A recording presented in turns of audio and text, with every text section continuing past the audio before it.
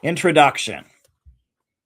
We live in an era of deeper political confusion than many of us could ever imagine. The political compass is broken. What is left? What is right? What does anything mean anymore? What way forward offers any hope?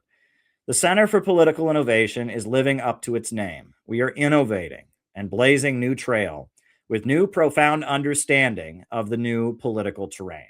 However, at the same time, we are affirming certain truths and realities that seem to have been forgotten or obscured. Our message can be reduced to a few key points of understanding. One, the economic decline is rooted in a value crisis, overproduction, and the tendency of the falling rate of profits. Computer technology and the AI revolution have made what has always been the deeply irrational nature and inner weaknesses of production organized for profit inescapable. Abundance should not create poverty. Technological advances shouldn't lead to hunger. Human innovation should lead to a prosperous life for all, but in a system where the anarchy of production and the chaos of the market prevail, technological advances lead to a prolonged, unsolvable economic crisis that can only be resolved with centralization and planning of the economy by a state that works against the big monopolies and in the interests of the overall population. Two, the BRICS economy and the alternative to the Western monopolies is the future. Russia, China, Iran, Vietnam, Cuba, Burkina Faso, and many other countries have governments rooted in anti-colonial revolutions that exercise strategic control over their economies to ensure growth. As a result, the crisis that is making the Western profit system unsustainable is not weakening them. A multipolar world where the new economy flourishes and trade with countries on the basis of win-win cooperation is the only way forward and is the inevitable path of human history. Three, a mass movement opposing the big monopolies and their wars must be created in America. The economic suffering of Americans as living standards drop should be the basis of building a mass movement to oppose the big monopolies and their drive toward a police state and war. Identity politics, trendy liberal causes, culture wars, etc., are a distraction. Populism must return. We need a government of action to fight for working families. We must oppose the emerging low-wage police state and the danger of a new world war. Four, human creativity must be celebrated, and the focus should be on creating a government that enables humanity to flourish. As we move toward a gig economy and a society of increasing individualism, the idea of building a workers versus bosses movement is outdated and not viable. Rather than demanding labor unions seize control, the focus should be on the creation of a state that represents the entire population against the big monopolies and utilizes state power to unleash and invest in human creativity and innovation. A pro-growth, pro-humanity state is the goal, repudiating the high-tech dark ages and Malthusian pessimism of the decaying globalist imperialist system. Five, the focus must be on building an axis of resistance within America. We do not seek to build a book club or social media brand to serve as intellectual stimulation. We do not seek to build another leftist hate group that engages in destruction and libidinal rage release to serve the status quo. What is urgently needed is an organization with a base in communities, bringing people together to work in their own interests against imperialism and connecting each other to overcome atomization. No other organization in America has anything close to the understanding or vision presented in the above 5 points. The Center for Political Innovation rallies around the slogan, "We need a government of action to fight for working families." We seek to build centers of community power focused on opposing the danger of a new world war and the emerging low-wage police state. No other organization is taking on this work or shares this perspective. We are not communists. To do what we seek to do, believe what we believe, promote the message we promote, and build what we are building, one cannot be a communist. However, we cannot deny that Marxism-Leninism is part of our ideological heritage. This book will speak to the geopolitical realities of the world, the crisis facing America, and a way of relating to it and understanding it, largely by decoding and reinterpreting the more esoteric history of Marxism and its leaps and evolutions since 1848, up into the Cold War, and now in the 21st century, that seems to be completely foreign to its usual application and understanding. In 2024, when the Center for Political Innovation took the dramatic step of announcing that we're no longer communists, we no longer seek a place in communism as a political movement, a couple of key texts were published clarifying this decision, including What is Innovationism? And To the Marxists, Long Live Innovationism. In both of these pieces, we explained our beliefs and how they are completely incompatible with what the overwhelming majority of people in the Western world understand Marxism and communism to be, and completely contrary to what the overwhelming majority of Marxists and communists living in the Western world believe. Because we no longer consider ourselves to be communists and have openly broken with aspects of Marxism, such as dialectical materialism and wage workers versus employers emphasis, some would say we are the ultimate revisionists. We have, quote, revised and strayed from Marxism-Leninism unapologetically and even rejected communism as a movement. Well, firstly, we do not care what the small, irrelevant, and dysfunctional strata of U.S. society who take on the identity of being communists think of us. This is a group that time and time again has proven it is determined to remain irrelevant. The more they disapprove of us, the better. These circles are infected with jealousy and resentment. The people they hate the most are the ones who have achieved the most for what they supposedly believe. However, when such a claim is made regarding revisionism, it reveals that these Marxists do not really understand what revisionism is or what revisionism means. For those with a simplistic understanding, Marxism-Leninism is a sacred doctrine, and revisionists are those who stray from it. They see Marxism in the way fundamentalist Protestant Christians see the Bible. One is reminded of the classic evangelical Christian bumper sticker from the 1990s that said, God said it, I believe it, and that settles it. But this is simply not what the struggle against revisionism was and is. The struggle against revisionism, first waged by the Second International, then by the Bolsheviks, then by Stalin, and then by those who refused to embrace Soviet de-Stalinization, was not a struggle for the purity of Marxism. It was rather a struggle to preserve certain principles and reject efforts to negate them.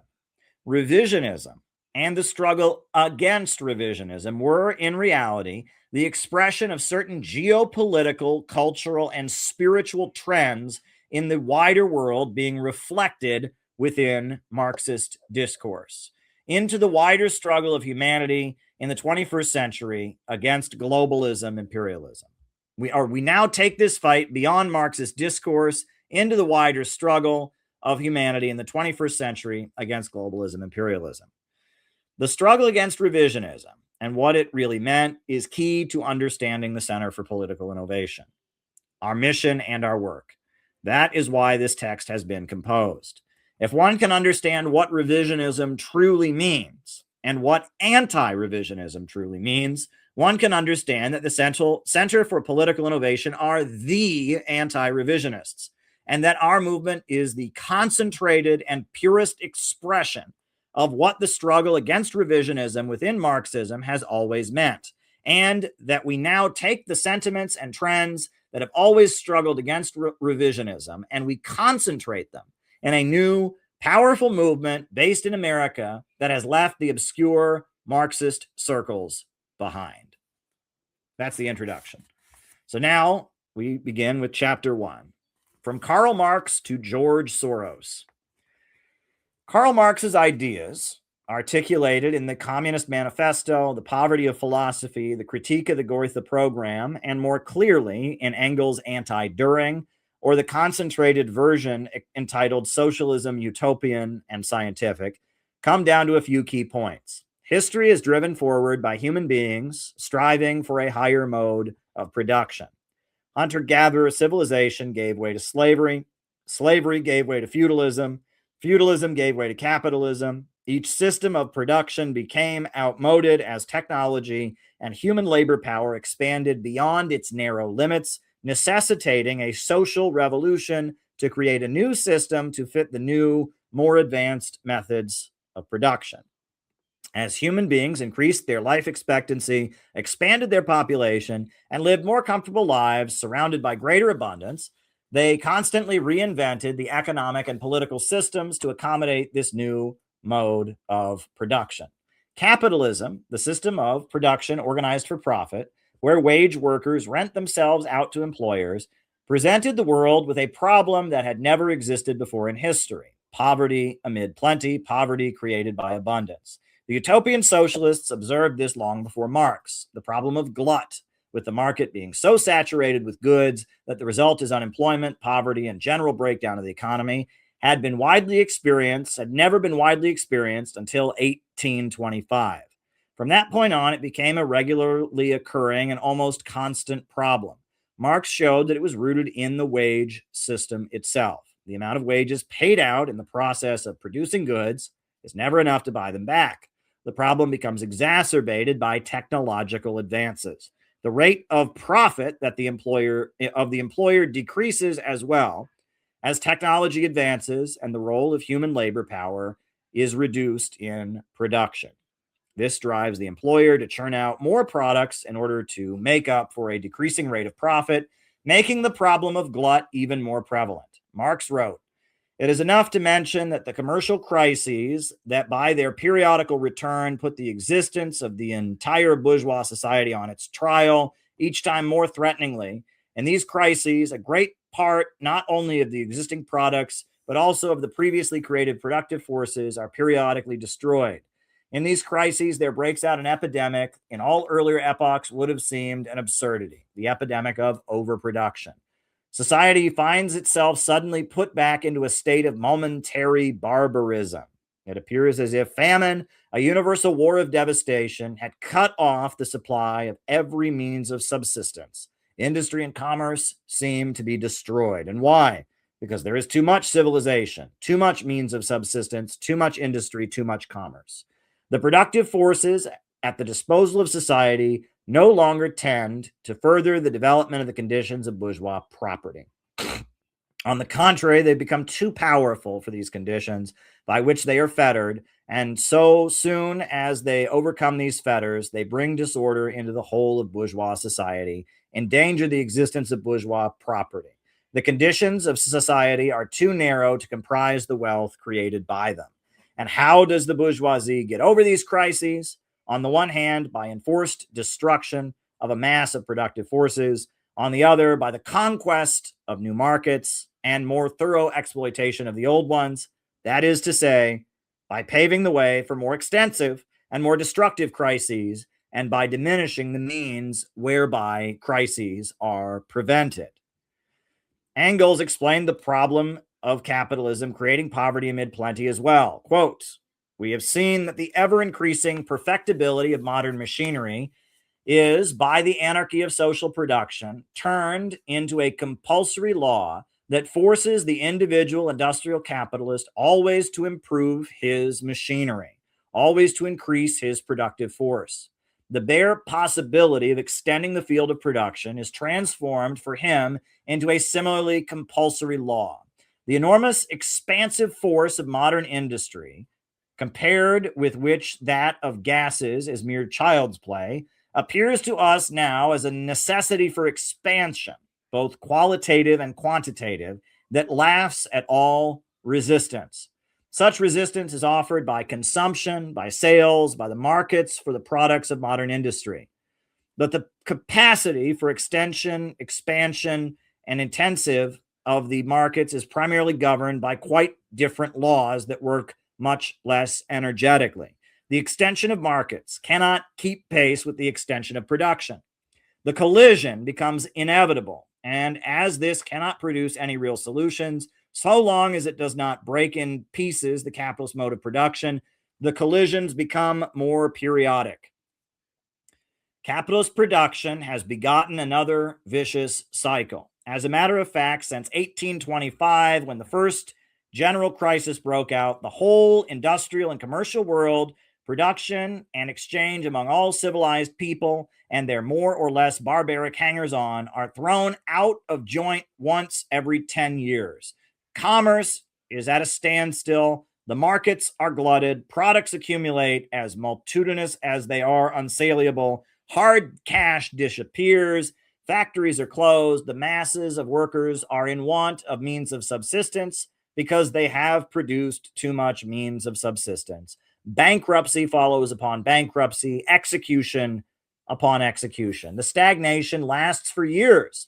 Productive forces and products are wasted and destroyed wholesale until the accumulated mass of commodities finally filters off, more or less depreciated in value, until production and exchange gradually begin to move again. Little by little, the pace quickens. It becomes a trot. The industrial trot breaks into a canter. The canter, in turn, grows into the headlong gallop of a perfect steeplechase of industry, commercial credit, and speculation, which finally, after breakneck leaps, ends where it began, in the ditch of crisis, and so over and over again. Marx predicted that the more technology advanced, the more unstable the economy would become, and the more unemployment and poverty there would be among the working class. As Marx explained, all previous historical movements were movements of minorities, or in the interest of minorities. The proletarian movement is the self-conscious, independent movement of the immense majority, in the interests of the immense majority. The proletariat, the lowest stratum of our present society, cannot stir, cannot raise itself up without the whole superincumbent strata of official society being sprung into the air. The result would be the labor movement, which was a new development in his time, transforming into a revolutionary force that would seize control of the state, the dictatorship of the proletariat. With the state in its hands, the working class majority would centralize the means of production and liberate them from the irrationality and the problems of overproduction inherent in the profit system's anarchy of production. The Communist Manifesto lays out, quote, "The first step in the revolution by the working class is to raise the proletariat to the position of the ruling class to win the battle for democracy. The proletariat will use its political supremacy to wrest, by degrees, all capital from the bourgeoisie, to centralize all instruments of production in the hands of the state, i.e. the proletariat organized as the ruling class, and to increase the total of productive forces as rapidly as possible. Of course, in the beginning, this cannot be effected except by means of despotic inroads into the rights of property and on the conditions of bourgeois production, by means of measures, therefore, which appear economically insufficient and untenable, but which, in the course of the movement, outstrip themselves, necessitate further inroads upon the old social order, and are unavoidable as a means of entirely revolutionizing the mode of production. These measures will, of course, be different in different countries.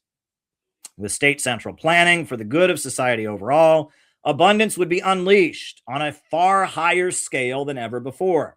The state itself would fade away as humanity enjoyed a post-scarcity existence where labor becomes life's prime want, and total equality gradually emerged as the springs of cooperative wealth flow more abundantly.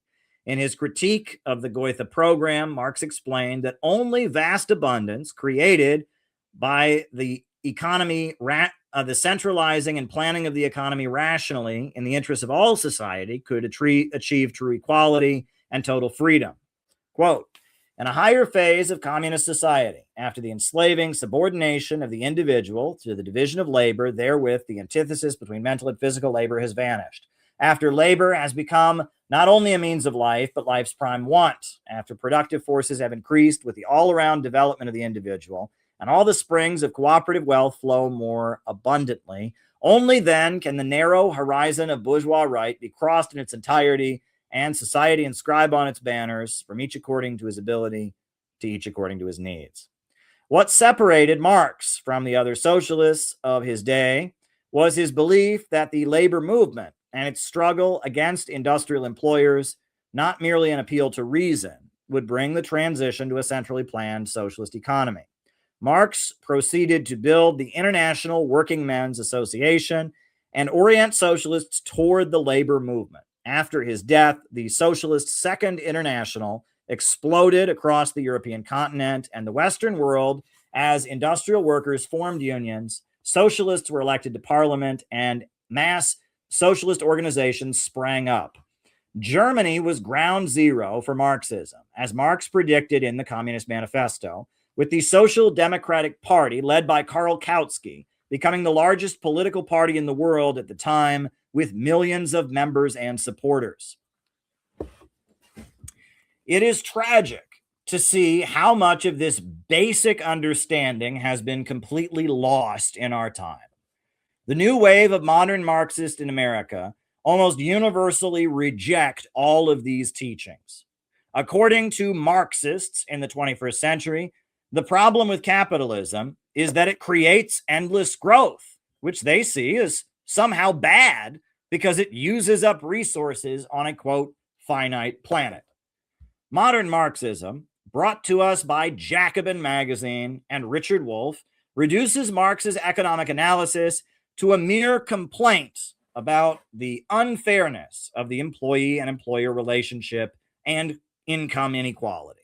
The solution is an employee stock ownership program or a cooperative scheme in which corporations operate according to profit, with employees receiving stock dividends rather than wages, along with a slew of degrowth methods to get humanity back in balance with Mother Earth, or perhaps more social programs paid for with income taxes on the wealthy. Modern Marxism and leftism in general has completely deteriorated into nothing but Malthusianism, an economic concept Marx spent pages writing against in Theories of Surplus Value and elsewhere. It is not a call for the centralization of the instruments of production in order to create vast abundance, but a call for the state to forcibly depopulate and destroy productive forces in the hopes of creating stability, usually accompanying this with government policies intended to be corrective of historic injustices. The modern Marxists do not want the working class majority to rise up and seize control of the state and centralize the instruments of production to create vast abundance. They want almost anything but that. Worker cooperatives, land back for Native Americans, collective guilt and reparations for white privilege, the abolition of gender or the traditional family, gun control, antinatalism, depopulation, the end of the racist settler state of America, open borders now, abolish the police, abolish prisons, all kinds of academic claptrap dreamed up by professors funded by the Ford Foundation and the Open Society Institute and handed like a script to a collection of angry teenagers and emotionally unstable suburbanites looking for the rush of releasing their libidinal and Oedipal rage. The Center for Political Innovation does not claim to be pure Marxists, and despite the economic and political program of Marx being lost, it is not completely delusion to claim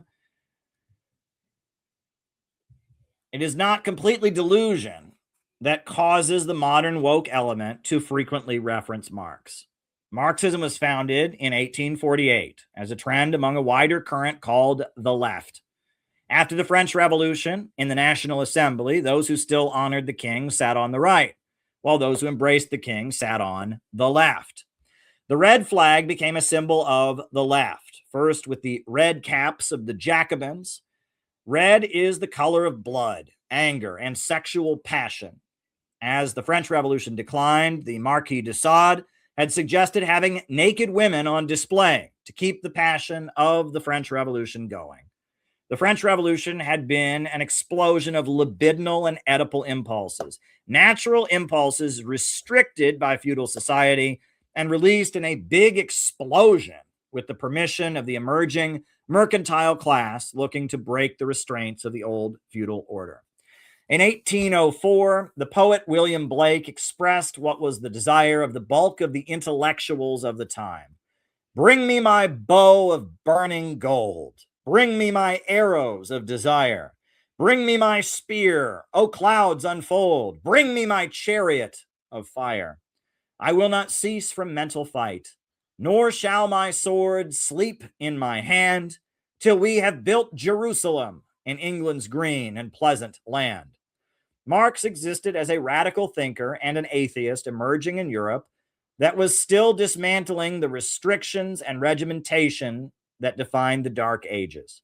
The 1848 Spring of Nations represented an expansion of the French revolutionary tradition throughout the European continent, with over 200 uprisings.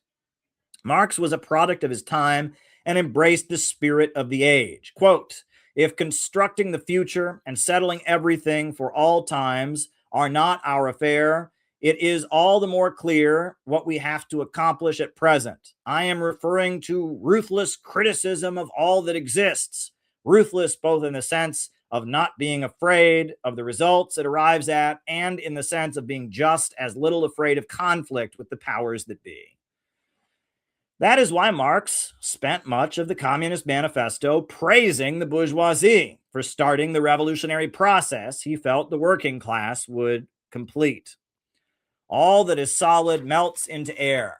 All that is holy is profaned. And man is at last compelled to face with sober senses his real conditions of life, his relations with his kind.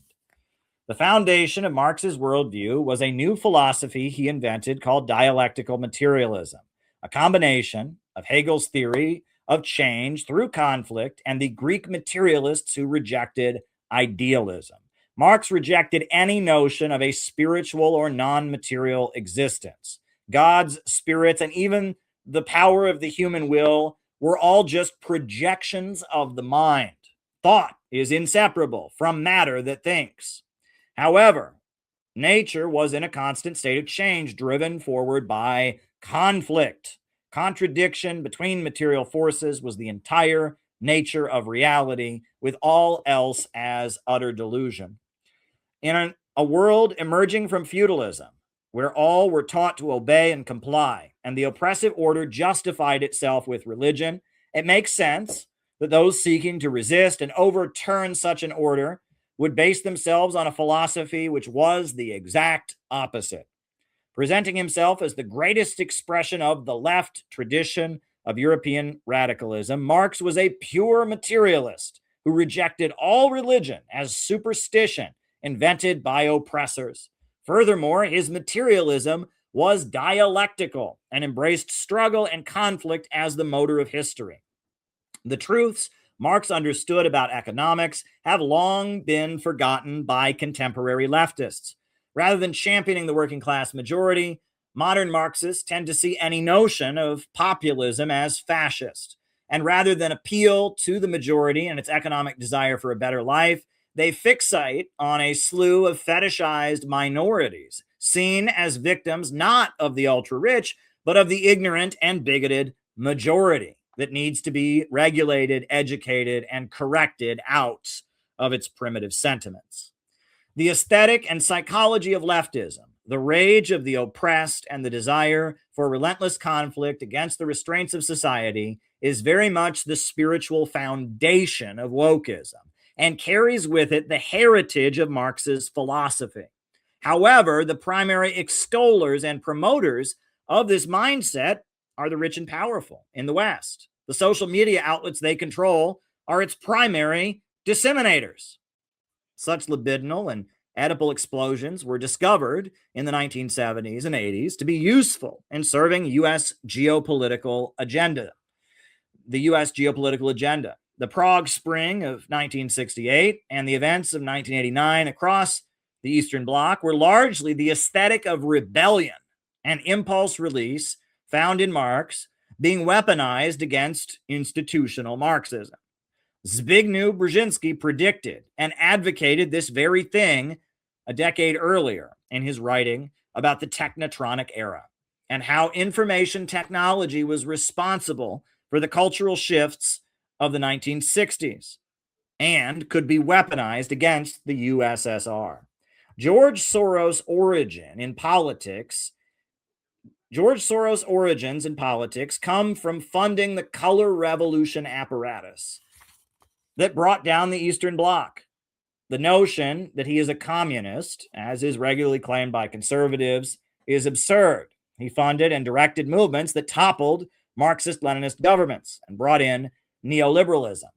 To this day, George Soros and his left, that targets governments accused by America and Britain of being authoritarian, is stuffed full of academics who think themselves to be Marxists. This all makes sense when one understands the trajectory of revisionism and anti-revisionism. Now that's chapter 1. So I'm going to take a drink of water. I'm going to read you chapter 2. Chapter 2, Revisionism versus the Second International. When revisionist Marxism first arose, it was not a slur. It was a label Edward Bernstein took on with pride. It was a response to the crisis of Marxism and the fact that the unfolding realities of Europe in the 1890s did not correspond with the predictions of Karl Marx. After Marx's death, a political movement inspired by him began to rapidly expand. Marx had preached that it was necessary to create a political party aligned with the labor movement, striving for a working class majority to take control of the state. The Second International, or the Socialist International, became such a movement, and millions of working people joined it. Socialist deputies were elected to parliament. Socialist labor unions expanded their ranks. Socialist youth groups, choirs, marching bands, and community associations became a part of German life. From 1878 to 1890, the German government attempted to stop the expansion of Marxism with its anti-socialist law, but it was a complete failure. By the 1890s, socialism and Marxism were an aspect of the new political reality. Revisionism emerged because, despite Marxism's prevalence and the widespread victories and advances of the labor movement, revolution was not occurring, and capitalism was becoming more stable. Across Europe, Marxists won universal male suffrage, 12-hour workdays, kindergartens for children, and even a national health service in Germany. As they won these victories, for many workers, wages and living standards were increasing. Economic crises were becoming less frequent. As a movement, socialism began to tone down its radicalism more and more, matching the less combative mood of many sections of the Western working class. Revisionism was an expression of this moderation and de-radicalization of the socialist movement, as well as an attempt to explain the rising living standards and economic stability that seemed to fly in the face of Marx's predictions. Bernstein's evolutionary socialism said that the new stability of capitalism was due to the fact that it was already in the process of becoming socialism. While the Marxist movement had generally predicted a revolutionary event horizon marking a seizure of power, Bernstein argued that socialism was merely the sum of reforms. Capitalism was no longer subject to the boom-bust cycle and gluts of overproduction because a government that was increasingly beholden to the workers who elected it with their universal male suffrage was regulating the economy. Bernstein summarized his revisionist explanation for the state of affairs in 1890 and 1900 by saying, "The movement is everything. The goal is nothing." Karl Kautsky and the Second International thunderously condemned revisionism. The German Social Democrats mobilized academics and agitators to show that gluts of overproduction were still a reality, and that the newfound stability would give way to an eventual economic crisis, and that a seizure of power, not just gradual reforms, was needed. The reason for the crisis of Marxism and the increasing stability of capitalism that prompted it was the rise of imperialism. Capitalism, moving into its monopolistic stage with trusts, cartels, and syndicates expanding across the world with the export of capital, engaging in territorial partition. All of this enabled a layer of the working class in the homelands to be bought off. The process also made war more and more essential. Hold on. More and more essential. Britain began deploying troops across the planet to protect the interests of its monopolies.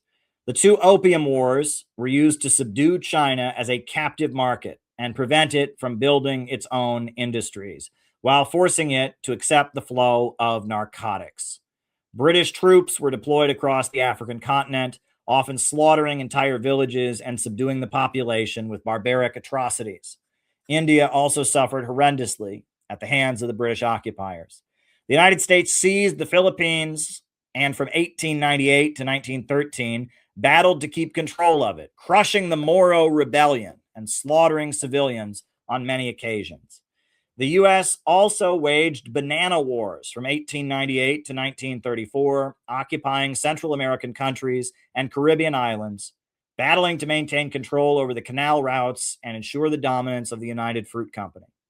U.S. troops were deployed to Nicaragua, Honduras, Haiti, the Dominican Republic, and Cuba. Belgium committed genocidal crimes in the Congo. The French left their mark in Africa and Indochina with brutal colonial atrocities and exploitation as well.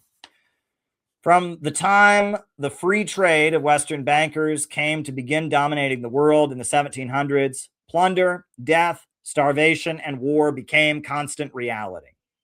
The body count of all induced famines, genocidal slaughter, and colonial wars carried out to serve imperialism is massive and far larger than anything alleged by those who think they can dismiss all criticism of capitalism with a communist death toll calculation. This new wave of super profits brought into the Western homelands did not mean the end of the boom-bust cycle, as Kautsky and the Second International pointed out. Technology was still advancing. Labor was being replaced by machinery, and the seizure of new markets and impoverished nations to dump commodities onto was only a temporary fix to the built-in problem of poverty amid plenty. Rallying against revisionism was definitive for the Second International. Reformists and business unionists embraced revisionism, but the Second International, led by people who could boast of a direct lineage to Karl Marx himself, repudiated it loudly.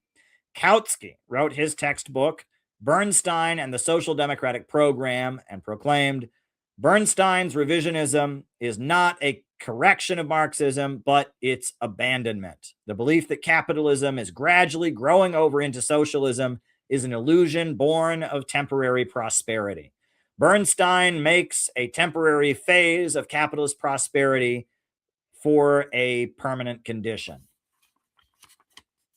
Among those who condemned revisionism were figures like Rosa Luxemburg in Germany, who composed her pamphlet condemning Bernstein called Reform or Revolution.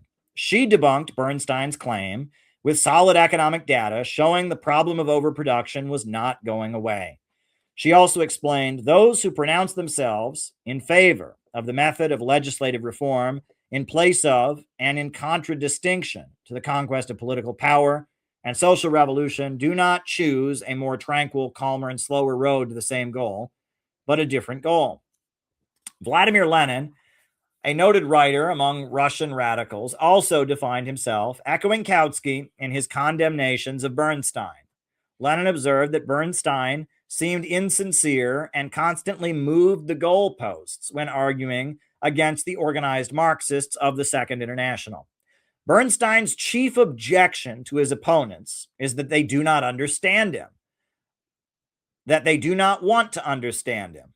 The whole series of newspaper and magazine articles that Bernstein has written in answer to his opponents has failed to explain his positive views. The organized Marxist movement of the Second International seemed almost totally united in rejecting revisionism. Many Marxist economists saw that the ultimate conclusion of the Western monopolistic expansion and the growing rivalry between the British, French, American bloc and the rising German, Austrian, Turkish alliance would be a dramatic confrontation between the Western powers. The parties of the Second International all pledged never to support such a war.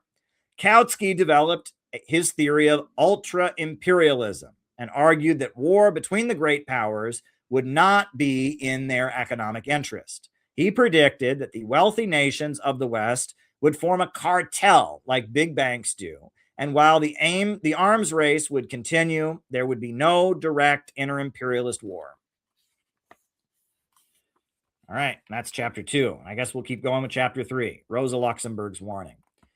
The First World War broke out in August of 1914, and the socialists of Europe almost universally betrayed their principles. They voted for war credits. They rallied workers to fight in their newspapers. Labor unions sold war bonds and oversaw the mobilizations. In Britain, Germany, France, Belgium, and elsewhere, the Marxist movement revealed itself to be part of the Western imperialist power structure, despite endless rhetoric to the contrary. The First World War was a display of humanity at its worst. The very governments that colonized Africa and Asia, claiming they were civilizing peoples who were savage, now demonstrated to the world the horrors of trench warfare, aerial bombing, poison gas, and other atrocities never seen before. The West was simply not civilized and progressive in comparison to the colonized world, and could not claim to be so, as the heart of Europe became a battlefield in which 20 million lives were thrown away in a display of utter brutality and the heartlessness of man. Some of the more honest thinkers of the Western world had already embraced the savagery of colonialism. Friedrich Nietzsche condemned Christianity as slave morality and celebrated the blonde beast emerging from Europeans who forcibly subdued peoples across the planet, giving up moral pretenses and embracing might makes right. The trend, later identified by George Lukács as philosophical irrationalism, was riding high and would eventually find dominance in Western thought. Rosa Luxemburg pointed out that the First World War was rooted in the failures of the capitalist system and its ongoing gluts of overproduction. She predicted that while it may serve as a temporary fix, as technology advanced and the built-in problems of production organized for profit persisted, the kind of mass destruction and slaughter seen in the First World War would become a constant necessity. She compared this to how the Roman Empire's slave economy eventually imploded from within. Luxemburg's Junius pamphlet contains this eerie warning. Friedrich Engels once said, bourgeois society stands at the crossroads, either a transition to socialism or regression into barbarism. What does regression into barbarism mean in our lofty European civilization? Until now, we've all probably read and repeated these words thoughtlessly, without suspecting their fearsome seriousness. A look around us at this moment shows what the regression of bourgeois society into barbarism means. This world war is a regression into barbarism. The triumph of imperialism leads to the annihilation of civilization. At first, this happens sporadically for the duration of a modern war, but then when the period of unlimited wars begins, it progresses towards its inevitable consequences. Today, we face exactly as Engels foresaw it a generation ago. Either the triumph of imperialism and the collapse of all civilization, as in ancient Rome, degeneration, desolation, depopulation, a great cemetery, or the victory of socialism. And that means the conscious, active struggle of the international proletariat against imperialism and its methods of war. This is a dilemma of world history, an either or that scales are wavering before us, the decision of class-conscious proletarians. The future of civilization and humanity depends on whether or not the proletariat resolves manfully to throw its revolutionary broadsword onto these scales. In this war, imperialism has won. Its bloody sword of genocide has brutally tilted the scale towards the abyss of misery. The only compensation for all this misery and all the shame would be if we learn from the war how the proletariat can seize mastery of its own destiny and escape the role of the lackey of the ruling classes. Rosa Luxemburg was imprisoned for opposing the First World War, and in the revolutionary crisis in Germany after the war ended, She was martyred, along with Karl Liebknecht and other Marxists who rightfully opposed the war. The two had led the Spartacus Bund and died at the hands of Social Democrats and the Freikorps they mobilized to quell the crisis and solidify the Weimar Republic. What Rosa Luxemburg predicted has unfolded to be an undisputed reality of the 21st century. Since 2001, the United States has been at war in multiple countries nonstop. Almost every president has been elected promising to end this, and once in office, expanded the scope of U.S. military operations around the world. The driving force behind the forever wars is economic. The Western economy is no longer rebooted by such wars, but depends on them constantly simply to avoid collapse. The relationship of the Western countries to war is much like that of a drug addict who first finds enjoyment or release from recreational doses, but after a while, the habit becomes so entrenched that they need the substance to feel normal. And as this stage progresses, the normal the drug addict needs is a constantly larger dose to maintain, and it becomes more and more miserable, with the end result often being death from an overdose. The U.S. economy is dependent on constantly larger injections of military spending and has been since the 1950s. The normal provided by this war economy at home is becoming less and less tolerable.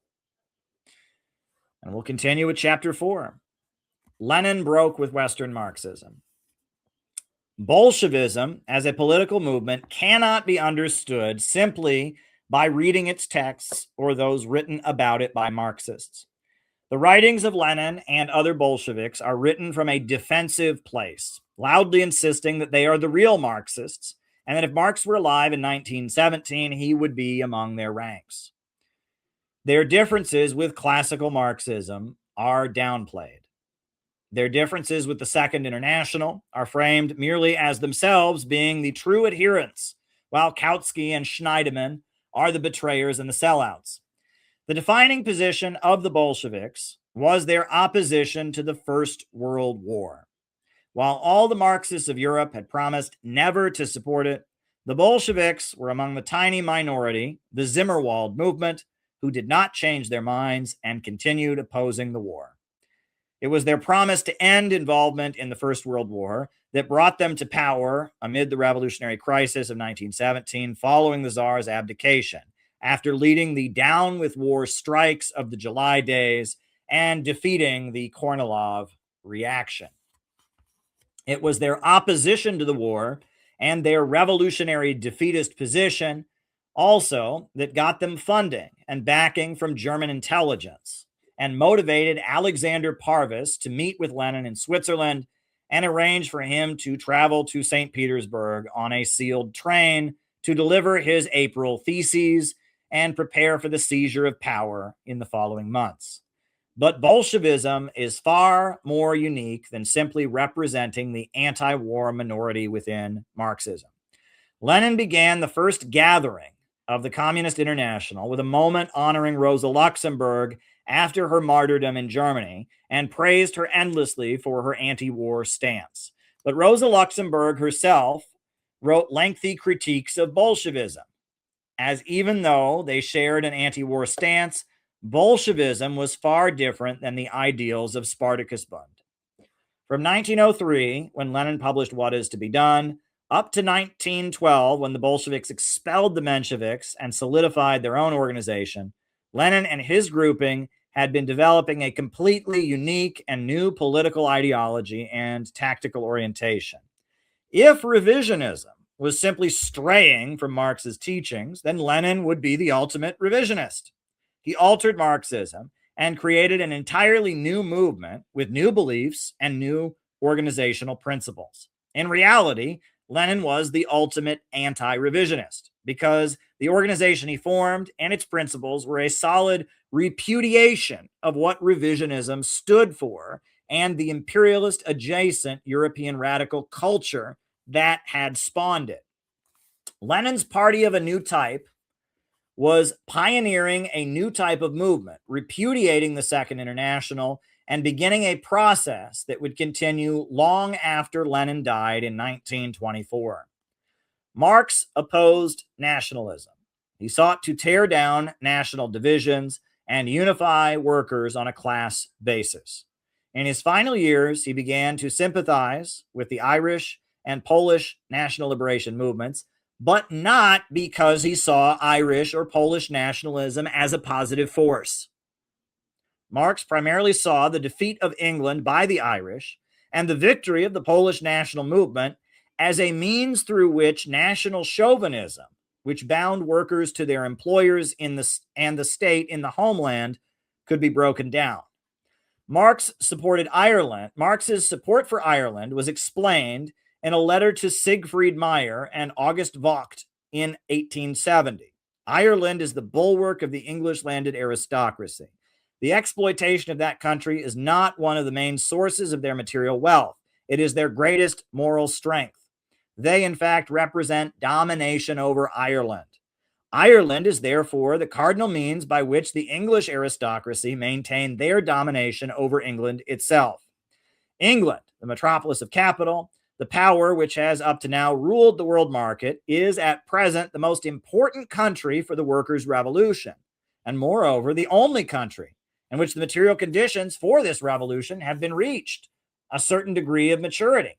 It is consequently the most important object of the International Working Men's Association to hasten the social revolution in England.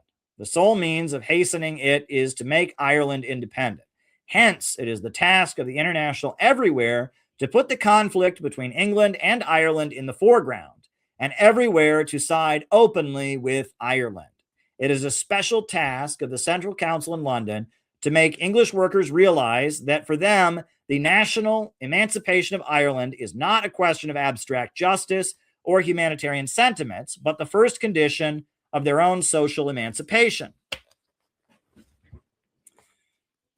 Marx saw that English workers rallying behind their king and their bosses to defeat the Irish people retarded the class consciousness and alienation needed to build a revolutionary movement at home. But Marx did not see Irish nationalists as a force for social progress in Ireland, or at least he did not express this sentiment clearly. But Vladimir Lenin did. Lenin's theses on the national question were a dramatic break with everything Marxists had believed. Lenin did not simply support colonized people as a kind of revolutionary defeatism to embolden workers in the imperialist homeland. Lenin supported anti-colonial movements as the primary vehicle for social progress and liberation in the world. After the Bolsheviks took power, the new Soviet state offered military support to the conservative monarchist Amir of Afghanistan, who battled the British, as well as the Islamist merchants of Egypt. Bolshevism fully embraced nationalism everywhere, but in the West, where it was viewed as an expression of national chauvinism to justify colonial oppression and war. As Lenin explained, the age-old oppression of weak nationalities by imperialist powers has not only filled the working masses of the oppressed countries with animosity toward oppressor nations, but has also aroused distrust in these nations in general, even in their proletariat. The despicable betrayal of socialism by the majority of the official leaders of the proletariat in 1914 to 1919, when defense of a country was used as a social chauvinist cloak to conceal defense of their right of their own bourgeoisie to oppress colonies and fleece financially dependent countries, was certain to enhance a perfectly legitimate distrust. On the other hand, the more backward country, the stronger is the hold of small-scale agricultural production, patriarchalism, and isolation, which inevitably lend particular strength and tenacity to deepest petty bourgeois prejudices, to national egoism and narrow national-mindedness. These prejudices are bound to die out very slowly, for they can disappear only after imperialism and capitalism have disappeared in the advanced countries, and after the entire foundation of the backward country's economic life has radically changed. It is therefore the duty of class-conscious communist proletariat of all countries to regard with particular caution and attention the survival of national sentiments in countries and among nationalities that have long been oppressed. It is equally necessary to make certain concessions with a view to more rapidly overcoming this distrust and these prejudices. Complete victory over capitalism cannot be won unless the proletariat and following it, the mass of working people in all countries and nations throughout the world voluntarily strive for alliance and unity. The Bolshevik position on the national question complemented a completely new economic theory, the understanding of capitalism and its monopolistic stage of imperialism. Lenin's essay, Imperialism and the Split in Socialism, and the subsequent manuscript, Imperialism, the Highest Stage of Capitalism, put forward a completely new orientation. In Lenin's view, the enemy of the revolutionary movement and the target of the Bolshevik Party was not employers, but Western monopolistic finance capital and the governments that facilitated it. Employers and capitalists like the Egyptian merchants or the layer of domestic industrialists in China who backed Dr. Sun Yat-sen could be seen as allies. As Stalin explained in his lectures compiled into the book, The Foundations of Leninism, quote, the struggle that the Emir of Afghanistan is waging for the independence of Afghanistan is objectively a revolutionary struggle, despite the monarchist views of the Emir and his associates, for it weakens, disintegrates, and undermines imperialism. Whereas the struggle waged by such desperate Democrats and socialists and revolutionaries and Republicans, for example, Kerensky and Sartrelli and Renaud and Schneiderman, Chernov and Dan, Henderson and Kleins during the imperialist war was a reactionary struggle, for it results in the embellishment, the strengthening, and the victory of imperialism. For the same reason, the struggle of the Egyptian merchants and bourgeois intellectuals waging for the independence of Egypt is a revolutionary struggle, despite the bourgeois origin and bourgeois title of the leaders of the Egyptian national movement, and despite the fact that they are opposed to socialism. Whereas the struggle that the British Labour government is waging to preserve Egypt's dependent position is for the same time a reactionary struggle, despite the proletarian origin and proletarian titles of members of that government, and despite the fact that they are for socialism. There is no need to mention the national movement in other such larger and dependent colonial countries, such as India and China, every step of which along the road to liberation, even if it runs counter to the demands of formal democracy, is a steam hammer blow at imperialism and is undoubtedly a revolutionary step. The target was monopolistic trusts, cartels, and syndicates, and the international financial oligarchy that was using Western governments to engage in territorial partition and the seizure of raw materials. As Lenin explained, the last third of the 19th century saw the transition to the new imperialist era. Finance capital, not of one, but of several, though very few great powers enjoy a monopoly. The monopolies engaging in the export of capital and thus super exploiting colonized people who humanity was struggling against, not the employer who exploits wage labor for profit. The central thesis of Karl Marx's work from 1848 to his death was that the organized labor movement was the revolutionary vehicle through which capitalism would be overturned. Lenin's work clearly states that it is not. Rather, it is the struggle against imperialism by oppressed nations in alliance with lower paid workers in the West that paves the way forward.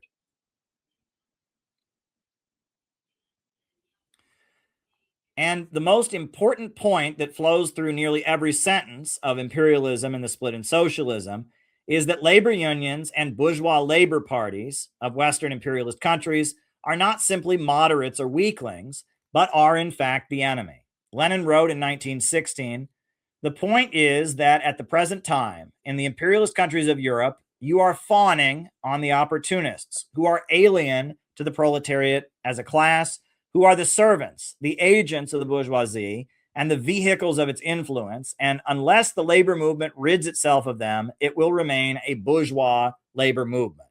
by advocating unity with opportunists, the Legians and Davids, Plekhanovs, Chantelis, and Potrasovs. You are objectively defending the enslavement of workers by the imperialist bourgeoisie with the aid of its best agents in the labor movement. The victory of revolutionary social democracy on a world scale is absolutely inevitable. Only it is moving and will move and is proceeding and will proceed against you, and it will be a victory over you. According to Lenin's understanding, the First World War did not happen due to the failure of socialists to mobilize against it. It happened due to their direct participation in the process and relied on them to make it happen. Without socialists and reformist labor union bosses, the First World War would not have happened. Social democracy was an essential part of imperialism. He explained, now a bourgeois labor party is inevitable and typical in all imperialist countries.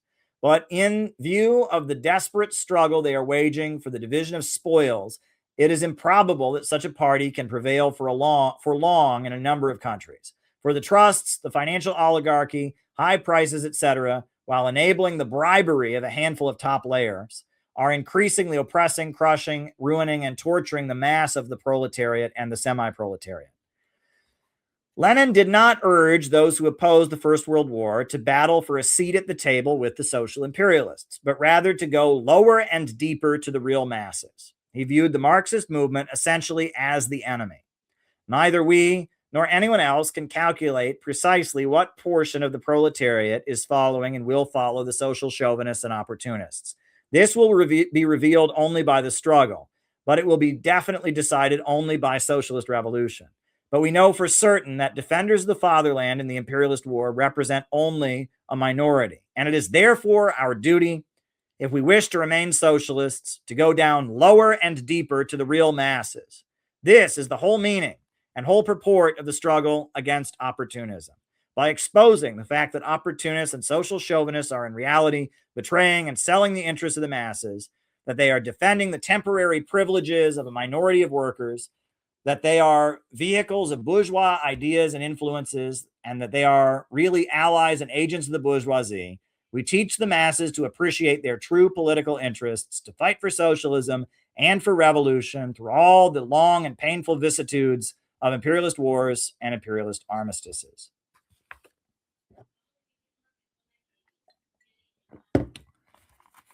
Lenin's anti-revisionism was completely different from Karl Kautsky's critique of Edward Bernstein. Karl Kautsky saw Edward Bernstein as someone who was part of the same movement, but watering down its principles and backing away from its goals.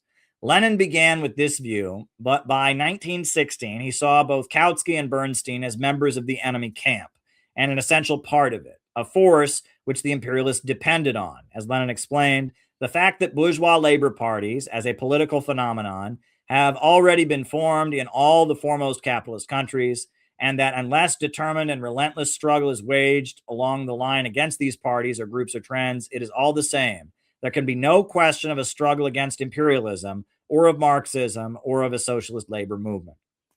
Many of the reforms that social democracy had won would never have been enacted without a socialist movement to demand them, and once put into place, enabled imperialism to function more effectively. Kindergartens that socialists had demanded for working class children became a place for young children to receive military indoctrination and learn to march at a young age. In fact, public education emerged in the United States after widespread fear that we were not keeping up with the German Kaiser. The higher wages employed by the skilled craftsmen who dominated the British Labour Party and the American Federation of Labor bought their loyalty to empire and secured their belief that wars of conquest were in their interest.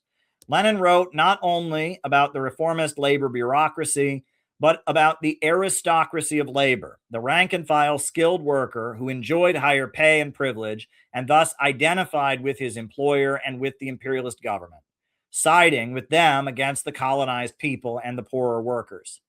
He wrote, the bourgeoisie of an imperialist great power can economically bribe the upper strata of its workers by spending on this 100 million or so francs a year for its super profits, most likely an amount about 1,000 million. Yes, there are hints of this in Engels and Marx's analysis of the working class in Britain, and Lenin highlights such analysis, but it never became central to Marx and Engels' beliefs. Marx saw the world in terms of workers against employers. Lenin saw the world in terms of humanity against monopolistic finance capital. It simply does not matter that Lenin deviated from Marx on this point, because Lenin was correct. Marx's view was not simply outdated, but it overlooked certain realities even in his time. Marx's error in his understanding of the Mexican-American War, his sentiments about the colonization of India, and his dismissal of the work of Henry Charles Carey and Friedrich List, and his support for free trade as a vehicle for unifying the international working class, show a blind spot in his analysis. Marx's Capital extensively documents and understands the role of colonialism as a vehicle for primitive accumulation, laying the basis for the establishment of the market and capitalism in the West. However, he underestimates and fails to understand the importance of colonialism in defining the Western economic system. Lenin, as someone from Russia, understood the national question and how colonialism defined the Western system on a level Marx did not.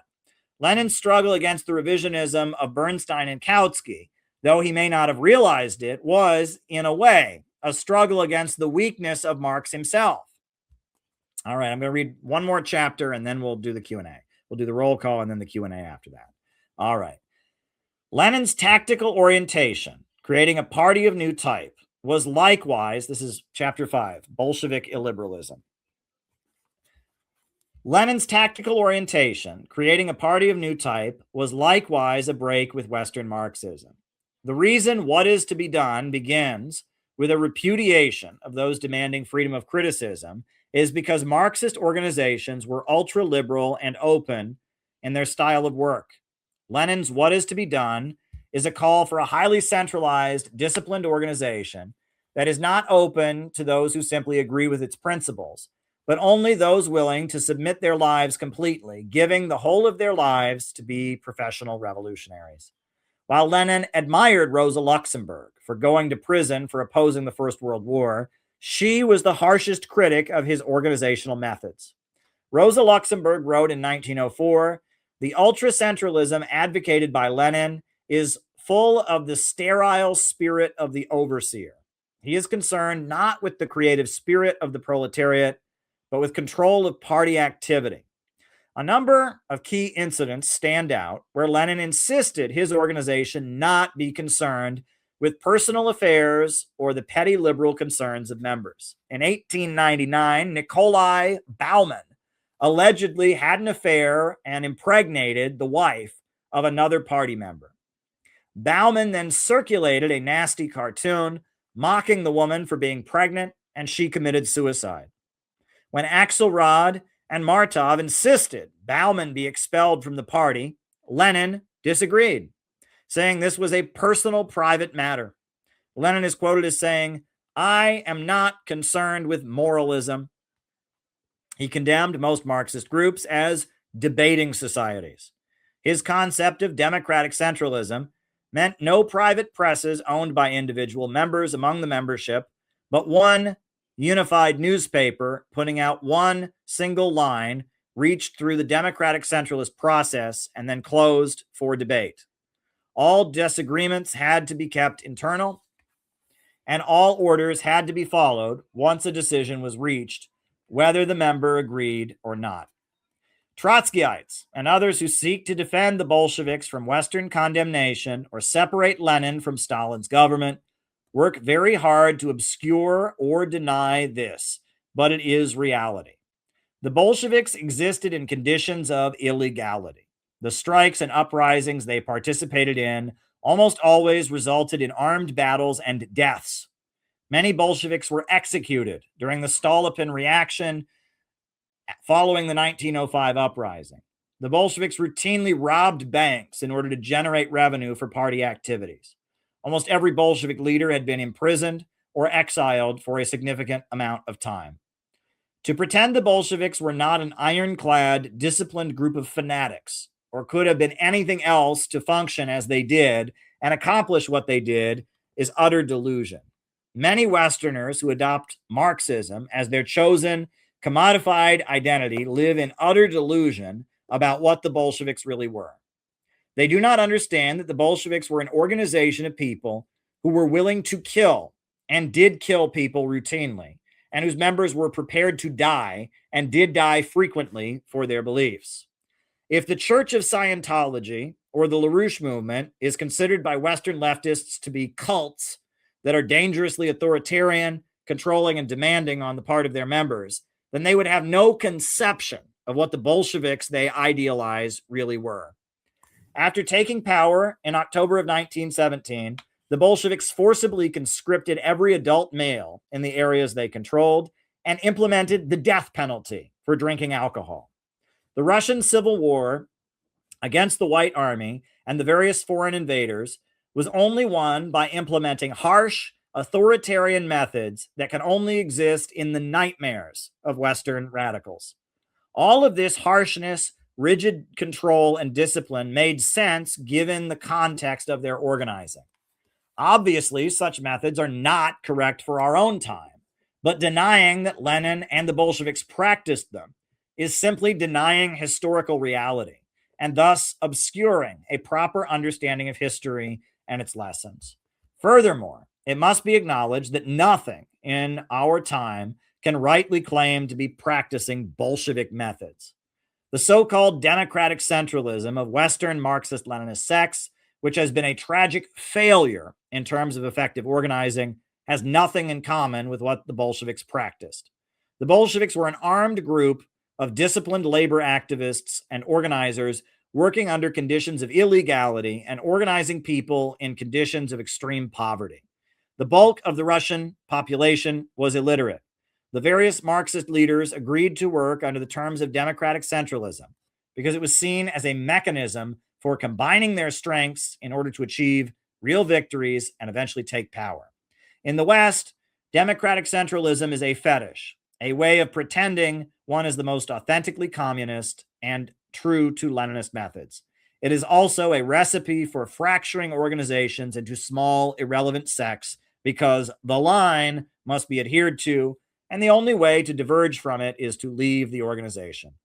Activists often see no benefit to remaining in the group in terms of real accomplishments, so the smallest disagreement becomes a reason for departure, because perhaps to form another irrelevant sect where one can espouse his own ideas. The history of the Communist Party of the Soviet Union short course, much of which was written by Stalin, tells of how the Russian revolutionary movement originated among the intelligentsia and gradually matured up until the events of 1917. While many intellectuals opposed the Tsarist aristocracy and wanted some kind of liberal democratic state, the influence of the French Revolution and European socialism seeped in, giving birth to the Narodnik or peopleist movement that sought to mobilize peasants to overthrow landlords and create an egalitarian agrarian model.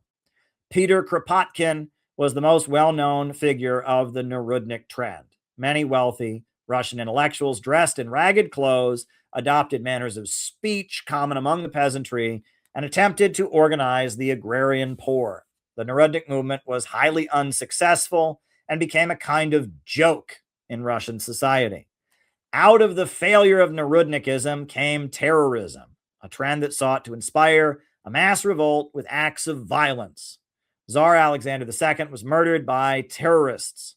Vladimir Lenin's older brother was given the death penalty for his involvement in an attempt to assassinate the Tsar as part of the terrorist movement. Out of the failure of Narodnikism and terrorism emerged a new trend led by Georgy Plekhanov, who published the writings of Marx translated into Russian and formed the Emancipation of Labor Group and eventually the Russian Social Democratic Labor Party. Marxism defined itself as a movement that sought to build the labor movement and saw the revolutionary energy coming from the industrial proletariat and their struggle for better conditions. Bolshevism emerged as a trend among the Marxists that sought to build a highly disciplined movement based on a specific strategy and organizational vision found in Lenin's book, what is to be done.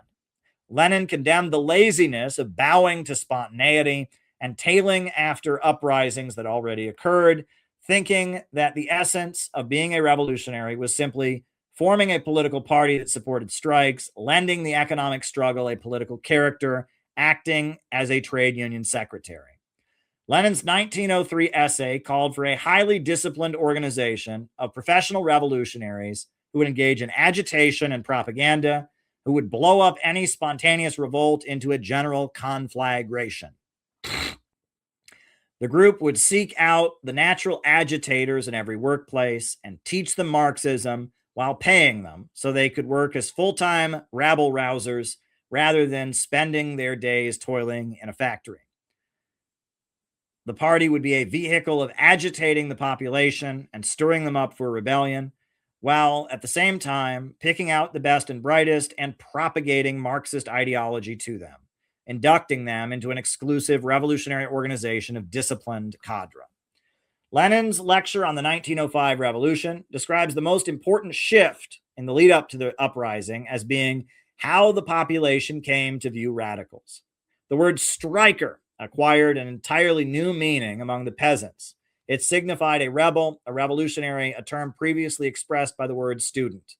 But the student belonged to the middle class, to the learned, to the gentry, and was therefore alien to the people.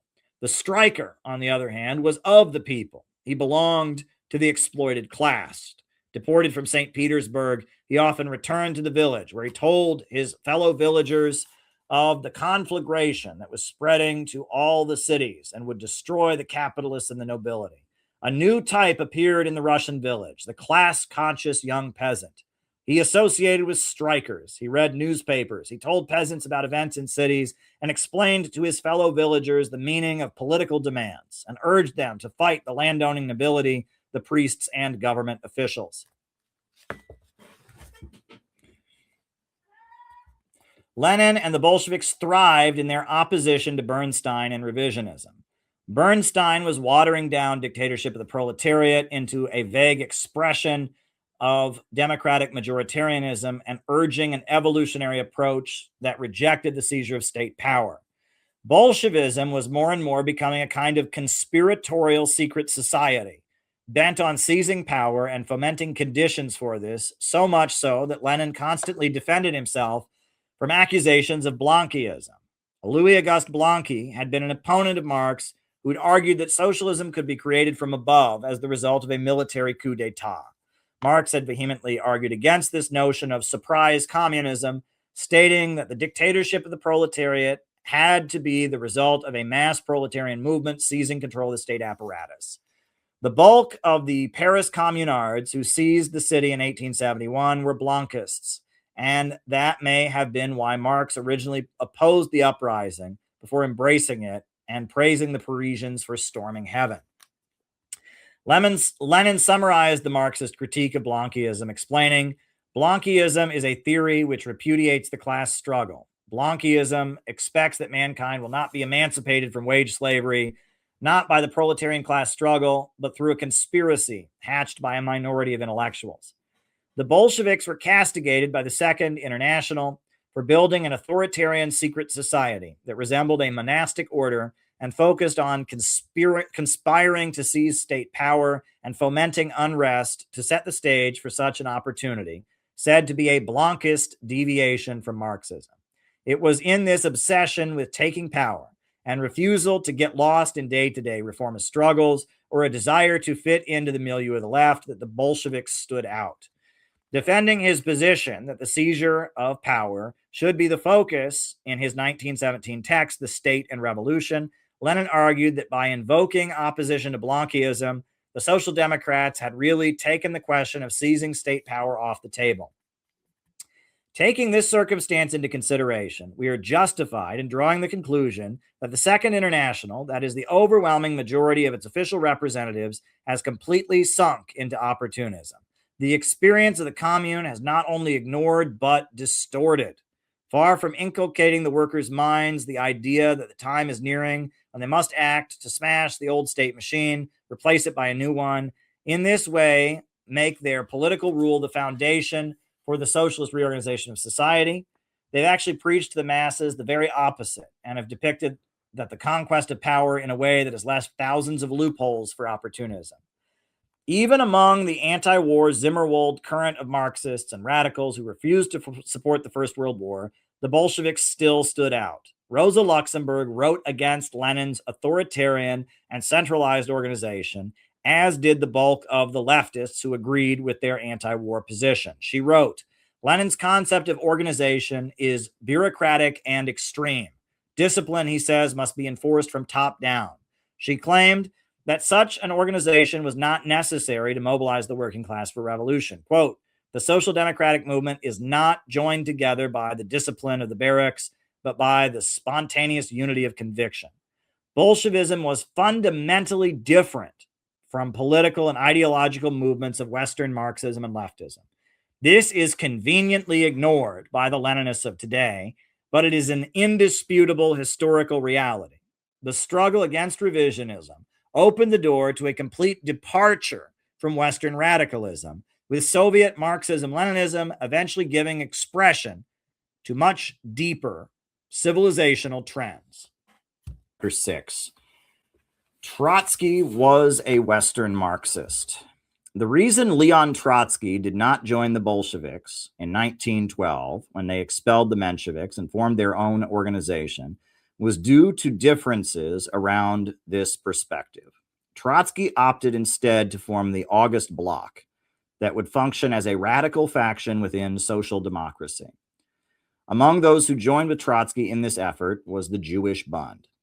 Trotsky emphasized the need for a United States of Europe to break down national divisions among the workers of the colonial homelands. Lenin said divisions among the imperialists were good, and that combining the imperialist powers into a European Union would weaken the revolutionary struggles of the colonized people and the working class. Quote, "Nevertheless, as early as 1902, he had an excellent insight into the meaning and significance of a United States of Europe, be it said for the benefit of Trotsky the Kautskyite, and of all that is now being glossed over by the hypocritical Kautskyites of various countries, namely the opportunist social chauvinists, are working hand in glove with the imperialist bourgeoisie precisely toward creating an imperialist Europe on the backs of Asia and Africa. And that, objectively, the opportunists are a section of the petty bourgeois and of certain strata of the working class who've been bribed out of imperialist super profits and converted to the watchdogs of capitalism and the corruptors of the labor movement." Notice that Lenin refers to Trotsky as a Kautskyite. Karl Kautsky was the leader of the German Social Democratic Party, considered the primary ideologue of the Second International. The differences Trotsky had with Lenin that seemed to define his politics for his entire life was a refusal to embrace the non-Western illiberalism of Bolshevism. This position shows up over and over again from the 1905 revolution right up to Trotsky's death in 1940.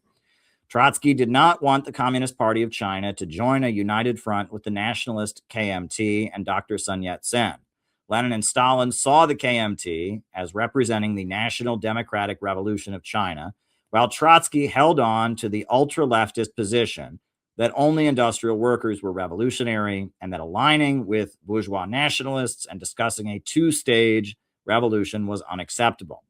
After Trotsky broke with Stalin and formed his Fourth International, his followers conducted the French Turn and moved to join the Social Democratic and Labor parties as a faction, much like the August Bloc of 1912.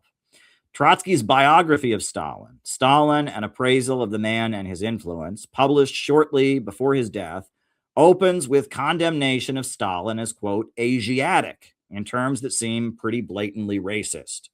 The first page of the book begins, "The late Leonid Krasin, old revolutionist, eminent engineer, brilliant Soviet diplomat, and above all, intelligent human being, was the first, if I am not mistaken, to call Stalin Asiatic. In saying that, he had in mind no problematical racial attributes, but rather the blending of grit, shrewdness, craftiness, and cruelty, which has been considered characteristic of statesmen of Asia." Bukharin subsequently simplified the appellation, calling Stalin Genghis Khan, manifestly in order to draw attention to his cruelty, which has developed into brutality. Stalin himself, in conversation with a Japanese journalist, once called himself an Asiatic, not in the old, but rather in the new sense of the word. And with that personal allusion, he wished to hint at the existence of a common interest between the USSR and Japan as against the imperialist West. Contemplating the term Asiatic from a scientific point of view, we must admit in this instance it is partially correct. Geographically, the Caucasus, especially Transcaucasia, is undoubtedly a continuation of Asia. The Georgians, however, in contradistinction from the Mongolian Azerbaijanis, belong to the so-called Mediterranean European race. Thus, Stalin was not exact when he called himself an Asiatic, but geographically, ethnography, and anthropology are not all that matters. History looms larger. Trotsky's message is that Stalin is not sufficiently Western, and his application of Marxism is not done in an enlightened Western liberal democratic way, but in an Eastern barbaric and despotic one. While Trotsky never used such racial terms against Lenin, perhaps because they shared Jewish ancestry, it can be inferred that his opposition to Bolshevism in 1912 was rooted in similar Western liberal concerns. Trotsky loved the West and went as far as calling New York City the foundry where the fate of mankind will be forged.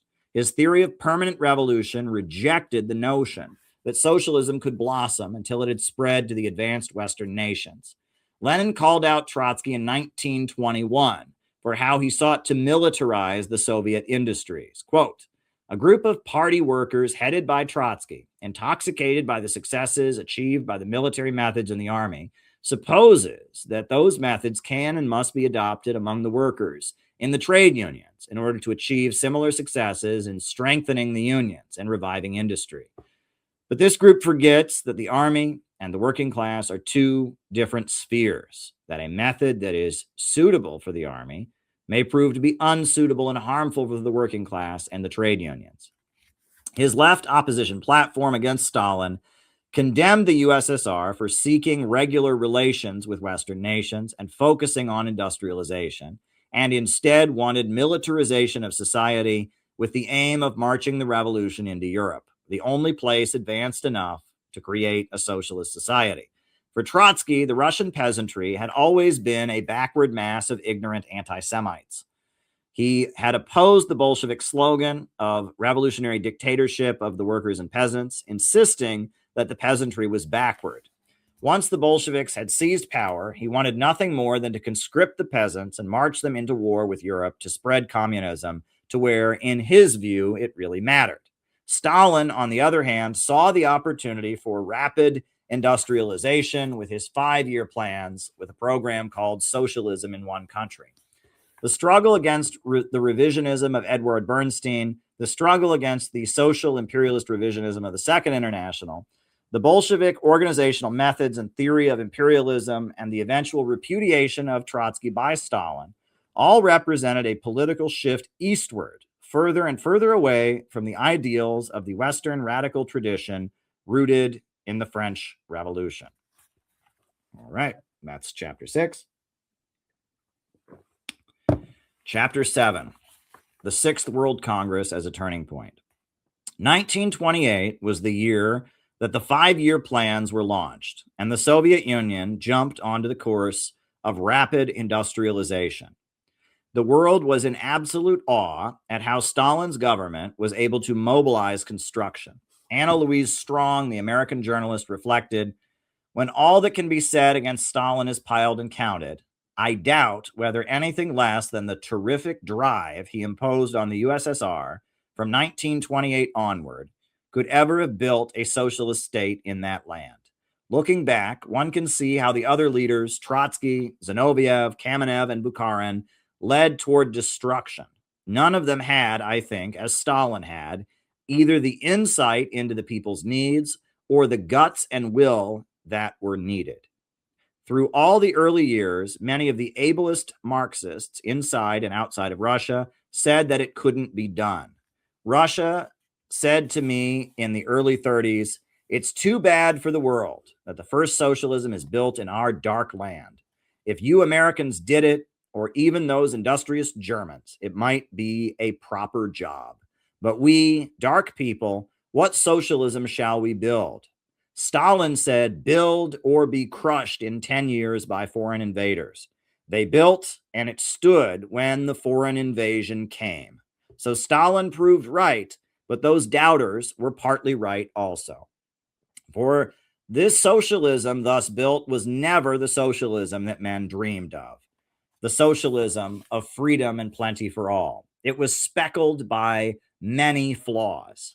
How far those flaws derive from Stalin's personality, how far from the dark Russian past, how far from the Nazi fifth column and the 40-year threat of war, this will be a theme for future historians, but all will differ in appropriating blame.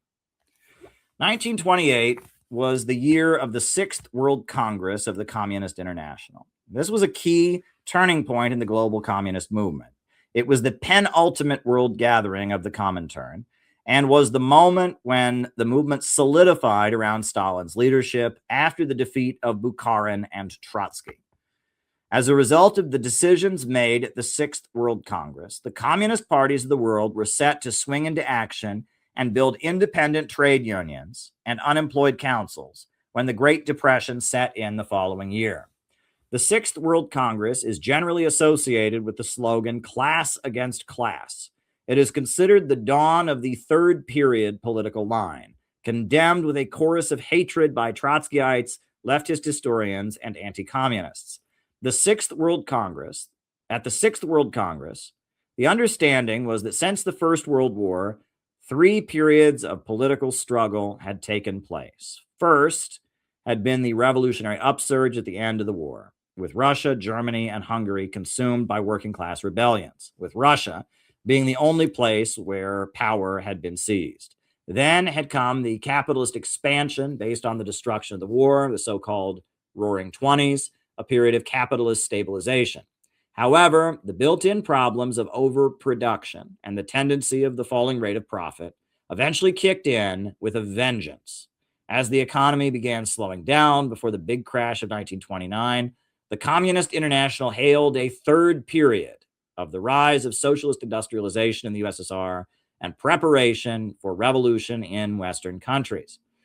Trotsky wrote about the proceedings of the 6th Congress in a letter dated September 9th, 1928, noting it represented a significant turning point in the Communist International away from his views. The Congress has attempted to inaugurate a new line of conduct without having abandoned the old one. Automatically, the two clash.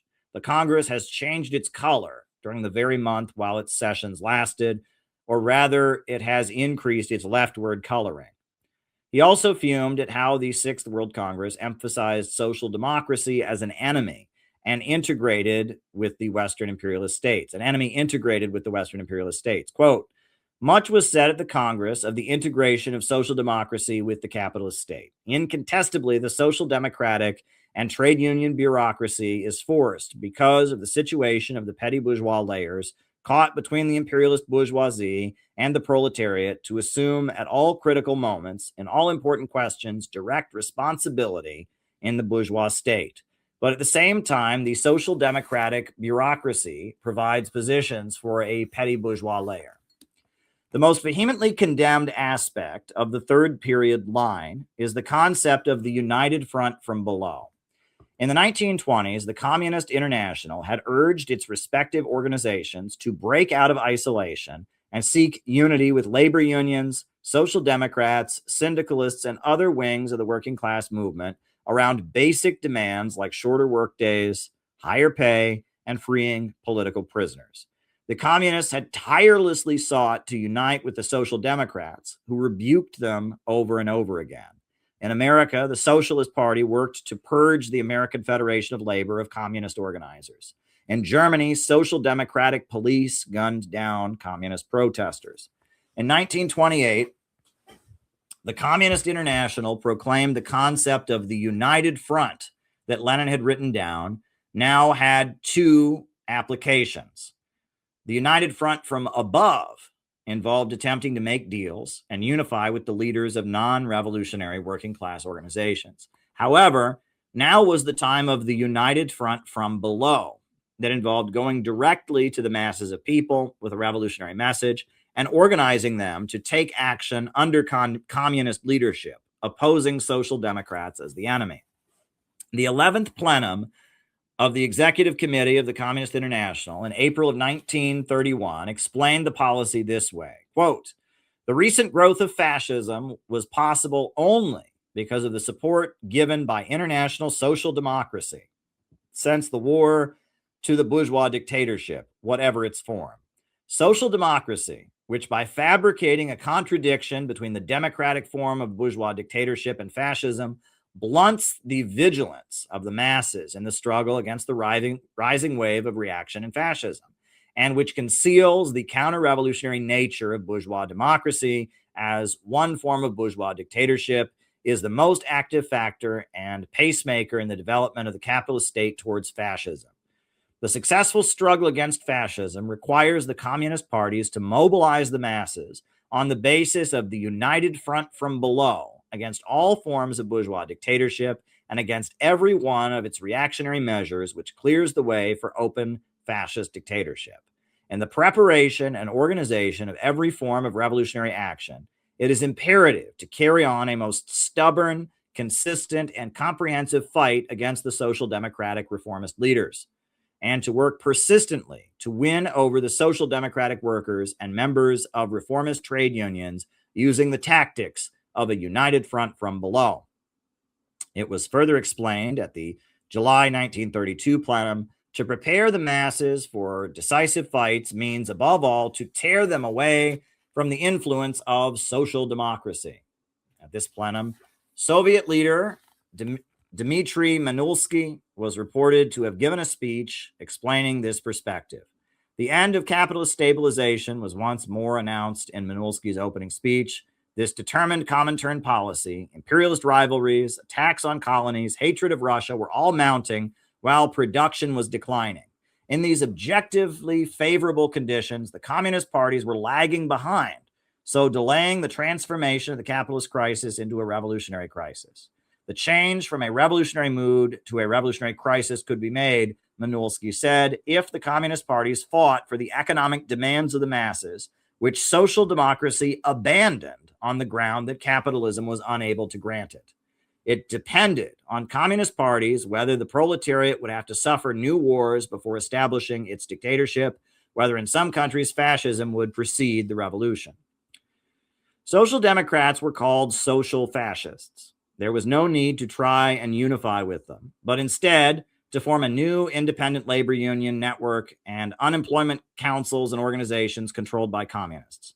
William Z. Foster articulated the third period orientation toward social democracy in his 1932 text, Toward Soviet America. Quote, "A cornerstone of the capitalist class struggle is a ruthless fight against social fascist leaders, especially those of the left, phrase-mongering type. Class against class implies a war to the finish against such elements who are part of the oppressive machinery of the capitalist state. They are enemies within the gates of the working class and must be treated as such. They head the labor movement only in order to behead it. They are a menace, an obstacle to all struggle by the workers. With their prestige as labor leaders, their demagogy is especially demoralizing.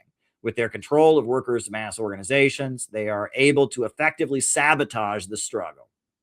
It is idle to try and convince social fascist leaders or force them to fight by mass pressure, because they are class enemies of the workers. They must be politically obliterated. To accomplish this is a first condition for a successful working class struggle, and it is one never lost sight of by the Communist Party." Foster went on to describe the socialist and social democratic parties of the world as agents of imperialism. Quote, "The practice of the socialist parties and trade unions conforms to this fascist theoretical degeneration. There have been no demands made upon them by capitalism in crisis which they have not obeyed. When the capitalists of various countries called upon them to organize the Great World War, they responded by identifying everywhere their interests with those of their national bourgeoisie and by mobilizing the workers for the slaughter. Everywhere there are special decoy ducks of capitalist pacifism, the shields of imperialist war. He went on. In war plans of the capitalist nations against the Soviet Union, the Social Democrats are playing a leading role. They scoff at the danger of capitalist war against the Soviet Union and thus disarm the workers' defense. They make the capitalist war appear as a fight against autocracy in the USSR. The social fascists hate the Soviet Union because they see in it the living refutation of their whole policy, a menacing threat to the capitalist system of which they are the most profound theoretical and practical defenders. They have never hesitated in Georgia and elsewhere to take up arms against the Soviet Union. The special task of social fascists is to discredit the Soviet Union among the workers. We have seen they are the most skilled in building up arguments against the Soviet Union, covering their sophistries with a cloak of pseudo-Marxism. They take up every capitalist anti-Soviet lie and assiduously propagate it among the workers. So much is written by the third period line, blaming it for the rise of Hitler, describing the communists as cultish and authoritarian, and working on behalf of Moscow and not in the interests of the working class. The notion that social democrats and communists could have combined to stop Hitler and prevent fascism in Germany, if not for this Comintern policy, is absurd. The Social Democrats of Germany murdered Rosa Luxemburg, and their politics became more and more reformist as the economic crisis worsened, and they represented German industrial workers lucky enough to remain employed. The Communist Party of Germany was increasingly becoming the party of the unemployed and the semi-lumpen masses, and utilizing paramilitary methods with bread riots and the Red Front Fighters League. The communists and social democrats shot at each other routinely, and most especially during the 1929 Blut Mai uprising in Berlin's Wedding district. The notion of the two groups joining arms in an anti-Nazi alliance was simply impractical, though both offered it on multiple occasions. The reason leftist historians and Trotskyites seethe with hatred for the third period political line is because it rendered communism something beyond the control of the left. Communism, centered around Moscow, was no longer seeking to negotiate and compromise with the Western political trend of corrupt labor leaders and middle-class radical intellectuals. Communism was its own brand, and with the credibility of being aligned with the Soviet Union, was going directly to the masses to recruit for its own revolutionary movement, independent of what had come before. Don't starve, fight was the slogan on which the Communist Party USA organized its mass hunger marches and almost daily unemployed demonstrations across America.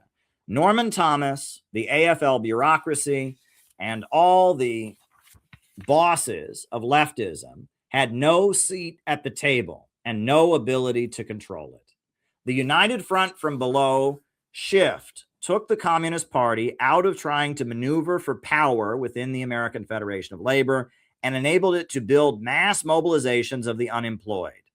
International Unemployment Day on March 6, 1930, resulted in mass mobilizations across the country and a riot in New York City's Union Square. The Communist Party built the Bonus Army, an encampment of former U.S. military personnel who occupied the National Mall, demanding pensions for veterans of the First World War, until it was forcibly dispersed on July 28, 1932, with 2 deaths. The Communist Party's unemployed movement shook the country. And I actually have a photo display of the Bonus Army. 43,000 veterans were organized by the Communist Party in 1932 to occupy the National Mall. They set up tents along the National Mall, and they occupied it, demanding that they receive a veteran's pension. Right? If you're a military veteran and you get any veterans benefits, you've ever been to the VA hospital, you can thank the Communist Party for that, because they organized 43,000 veterans to occupy the National Mall for the Bonus Army and demand it. And the army was sent out to clear them, to clear their encampment with tear gas. 2 people died. It's a wild story, but it was communists who organized the veterans during the Great Depression to fight for demanding a veteran's pension with the Bonus Army. It was a great moment. So I just wanted to show you that's a picture of the bonus army. And they arrived from around the country on trucks. They set up an encampment on the National Mall. Yeah, it's pretty wild. There are many layers to understanding this important pivot by the Communist International. One important reality was that Stalin was actively seeking foreign investment in the USSR. While the consensus among the Western elite was a total boycott and embargo against the USSR, certain captains of industry were happy to trade with the Soviet Union. General Electric, owned by the Morgan dynasty, was contracted by the Soviet Union to help build its power plants. Fred Koch, the father of the right-wing Koch brothers, had been nearly bankrupted by the oil monopolies of America, who rejected his new, more efficient method of thermal cracking. Stalin hired Fred Koch to run the Soviet oil industry. Henry Ford helped establish Soviet auto plants. The liberal and social democratic establishment condemned this. It was the Fabians, the Rockefellers, and the Atlantis establishment that insisted on a boycott of all things Soviet. And these rich and powerful liberals funded and directed social democracy to refuse the communist offer for a united front. Those who were willing to break ranks with their own class and be hired to do business with the USSR were the industrialists, the captains of industry, who loathed the entrenched banking elites and sought to advance their own profits. Many of these very industrialists who embraced the USSR in the early 1930s would become fascists in the hopes of crushing the industrial unions in the following years. The bulk of the labor movement in the United States and Europe was run by social democrats. The communists had worked tirelessly to form factions within their unions. 1928 marked a shift where the communists built their own labor unions, organizing the unorganized. In 1928 marked the strike of textile workers, black and white together, in Gastonia, North Carolina. When the striking workers were kicked out of their company houses, the Communist Party helped them construct a tent city protected by armed guards. The strike resulted in a shootout, with the sheriff and Fred Beale and other labor organizers fleeing to the Soviet Union to avoid prosecution. And here's a photo from the famous Gastonia, North Carolina strike of 1928, where those are textile workers kind of facing off with the National Guard. There was a miners' strike in Pennsylvania in 1931, led by the National Miners Union, a communist-controlled alternative to the United Mine Workers that was part of the Trade Union Unity League. Harry Haywood, an African-American leader of the Communist Party, who had merged into the party as a leader of the African Blood Brotherhood, recalls the strike in his autobiography, Black Bolshevik. Quote, "Upon arriving in Pittsburgh, I proceeded immediately to the Yugoslav Hall, where a meeting of the Central Strike Committee was proceeding. Representatives from all fields had assembled to vote for the strike and issue the general strike.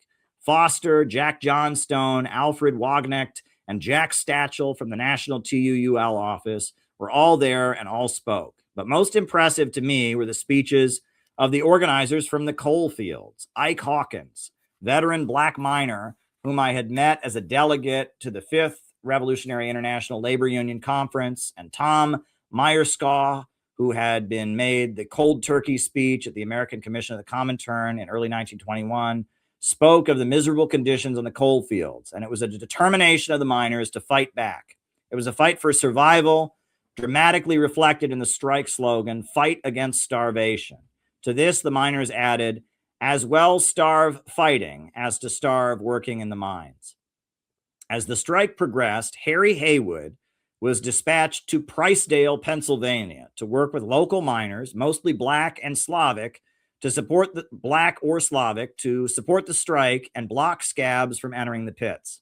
He described arriving in the small mountain town near Pennsylvania's border with West Virginia. And this is a photo. These are photos from this strike in 1931, right, of the coal miners' strike in Pennsylvania. I was introduced to Cut Grant, the chairman of the local strike committee. I repeated verbatim what I had learned from the call and summarized the discussion of the strike committee in Pittsburgh. My remarks were, on the whole, well received, but I quickly noticed that only a few black miners were at the meeting. I had been informed that the Pricedale mine had a large black force, but where were they? Most labor unions at the time were racist, some including whites only in their bylaws. The United Mine Workers of America officially banned racial discrimination in its bylaws in 1890, but routinely looked the other way as locals prevented black workers from working in the mines. As a result, miners' strikes were routinely broken by scab labor from African Americans who saw it as their only opportunity to get work in the coal mines. The Communist Party's unions were always racially integrated, and in Pricedale, where Harry Haywood was assigned, this was extremely important. Quote, in many locals, blacks worked with recent European immigrants. In some places, the latter were even the majority. But blacks were elected to union positions, president, vice president, or secretary, because they were the only ones who could speak English. In Pricedale, however, blacks had come into the mines later, most of them brought in as strike breakers as late as 1927. Cut Grant, a slightly built, wiry figure, was a strong and courageous fighter of many mine battles and a recognized rank and file leader. He was also afflicted with the white chauvinist illness. I remember how his face fell when I stepped onto the platform and Bill Dunn introduced me as a National Miners Union organizer.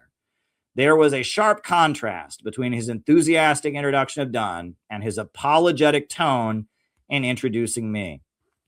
Regardless of being viewed with suspicion by the local white miners, Haywood threw himself into the strike, organizing pitched battles to close the pit, facing down cops and company thugs. Quote, I became immersed in the work of the strike. Our immediate target was to close down the Pricedale mine. Every day there was a picket line. Finally, we called a special day. Every shop in town closed. All the small merchants turned out for the picket line. The line was led by Cut Grant, Ghetto, and myself. The state police were also out in force. They were hard-bitten lot. Each of them looked a one-man army with a 30-30 Springfield rifle in his saddle holster, 45 Colts, long riot clubs, and helmets. I sized them up as ex-Marines, former Army non-coms. As I passed by, I overheard the corporal say to one of them, see that N-word there? He's the union leader. Keep an eye on him, trying to scare me off. In addition to the state police, there were coal and iron police, private cops employed by the coal companies. They carried on a campaign of terror in the company patches around the mines. Just a few days before I arrived, they had smashed the picket line at Pricedale using tear gas, clubs, and machine guns. 3 miners were shot. It was the worst rioting Western Pennsylvania bituminous fields in 9 years. The black miners were not responding to our organizing efforts, however, and the Pricedale mine stayed open. Starting in 1931, the same year as the coal strike, the Communist Party's International Labor Defense had taken up the case of the Scottsboro Nine, or the Scottsboro Boys. These were 9 black youth in Alabama who were accused of rape and sentenced to death for having been in the same train car as 2 white women. After a huge national and international effort, the Communist Party was able to get the NAACP involved, and the convictions and death sentences were thrown out in 1936. Haywood's autobiography explained how he organized a meeting about the Scottsboro case in Pricedale as a way to connect the local black community with the National Miners Union and win their support for the strike. It occurred to me that I might use the Scottsboro issue as a handle. I talked it over with Ghetto and Grant, suggesting that a meeting supporting the Scottsboro defense be called jointly by the National Miners Union and the League of Struggle for Negro Rights. There was no League of Struggle for Negro Rights in the field, but I felt as the national secretary, I had the authority to use the name. I suggested we try to get a hold of the International Labor Defense famous black orator, Richard B. Moore, who was touring the country on behalf of the Scottsboro Boys. I suggested we issue a special leaflet to the black miners, advertising the meeting, asking them to come out and hear the latest on the Scottsboro Boys. They agreed, and we put out a special leaflet which included special demands of the black miners against discrimination. Richard B. Moore, who was brought to this remote area of Pennsylvania to win the black community to support the strike and push white miners to drop their white chauvinism, was a black revolutionary born in Barbados. Like Haywood, he had merged into the Communist Party with the African Blood Brotherhood. Moore eventually established and managed the Frederick Douglass Book Center in Harlem, a center used by black nationalist and communist groups from 1942 to 1968 at what is now the site of the Adam Clayton Powell office building. And this is a photo of Richard B. Moore, the communist African-American leader. Haywood recalls how Moore moved the audience of thousands of black and white workers. The meeting was held on a hot Sunday afternoon under a large tree in Fairdale, a neighboring town where our strike headquarters were set up. Several thousand people, miners and their families, turned out, and for the first time, black faces were among them. It seemed the entire black community had come out. Richard B. Moore was at his best. He spoke for over 2 hours about the international situation, the crisis, unemployment, Scottsboro, and the miners' strike. He linked them all together and was frequently interrupted by applause as his ideas stuck home with the audience. He ended with a rousing plea for unity of black and white miners in the strike. The people were just spellbound. Cut Grant came over to me, eyes moist with emotion. He could hardly speak. My, I've never heard a speaker like that before. Moore's speech seemed to have purged Grant of his white chauvinism.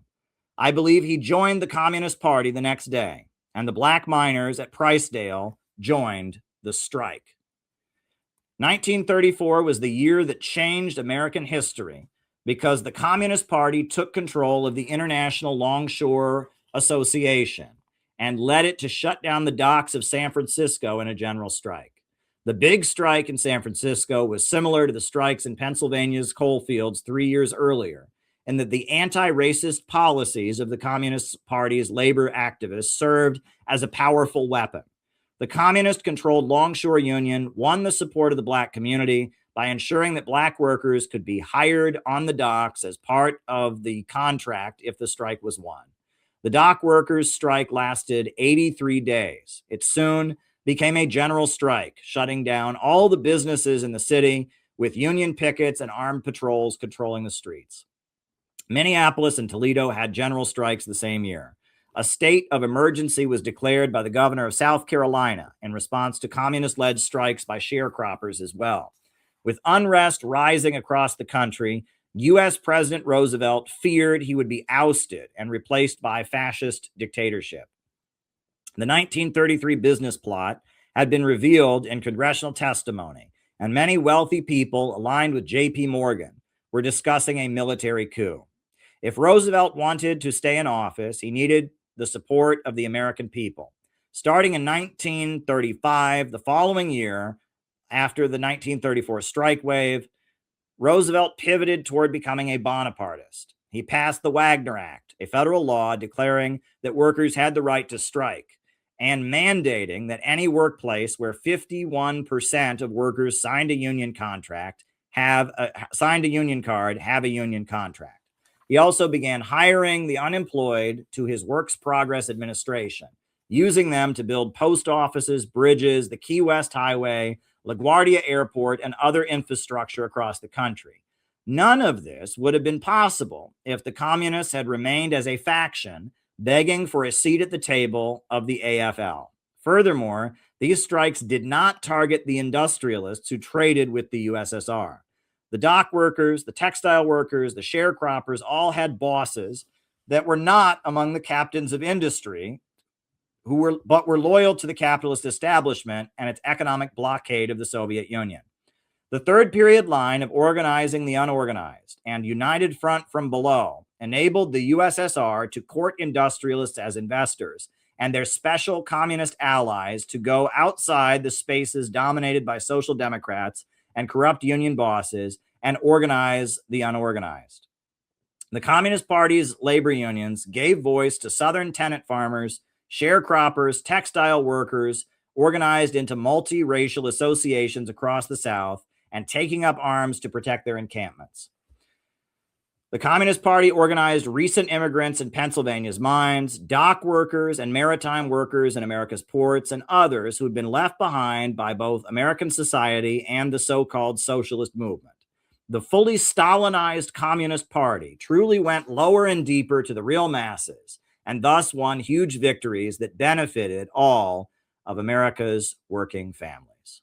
Chapter 8, The Essence of Stalinization. 1928 marked a significant shift in the tone of communist literature. Marxism was known for long polemical tracts and philosophical screeds. Starting in 1928, the communist parties began to put out a very down-to-earth, coherent message. William Z. Foster's 1932 book, Towards Soviet America, is a great example.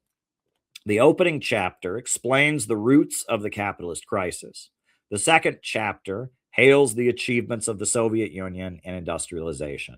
The third chapter exposes the various attempts to liquidate the crisis by reformists and others. And the next chapter hails the Communist Party's revolutionary way out. And the final chapter lays out the vision of the United Soviet States of America. Moishe Olgin's Why Communism? Plain Talk on Vital Questions speaks with a similar clarity. Trotskyists and even anti-communists all can tell that starting in 1928, when Stalin, a seminary school dropout from Georgia, began leading the global communist movement, something changed in the way it presented its message and organized. The literary shift makes sense when understanding Stalin's experience as an organizer. While Lenin and other Bolshevik leaders had written theoretical screeds for Iskra, Stalin had been the editor of Pravda, the daily publication distributed by the Bolsheviks to factory workers prior to the 1917 revolution. Pravda was known for its worker correspondence, short, often anonymous letters describing conditions, inspiring action, and briefly stating political points in clear language. In the way the terms are described in What Is to Be Done, the daily newspaper Pravda was agitational, while the theoretical journal Iskra was propaganda. Stalin was an agitator who had a long career organizing workers of different nationalities throughout the Russian Empire. There was always a spiritual quality to Stalin's rhetoric. Another aspect of him, the cosmopolitan Trotsky fumed against. Stalin biographer Simon Sebag Montefiore writes, quote, Stalin was hostile to bumptious intellectuals, but he was less so with the less educated worker revolutionaries who did not arouse his inferiority complex. He played the teacher, the priest. The workers listened reverently to this young preacher, and it was no coincidence that many of the revolutionaries were seminarians, and the workers often pious ex-peasants. Trotsky, agitating in another city, remembered that many of the workers thought the movement resembled the early Christians and had to be taught that they should be atheists. Stalin had a deeply spiritual attachment to the peoples of the Russian Empire, in particular the peasantry, while Trotsky was loyal to a Western European radical movement. Stalin had a deep connection with the people he spent his life organizing, people who did not live in a sea-based global trade system, but rather came from tribes and nationalities that had lived in the same landlocked regions for thousands of years. Russian political theorist Alexander Dugin has fit the shift from Trotsky to Stalin into his geopolitical understanding of the Cold War.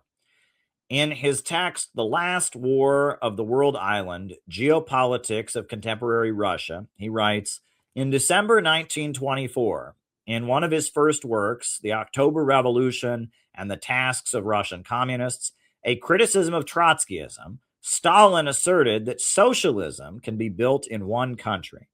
The new theoretical attitude toward building socialism in one country was secured at the 14th Party Congress of the Russian Communist Party Bolshevik in December of 1925. Later on, building socialism in one country became an axiom of Soviet policy. Soviet Russia in the Stalin period represents a new version of the great tyrannic Eurasian Empire, the core of land-based civilization. Trotsky, while he was still in the USSR and with yet greater persistence after his immigration, advanced the idea that Stalin's state betrayed communism and recreated an imperial bureaucracy of the czarist type on a new stage. Thereby, Trotsky tore socialism away from its Eurasian context and ascribed the peculiarities of the USSR, which he criticized, to a return to a national Russian strategy. A very different point of view characterizes some contemporary Marxists, for instance, Constanzo Preve, who see an internal connection between socialism and continentalism, the civilizations of the land, and thereby consider the victory of socialism in land-based Russia and in other land-based traditional societies, China, Vietnam, Korea, etc., not an accident, but a regularity. Trotsky loved New York City and the West, so much so that when the Russian Revolution came in February of 1917, he regretted leaving for his homeland, writing, quote, "It would be a gross exaggeration to say that I learned so much about New York. I plunged into the affairs of American socialism too quickly, and I was straightway up to my neck in work for it. The Russian Revolution came so soon that I only managed to catch the general life rhythm of the monster known as New York City. I was leaving for Europe with the feeling of a man who had only a peep into the foundry where the fate of man is to be forged. My only consolation was the thought that I might return. Even now, I have not given up that hope." In 1928, the national headquarters of the Communist Party USA was moved from New York City to Chicago. Foster explained in Toward Soviet America that the capital of a future USA would be in the heartland, not in Washington, D.C. Quote, "The National Soviet government, with its capital in Chicago or some other great industrial center, will consist of a Soviet Congress made up of local delegates and meeting annually or as often as need be to work out the general policies of the government." The shift of the Communist Party from the city where the Hudson River meets the Atlantic, that is the home of Wall Street, to an industrial center in Illinois, where the meat packers had been organized in unions and daily hunger marches and communist-led strikes were taking place, was no accident. Trotsky was a socialist of the Atlanticist, globalist variety who wanted chaos and permanent revolution. Stalin was Country Joe from Georgia, a man who grew up among farmers and built unions and would preside over mobilizing his people to rapidly industrialize and defeat the most ruthless foreign invasion imaginable and eventually conquer outer space. The process of Stalinizing the Communist Party involved the following. 1. Breaking from social democracy, United Front from below, forming independent unions, the American Federation of Labor, outside the American Federation of Labor, opposing the Socialist Party as an enemy, building an independent, unemployed labor movement aimed at recruiting among the population, not negotiating or competing with the established leaders of the working class movement. 2. A new, clearer style of rhetoric. Communist pamphlets explained politics clearly, laying out a vision of Soviet America for mass consumption. 3. Headquarters in Chicago, not New York. Moving the headquarters of to the heartland of America and focusing on organizing Southern workers, Black people, and others who were unorganized. 4, a new focus on action. The Communist Party was no longer a tendency contending within leftism, but was what modern historians would call a cult of action. The slogan was, "Don't starve, fight." The Communist Party had a tone of go, go, go, constantly expanding its ranks and visibility with massive demonstrations and daily outreach. The Stalinization of the global communist movement and the Soviet Union was overwhelmingly positive. It led to the Soviet Union industrializing and communist organizations asserting their own strengths as organizational powerhouses, no longer trapped by positioning themselves within the left. The changes in global communism that came after 1928 were a continuation of Bolshevism and the struggle against revisionism. Just as Lenin had condemned the Second International as part of the imperialist system and built an illiberal organization with new methods, Stalin led the Soviet Union and built an international movement based on principles that even less resembled Western radicalism. And now, Chapter 9, 2 Stalinist Parables. To illustrate what the Stalinization of the Communist Party USA really meant in terms of its rhetorical style, I have below republished almost verbatim 2 parables from communist literature of the era. The first is an excerpt from the book Labor's Untold Story, which was written and published by the United Electrical, Radio, and Machine Workers of America, UE.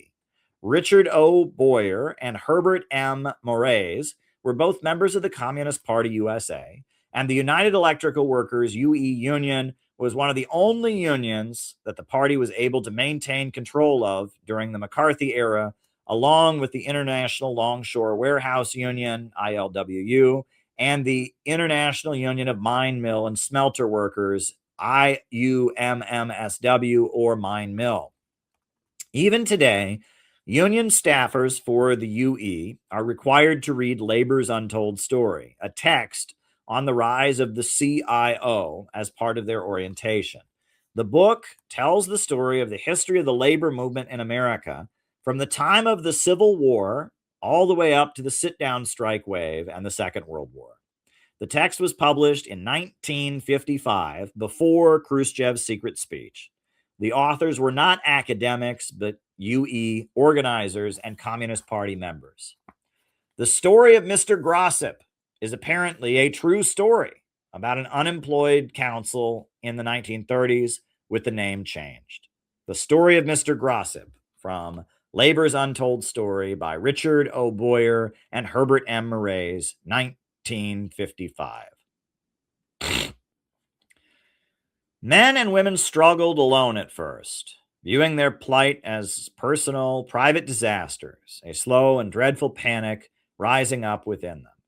Such was the position of Peter Grossip, a working-class man with a habit of comfortable silence, a skilled cabinet maker who had worked for 20 years at the Tonti Custom Furniture Company in a Midwestern city of 300,000.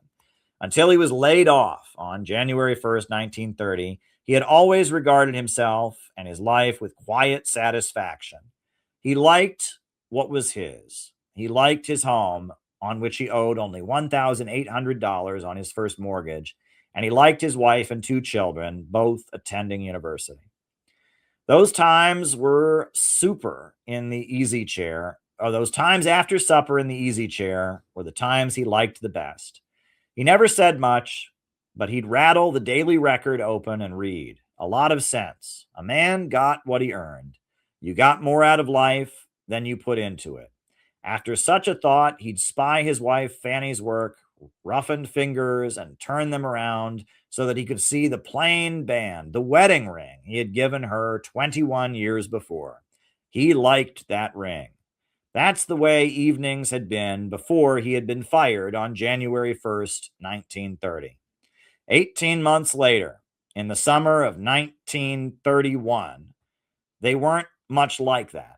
Mr. Grossip still sat in his easy chair, but he sat there all day now, turning things over in his mind, trying to see where he had made his mistake. Maybe if he had gone into electrical engineering, something with a future, things wouldn't have gone this way. It wouldn't be so bad at first. Sometimes he would leave the house all dressed up in his best, and then he'd walk fast with his back very straight, his face carefully held to the bright alertness, trying to look as if he were hurrying to an important business meeting. But he always ended up in the park. He had $312 in the First National Bank when he was laid off. If it hadn't been for payments on the mortgage, $58.50 a month, it would have lasted longer. He still hated to part with his watch and was still always groping for it. It gave him an empty feeling, just like his vacant pocket when his hand reached for what wasn't there.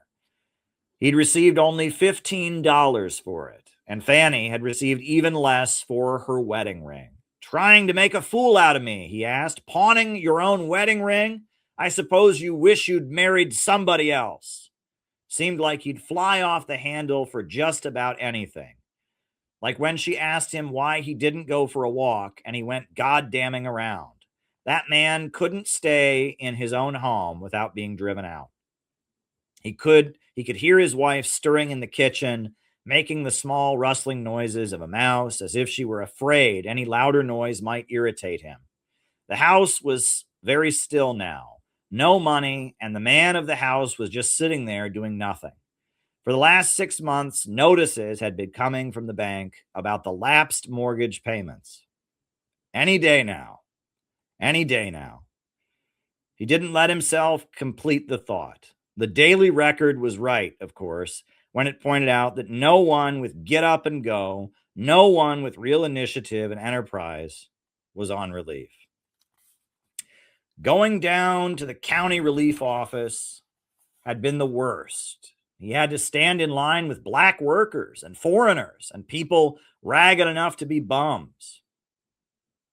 As a taxpayer and solid citizen, he never believed in the dole. Sure, he was a union man, but the AFL didn't believe in it either. And when he hadn't gone there until Fanny and he had been hungry, he'd tried to explain to the social worker at county relief that his case was different. He wasn't a bum. When he got on his feet again, she had given him a tired smile meant to be friendly, but seeming mocking to Mr. Grossip before saying, "Next." It was hard for two people to live on $12 a month. If he could only borrow some money for the mortgage, he called the bank, but they said it was too late now. The case was in the courts. There would be a judgment any day now. His wife was standing in the kitchen door looking at him.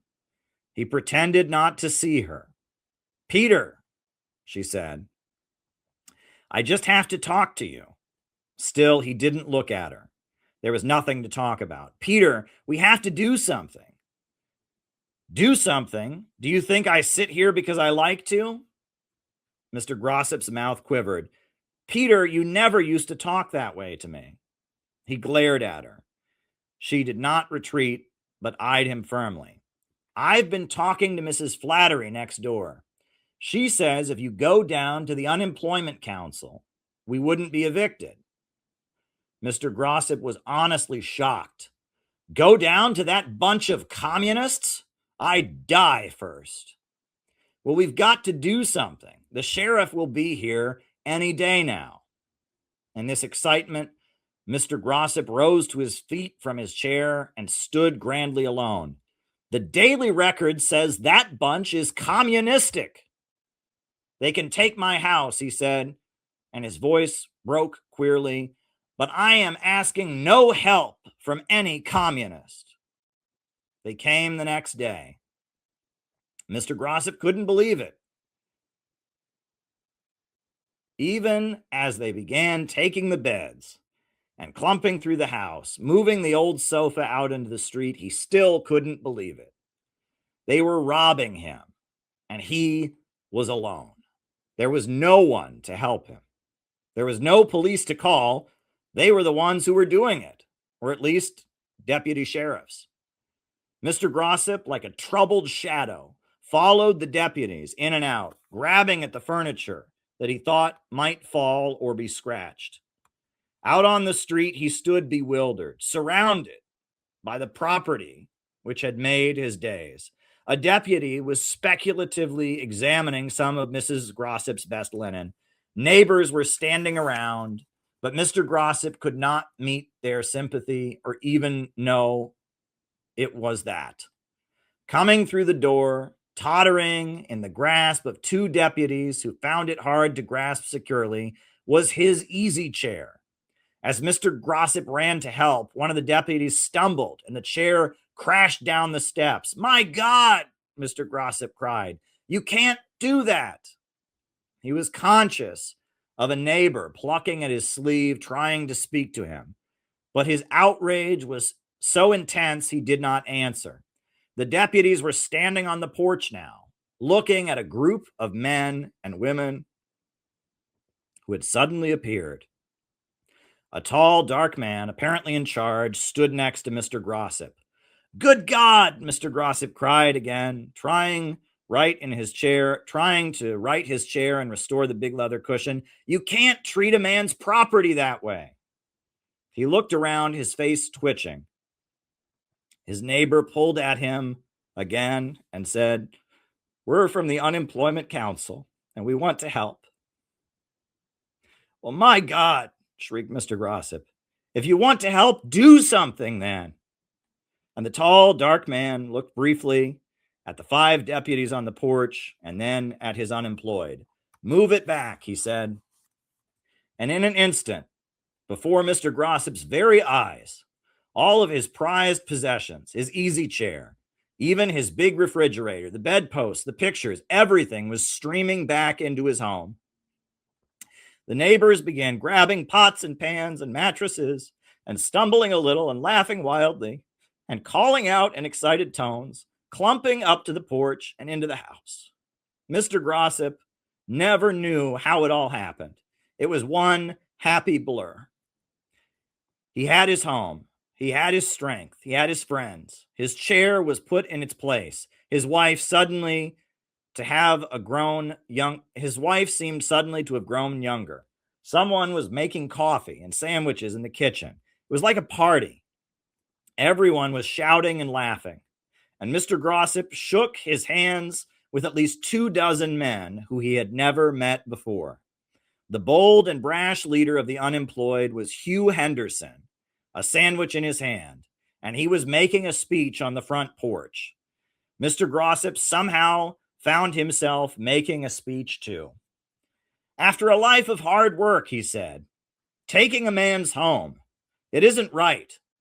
They put my chair, everything out onto the street. I worked hard my whole life. It isn't right." And there were cheers, and some of the crowd went away. "We'll stay for a while," Mr. Henderson said, "to be sure that the police won't come back." A great tension, an awful loneliness was slowly seeping from Mr. Grossip's veins. He hadn't known how miserable he had been. A man couldn't do anything by himself. He hadn't known how many people had been going through the same thing. Something had happened to him. He felt as if he had broken from the prison of his baffled self. No longer did he sit at home all day.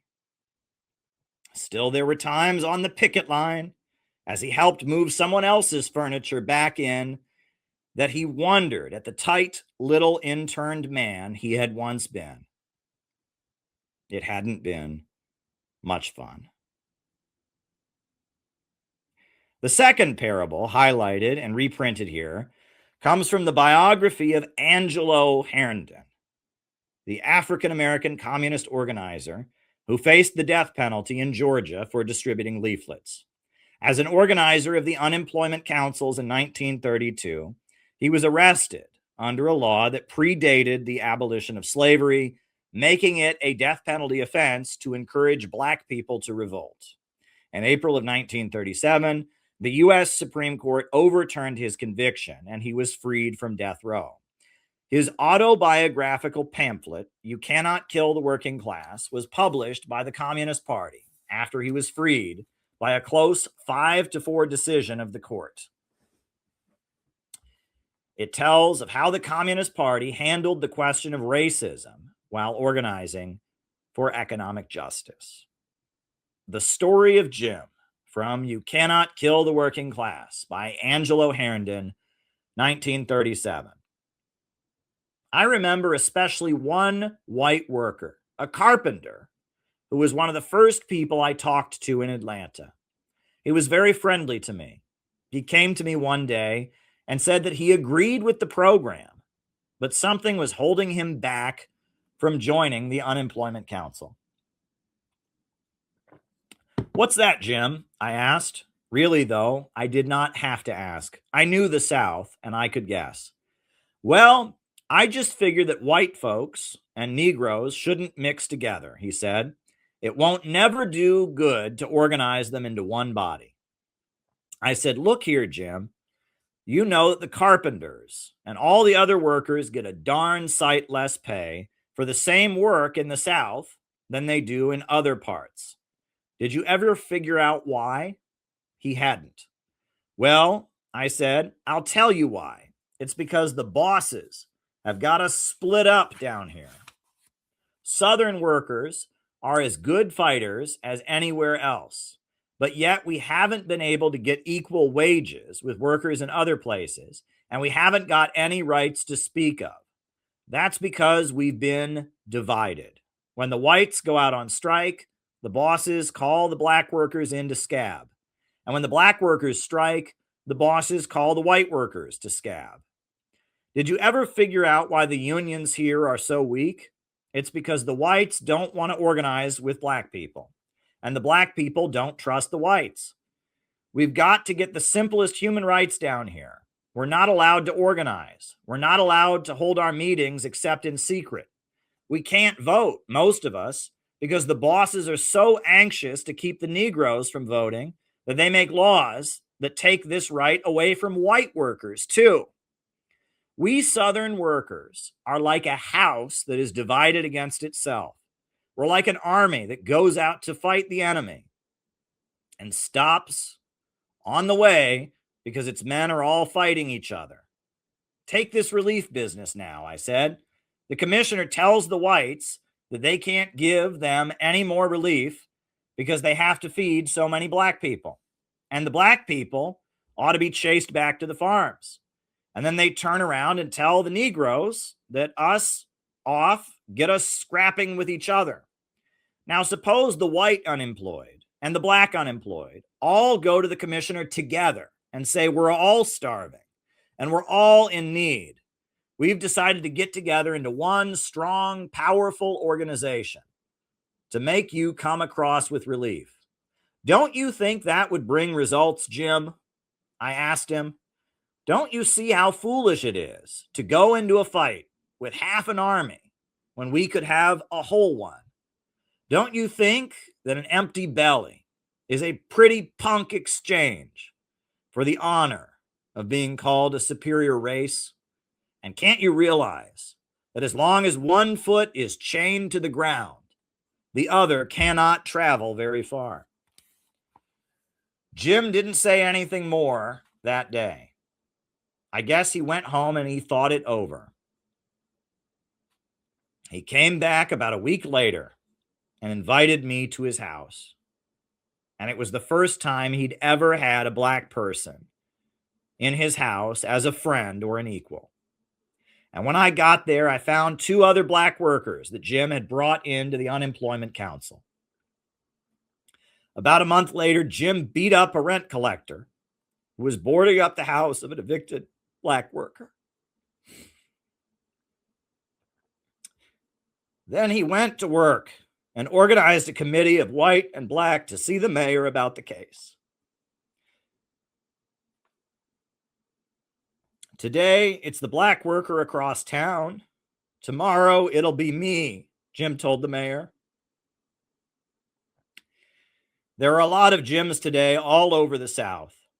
We've organized a number of block committees of the unemployment councils. We've got rent and relief for a large number of families, and we've agitated endlessly for unemployment insurance. In the middle of June of 1932, the state closed down all the relief stations. A drive was organized to send the jobless to the farms. We gave out leaflets calling for a mass demonstration at the courthouse to demand that relief be continued. And about 1,000 workers came. 600 of them were white. We told the commissioners we didn't intend to starve. We reminded them that $800,000 had been collected by the community chest. The commissioners said there wasn't a cent to be had. But on that very day, the commissioner voted $6,000 for relief to the jobless. Stalin did not personally write either of these stories, but Stalinists did. And they carry with them key signatures that go right back to Moscow, to the big boss himself.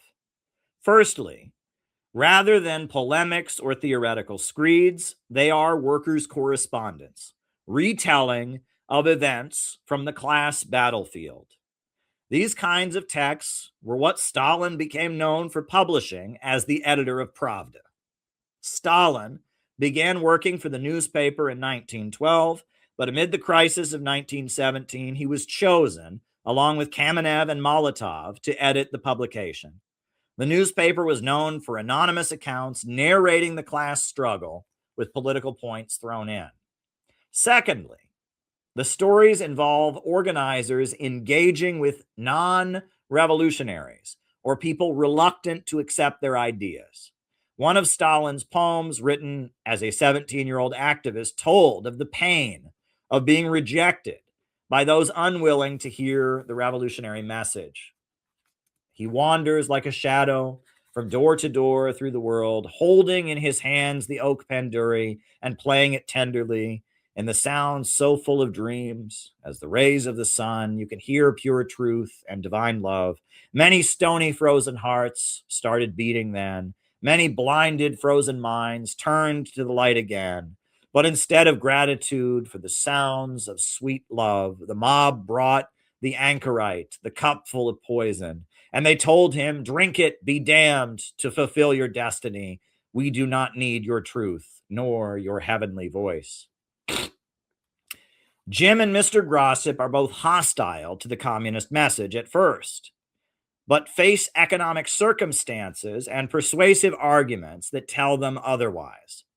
Stalin spent his life prior to 1917 going to different corners of the Russian Empire, engaging with hostile people and winning them over to join the Bolshevik-led unions and organizations that led them in struggle.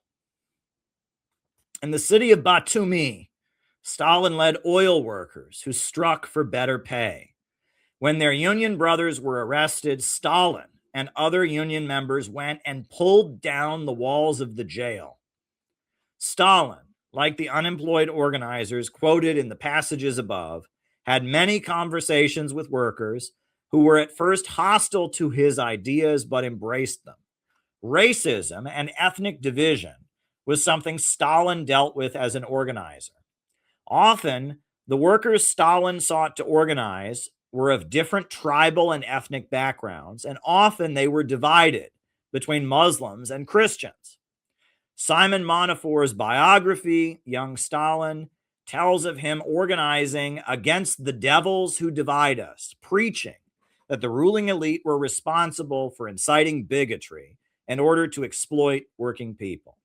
Thirdly, both stories are themed around a very Christian theme of redemption.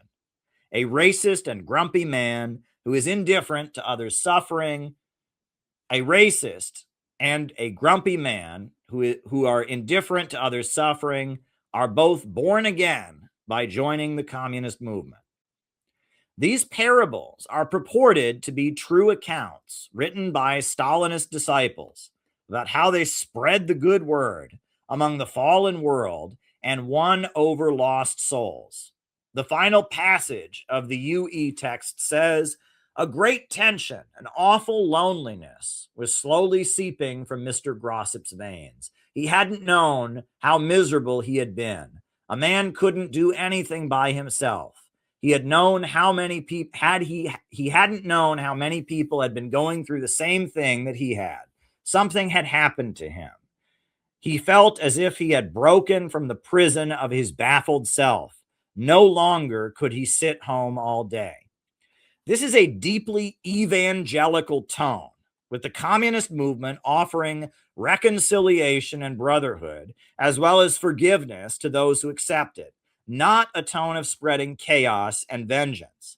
The revolutionary movement offers protection from the cruelty of an unjust world and love and connection with others. Both Jim and Mr. Grossip are men of privilege, taught they are superior, but yet they overcome their racism and arrogance. They come to humble themselves, standing arm in arm with and fighting alongside with those they once looked down on as inferior.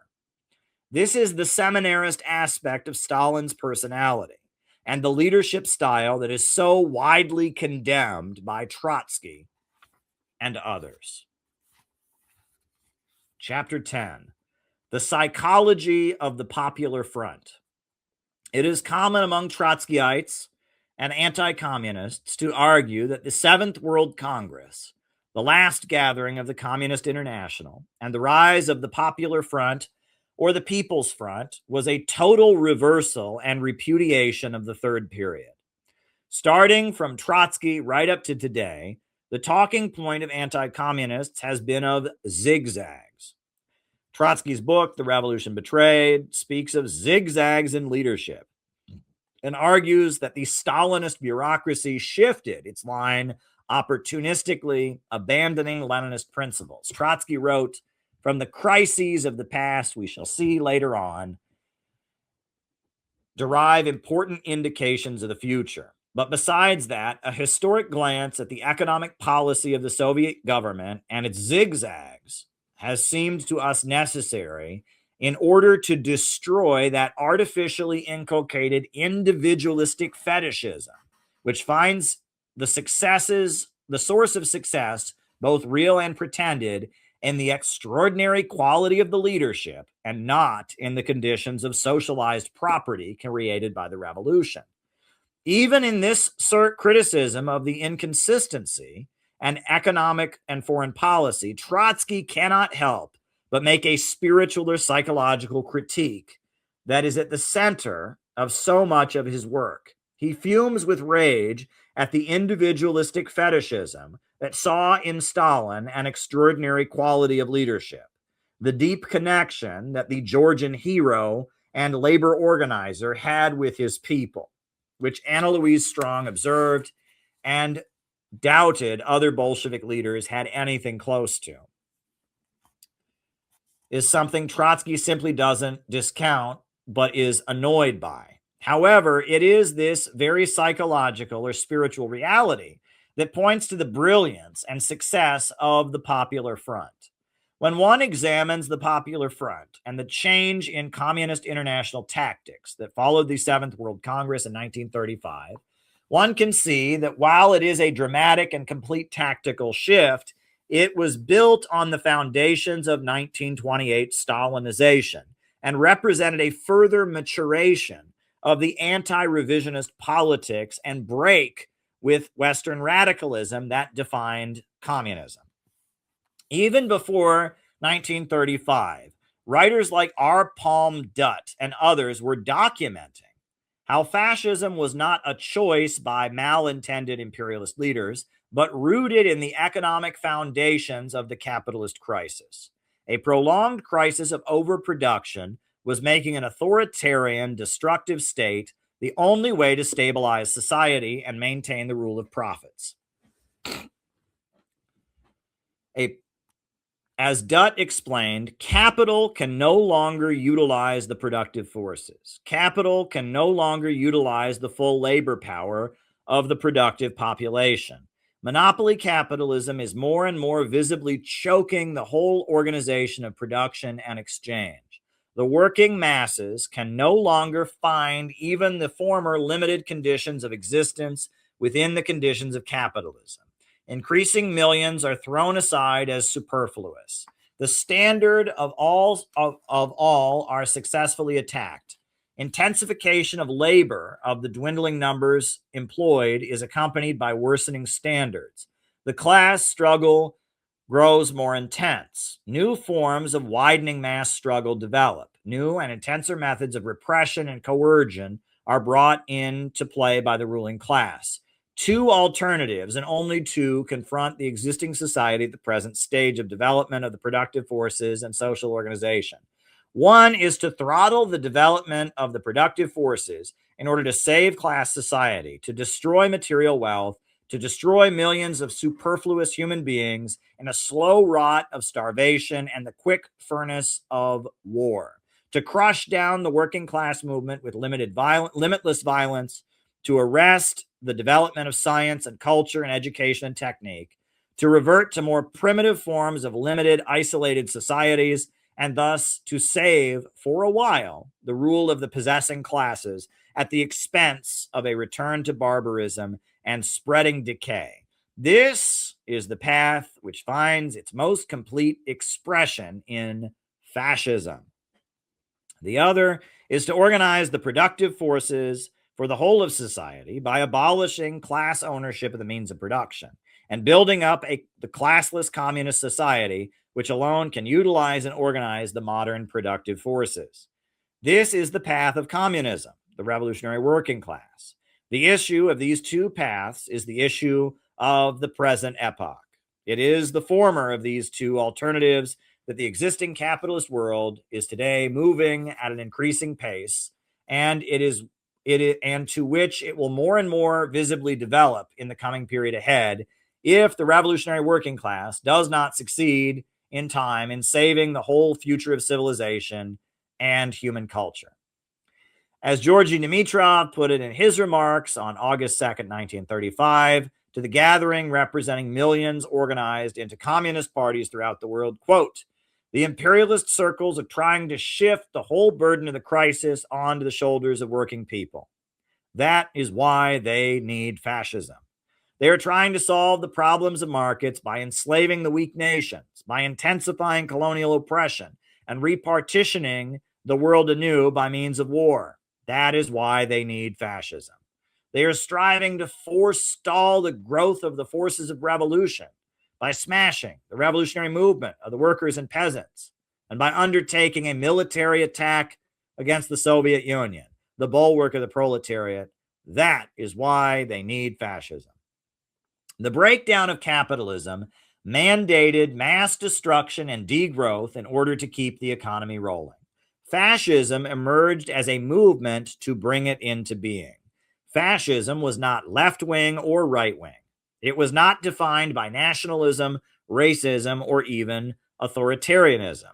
Dutt's groundbreaking work showed that fascism was not an ideology, but a political mishmash thrown together to build an authoritarian movement to enact the needs of big capital amid a crisis.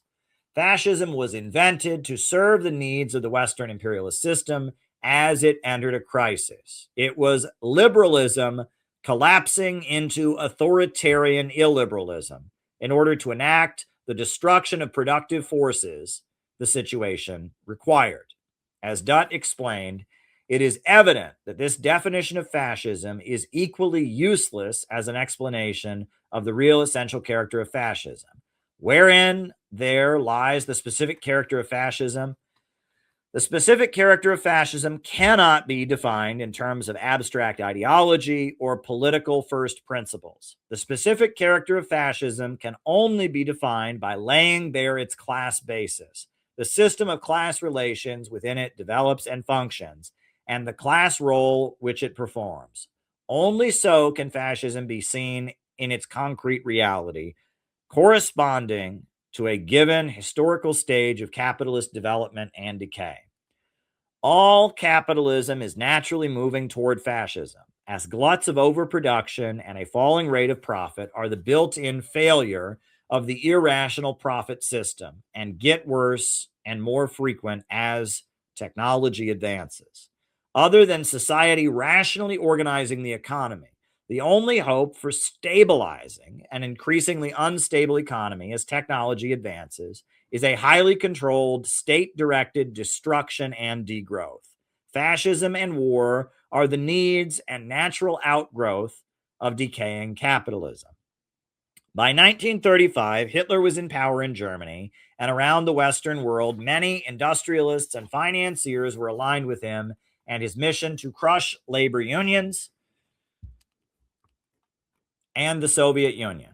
Whereas the British and American banking elite saw Germany as a rival imperialist power, reasserting itself, and were willing to tolerate the expansion of industrial unions and court the USSR as an ally in the struggle against it.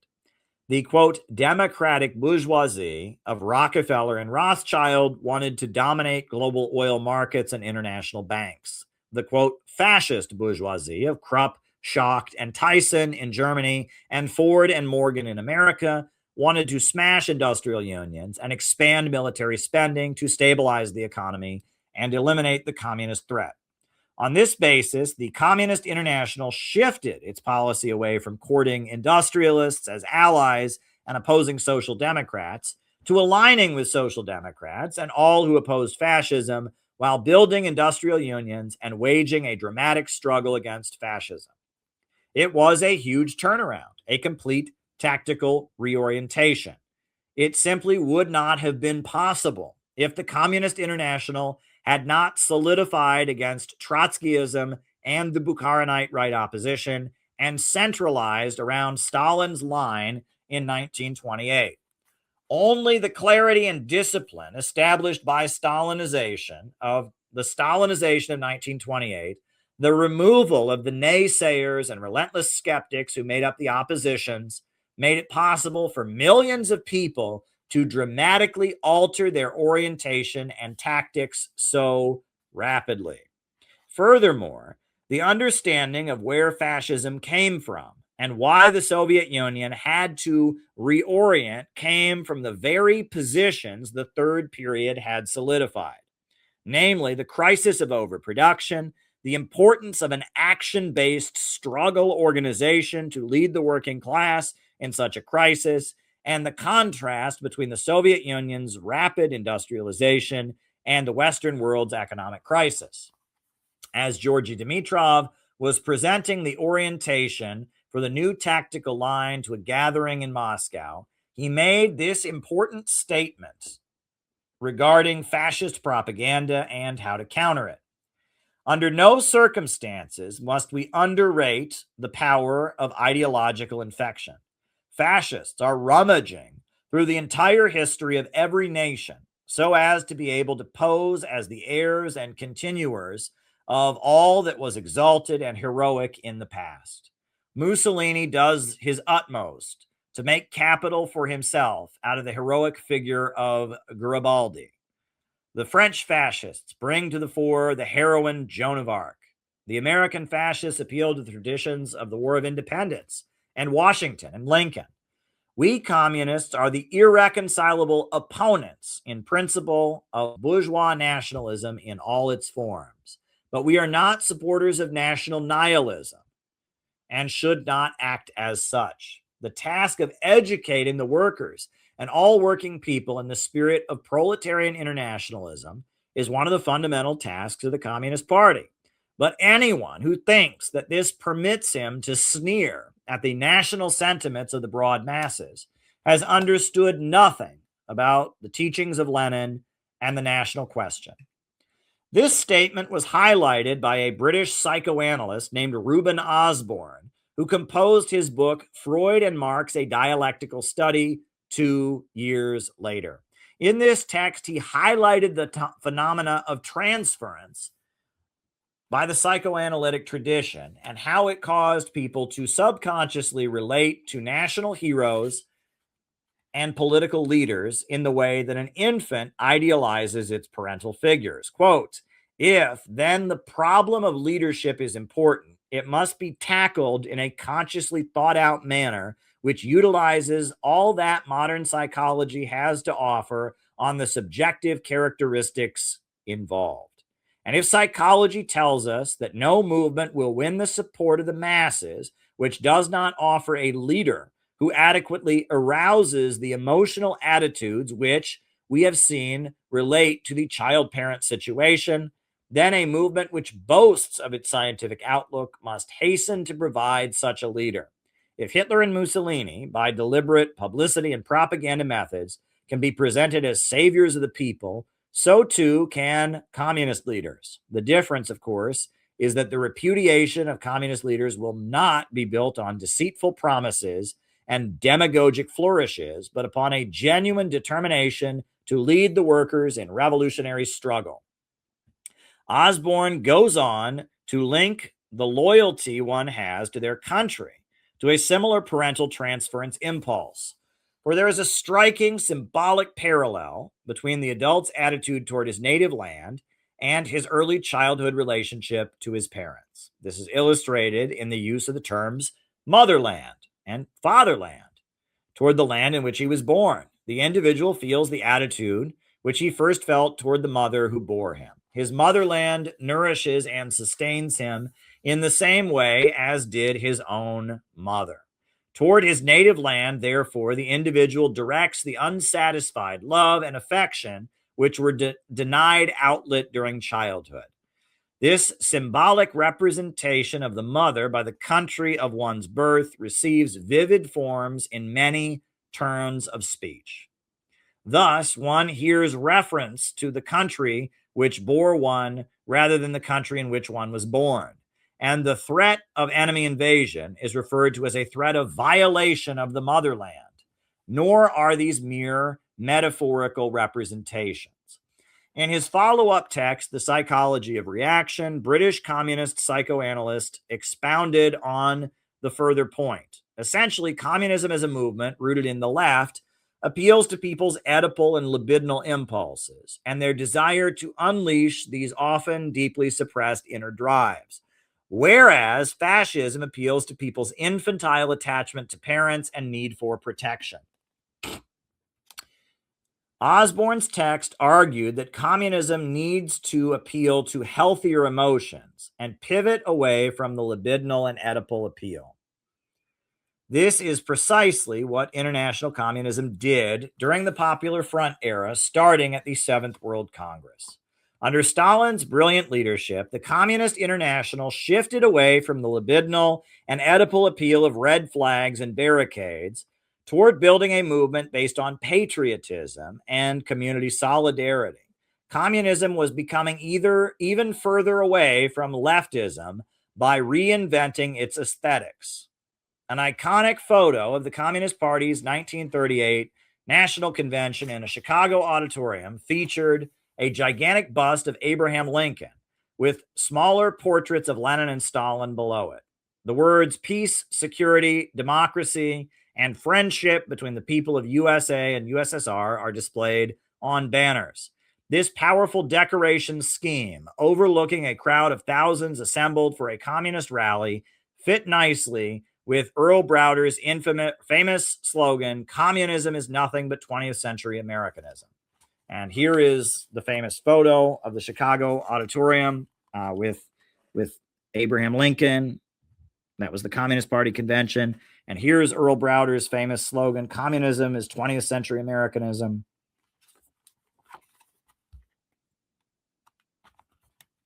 For Earl Browder's 1936 presidential campaign, an anthem was composed called "The Man from Kansas," presenting him as a man from America's heartland fighting for the common people in line with the traditions of Lincoln and Jefferson. This was even further anti-revisionism. Communism was not a form of leftism seeking to behead the king and spread chaos. During the brilliant pivot of the Popular Front, communism was the expression of the democratic aspirations of every Western nation, armed with an understanding of the economic foundations of fascism. Communists were the most loyal patriots, building the movement against fascism that would ultimately necessitate rationally organizing the economy to serve the needs of the working class.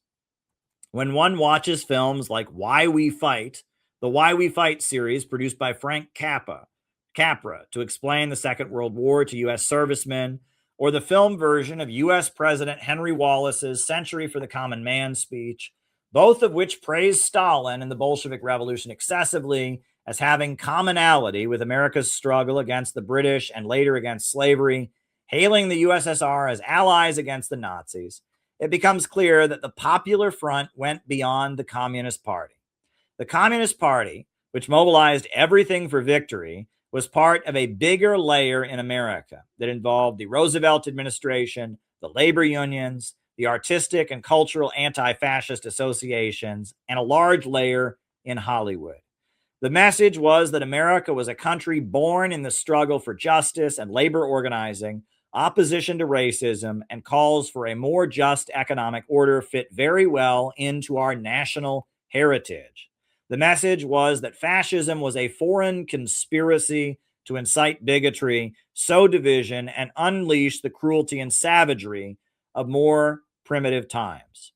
So many films and works of art from this period, including the many social realist paintings on the walls of post offices and public buildings created by Roosevelt's Works Progress administration, depict this optimistic, pro-working class, anti-racist message. One cultural piece that emerged during the Popular Front years and has remained part of American TV, movies, and comics for the last 80 years was the fictional character called Superman. The comic book was first published in Cleveland, Ohio, 1939. Superman spoke of truth, justice, and the American way. He condemned racism. He fought for striking workers against corrupt employers. In fact, his nickname, Man of Steel, was a literal translation of the name Stalin. The Popular Front wasn't only in America. It was a global shift. Communism as a movement shifted to a tone of brotherhood, national pride, optimism, and progress, mixed in with anti-fascism, labor unionism, and a call for a new economic system.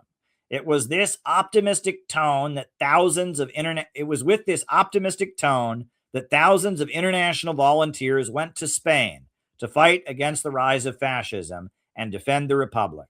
With this spirit, communists filled the streets of London to defend a Jewish neighborhood from Oswald Mosley at the Battle of Cable Street in 1936. In America, the Popular Front communists led the Great Flint Sit-Down Strike, when the victorious auto workers of the newly formed union marched out of their plant with a signed contract on February 11th, 1937, after having occupied their factory for 44 days and fought off police and company thugs. They carried an American flag. The single black worker in the plant was the one who carried it as a political statement of anti-racism, as part of the American spirit.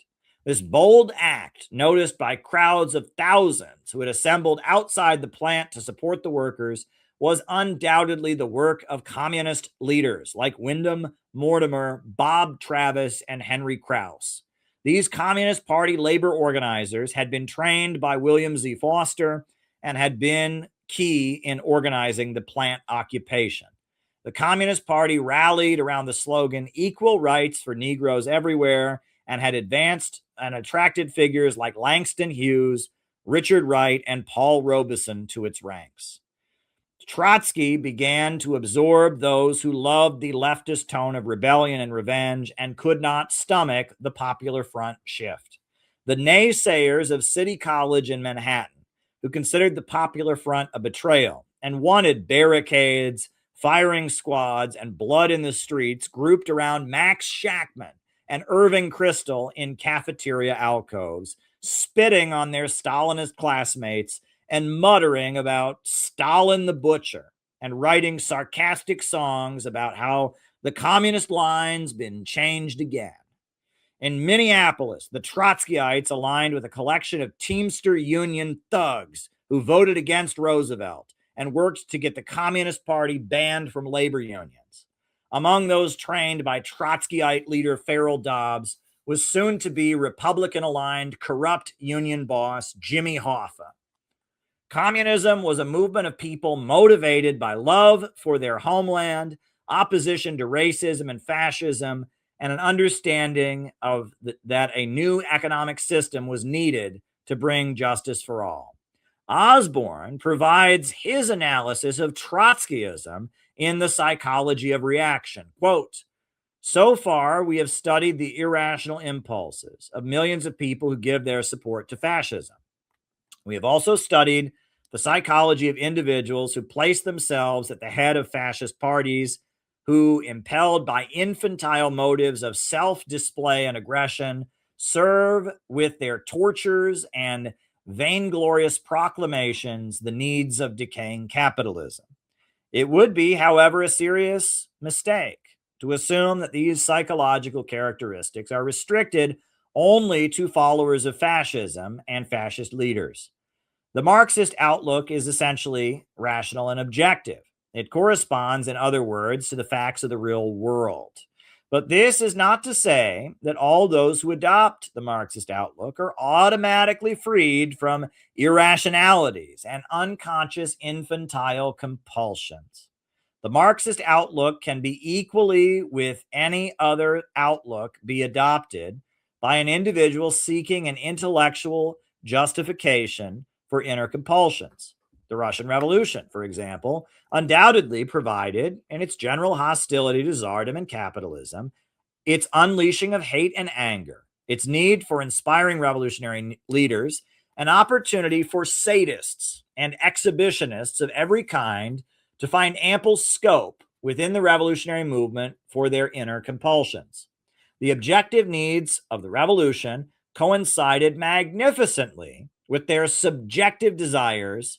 Talented exhibitionists like Trotsky and Zinoviev delivered flaming orations, became inspiring figures, and in the fulfillment of their exhibitionistic impulses, also fulfilled an objective revolutionary need.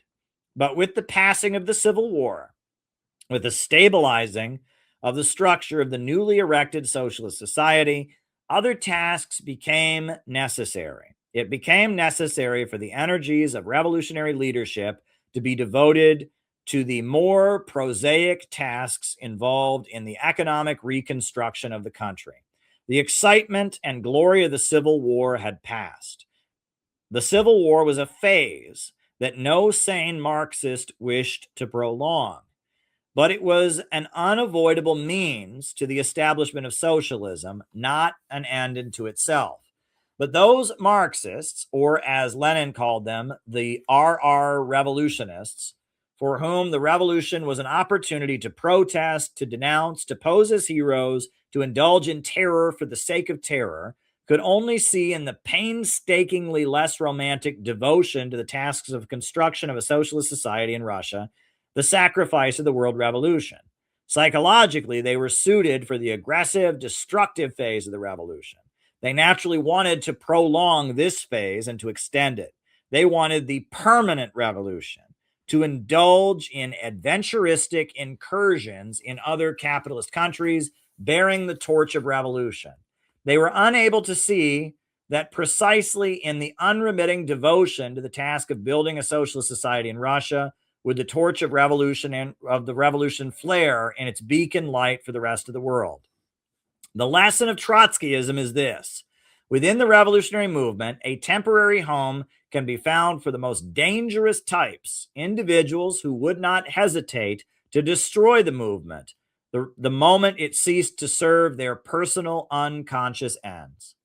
The fact that they are themselves completely unconscious of the impulses driving them renders them all the more dangerous. They are impelled to disguise the real underlying motives of their actions from themselves and others. They do so by a display of Marxist erudition and energetic work for the movement during the time that its interests coincide with their subjective desires. And because they are so strongly impelled, because the revolutionary movement has become for them an important source of gratification for their unconscious impulses, they often become talented, efficient, and unsparing in their energies. It was on the basis of the Popular Front and this political line that the communists took power across Eastern Europe in the people's democracies, on the Korean Peninsula, and in China. In each of these countries, The Communist Party program was not one of revenge, but rather a message of national unity, economic growth, and anti-fascism. When one reads Kim Il-sung's radio message founding the Democratic People's Republic of Korea on a modest program of redistributing land, confiscating property from Japanese collaborators, and creating an educational system and national health service, one gets a sense of how effective this approach was. A similar understanding can be found when one reads Mao Zedong's optimistic statements on creating a new China with a people's republic based on a block of four great classes. An amazing spiritual power flowed from communism in this era. This can be found in the pages of books such as Edgar Snow's People's on Our Side, or his account of the Chinese Red Army, featuring the first interview with Mao Zedong, Red Star over China. What communism was in the lead up to and aftermath of the Second World War was a complete repudiation of revisionism. It was the peoples of the land, the Eurasian world island, being unleashed to find an amazing heroism within themselves, to make great sacrifices and repel foreign invaders, not just in self-defense, but on the promise that a new world was possible if the brutality of imperialism and its fascist incarnation could be smashed. In the democratic fight to defeat fascism, with communists at the center of it, led by Joseph Stalin, we find anti-revisionism at the height of its strength, a mass movement of millions and millions of people motivated by love and brotherhood and hope for the future, overcoming nightmarish conditions and pressing forward. Chapter 11, The Roots of the New Left. What can be called the New Left originates among a group of Trotskyites and ex-Trotskyites assembled to oppose the Soviet Union's Waldorf Peace Conference in 1949. Sidney Hook, Irving Kristol, and a slew of others got CIA money to oppose this important gathering in New York City, featuring Shostakovich, Lillian Hellman, Will Geer, Albert Einstein, and Aaron Copland. Most of those hired were from the New York intellectuals, who broke with Leon Trotsky in 1939, just before his death, on the basis of opposing his position that the USSR was a degenerated workers' state, and instead arguing that it was bureaucrat collectivism or state capitalism, the same system as Nazi Germany. Equating the USSR with Nazi Germany was a popular fixation of this collection of anti-communist intellectuals. Hannah Arendt had written her screeds about totalitarianism. Mary McCarthy had echoed their sentiments. Susan Sontag and Theodor Adorno had made their careers expounding on this. Their critique of the Soviet Union was aesthetic. They did not simply hate Stalin.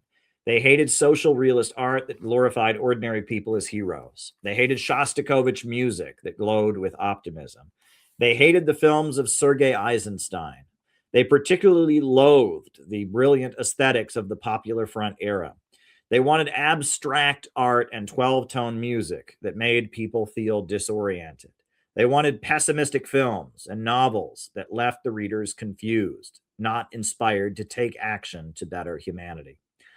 Stalin changed the global communist movement in a spiritual and aesthetic way, moving it away from the politics of rebellion and libidinal release toward a message of celebrating human solidarity, mobilizing construction, and uniting the different races and nations. The New Left that was consciously created by the U.S. intelligence apparatus starting in 1949 embraced the aesthetic Stalin had broken with and sought to mix in with it an element of lassitude and moral relativism.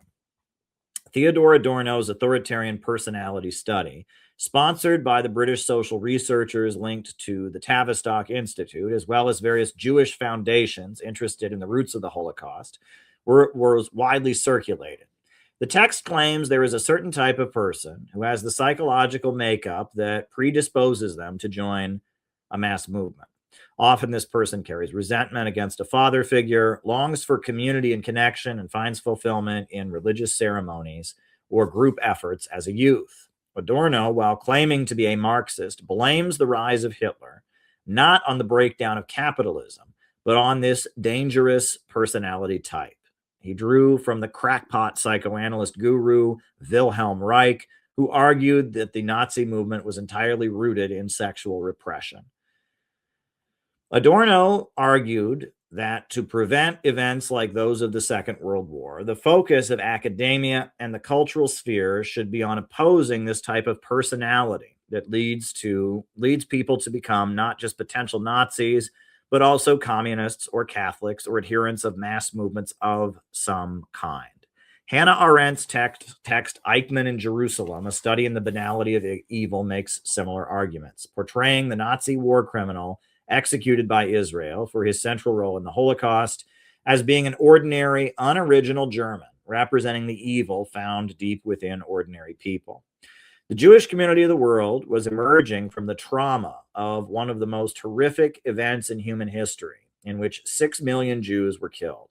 However, in the work of Adorno, Arendt, Sontag, and so many of these CIA-funded new leftist academics, we find a long-standing sentiment among the Jewish community, rooted perhaps in the Talmudic belief system. While the Jewish religion has a huge number of different interpretations, among Orthodox Jews, a common belief is that all people were presented with the Torah, the Mosaic law, by God, but they are the only nation that accepted it. As a result, they will always become the target of Gentiles who seek to disobey God and live according to their own desires and want to exterminate Jews in order to protect their freedom from divine authority. Leon Abrams, a European Marxist who died in the Holocaust, composed an important book called On the Jewish Question. In the text, he argues that the Jewish people of Europe were artificially preserved as a separate identity to serve a role in feudal society, mainly as money lenders and merchants. Whenever Jews ceased to serve this purpose throughout the Dark Ages, they were absorbed into Christianity. Quote, the law of assimilation might be formulated as follows. Wherever Jews cease to be a class, more or less rapidly their ethnic, religious, and linguistic characteristics, they become assimilated. Throughout medieval history, Jews had a dual existence, both privileged and free from many of the restrictions faced by the Christian population, but also subjected to horrendous persecution as scapegoats in economic hard times. Quote, the relative abundance of money enabled the nobility to throw off the yoke of the usurer. The Jews were driven from one country to another. Others became assimilated, being absorbed mainly by the native bourgeoisie. Certain countries, principally in Germany and Italy, the Jews became the primary loan makers to the popular masses, the peasants and the artisans. In this role as petty usurers, exploiting the people, they were often victims of bloody uprisings. In general, the period of medieval capitalism was that of the most violent Jewish persecutions. Jewish capital came into conflict with all the classes of society. Marx was of Jewish heritage, but felt a need to compose a very pointed essay denouncing Jewish culture in 1844. Quote, let us not look for the secret of the Jew in his religion, but let us look for the secret of his religion in the real Jew. What is the secular basis of Judaism? Practical need, self-interest. What is the worldly religion of the Jew? Huckstering. What is his worldly god? Money. Very well then. Emancipation from huckstering and money, consequently from practical real Judaism, would be the self-emancipation of our time. In the infamous piece, Marx went on to argue that feudalism was overturned by capitalism. Values that had been associated with Jews were becoming more or less universal. Quote, the Jew has emancipated himself in a Jewish manner, not only because he has acquired financial power, but also because through him, and also apart from him, money has become a world power. And the practical Jewish spirit has become the practical spirit of the Christian nations. The Jews have emancipated themselves insofar as Christians have become Jews. In these crude words, what we find in Marx is that though he was Jewish, he rejected any notion of preserving or celebrating a Jewish identity or trying to create a Jewish nationality. Similar, though not as pointed, repudiations of Jewishness can be found in the works of almost all the major Marxists of the coming decades. Rosa Luxemburg wrote, I have no special corner of the heart for the ghetto. I feel at home in the entire world, wherever there are clouds and birds and human tears. As capitalism emerged from feudalism and feudalism was being overturned, the dying feudal aristocracy proclaimed the whole thing to be a sinister conspiracy by the Jews. Jews, after all, were the moneylenders, so the ripping apart of feudal hierarchies and the replacing of it with naked self-interest must be their doing, they supposed. But most historians acknowledge there was nothing particularly ethnic about the emergence of capitalism. In the areas where feudalism held on to a significant degree, amid the rise of capitalism elsewhere, talk of an evil conspiracy was used to explain the turmoil and unrest created the modern world. In Russia, a text entitled The Protocols of the Learned Elders of Zion was circulated as supposed proof that calls for universal male suffrage, the formation of labor unions, and many progressive reforms emerging was all a plot by a secret Jewish World Council that sought to conquer the world. As peasants became furious with their conditions and demanded their democratic rights, a movement called the Black Hundreds Party was fomented to redirect their anger toward the Jews. The Black Hundreds functioned much like the Ku Klux Klan Night Riders in the United States. They terrorized Jewish communities with violent riots called pogroms. Vladimir Lenin, it should be noted, urged the Bolsheviks to go and recruit Black Hundreds supporters away from racism and anti-Semitism and towards socialism. He recalled in his book, Left-Wing Communism, An Infantile Disorder, quote, however, when Zabatov, agent of the secret police, organized Black Hundred worker assemblies and working men's societies for the purpose of trapping revolutionaries and combating them, we sent members of our party to these assemblies and into these societies, and they established contact with the masses and were able to carry on their agitation and succeeded in wresting workers from the influence of Zabatov's agents. Especially in the years leading up to the revolution, these efforts were successful. Many former Black Hundreds became Bolsheviks, shedding their anti-Semitic conspiracy theories and conservatism for revolutionary Marxism.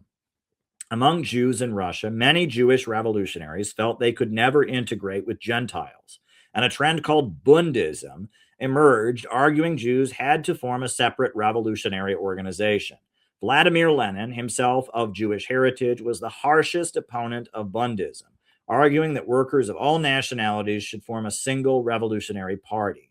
Lenin wrote, that is precisely what the Jewish problem amounts to, assimilation or isolation. The idea of a Jewish nationality is definitely reactionary, not only when expounded by its consistent advocates, the Zionists, but otherwise on the lips of those who try to combine it with the ideas of social democracy, the Bundists. The idea of a Jewish nationality runs counter to the interests of the Jewish proletariat, for it fosters among them directly or indirectly a spirit hostile to assimilation, the spirit of the ghetto. Throughout the world, Marxism and socialism were the clear majority viewpoint among Jews, and the Zionist movement was acutely aware of this. Theodor Herzl made many appeals to the British imperialists and others for support, seeing his nationalist movement to establish settlements in Palestine as a way to divert Jews away from communism. Winston Churchill was among the Western imperialist leaders who saw Zionism as necessary to support as a form of opposition to communism. It was not until the Holocaust and the horrendous events of the Second World War that Zionism had the support of most Jews in the world. The Bolsheviks rejected Zionism, and Stalin described it in his text on the national question as a reactionary trend of the Jewish bourgeoisie. The British imperialists very much saw cultivating Zionism as in their interest, in particular as a way of combating communism. Winston Churchill explained, quote, Zionism offers a third sphere to the political conception of the Jewish race. The struggle which is now beginning between the Zionist and Bolshevik Jews is little less than a struggle for the soul of the Jewish people. While the Bolsheviks rejected Zionism, they also rejected anti-Semitism. Zionism and anti-Semitism both share a common narrative about a special group of chosen people who magically have great achievements, but are also constantly subject to widespread hatred and suspicion. Zionists celebrate this, and anti-Semites decry it as a conspiracy, but both of them are delusional. In the anti-populism of new left thinkers, most of them Trotskyites and New York intellectuals funded by American intelligence to oppose the Soviet Union in leftist terms, We see a revival of the spirit of the ghetto. The masses of people are presented as a vulgar mob of hateful bigots to be manipulated by demagogues and tyrants who would suppress freedom. Joe McCarthy, Joseph Stalin, and Adolf Hitler are all just representatives of the evil found within the hearts of mankind, or perhaps in the hearts of Goyim. Postmodernism and eventually neoconservatism emerged from this pessimistic intellectual mess. The belief that no truth exists and those who seek to present truth are totalitarian. The belief that deconstruction and muddying waters into confusion is the righteous act of the modern intellectual. All of this is called philosophical irrationalism. It predates the New Left and was first presented by Nietzsche in his screeds about the Übermensch, condemning compassion and human solidarity. The Nazis bastardized these teachings to build their movement, but did not accurately represent it. After all, the Nazis were building a mass movement and teaching certain principles as truths.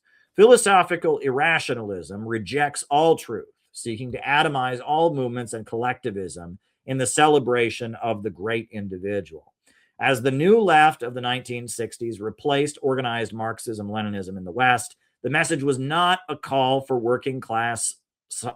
working class majority to organize society and seize the means of production. It was instead the need for people to think for themselves and question authority, as Timothy Leary put it, along with his mantra of tune in, turn on, and drop out. The enemy was not capitalism and its irrational tendency to create poverty amid plenty, but fascists and pigs who suppressed creativity and individuality. Chapter 12, Modern Revisionism in America. Steve Nelson recalls the reading of Khrushchev's secret speech to a closed National Committee meeting of the Communist Party in 1956. Quote, "The words of the speech were like bullets. Each found its place in the heart of veteran communists. Tears streamed down the faces of men and women who had spent 40 or more years, the whole of their adult lives, in the movement. I looked into the faces of people who'd been beaten up or jailed with me and thought of the hundreds I had encouraged to join the party. My head was swimming." There are aspects of the 1956 to 58 crisis within American communism that must be examined. Firstly, William Z. Foster, then an elderly man who had been the face of American communism during the Third Period and who had recently led the fight against Earl Browder and his refusal to stand with the USSR as the Cold War began, almost immediately became the target of American de-Stalinization. Foster was considered the American Stalin, and defaming and denigrating his leadership of the party and opposing the way he was venerated was important for pivoting the Communist Party away from its powerful roots and into being an almost invisible wing of Cold War liberalism. Foster was never expelled, but he was forced into retirement as chairman emeritus. His allies were expelled or left the party and laid the foundations of the Maoist or anti-revisionist current with the Provisional Organizing Committee and subsequent formations. Secondly, to some degree, the U.S. government was aware of Khrushchev's break with Stalin's political line, and the Communist Party was allowed to reemerge and function prior to the 1956 crisis. In 1951, the U.S. Congress passed the McCarran Internal Security Act that required all Communist Party members to register and enabled the Department of Justice to make a list of 2 million people to be rounded up and placed in prison camps at the time of a national emergency. The Communist Party was functioning almost as an illegal underground organization at this point. Nelson Puri's autobiography, Black Radical, tells how he acquired a new Social Security card and moved to Youngstown, Ohio, to work under his new name, meeting once a week with a party contact at the public library. The Communist Party's newspapers were banned from the mail. The national headquarters of the Communist Party and its various properties around the country had been seized by the Department of Justice as part of the 1948 prosecution. The National Board was sent to federal prison after being convicted at the famous Foley Square Smith Act trial of 1948. Over 200 members of the party were imprisoned around the country for their membership in the party, many of them under state criminal communism laws. But after the death of Stalin and the execution of the Rosenbergs, it appears that the Communist Party, which was heavily infiltrated by the FBI and functioning under conditions of semi-illegality, began operating publicly, at least in New York City. Morris Childs, the top FBI informant within the party, was on the national board. Many of the party's top white organizers were expelled in an FBI-directed campaign against white chauvinism, and many of the top black organizers were expelled for alleged black nationalism. Memoirs of the era recall how this campaign was obviously orchestrated by the FBI, with Howard Fast recalling how he faced near expulsion for writing "little black boys and little black girls," end quote, in an article describing an event with an audience of prepubescent children. Nelson Peary recalls how black informants and white FBI collaborators teamed up to purge the party of its best organizers and activists.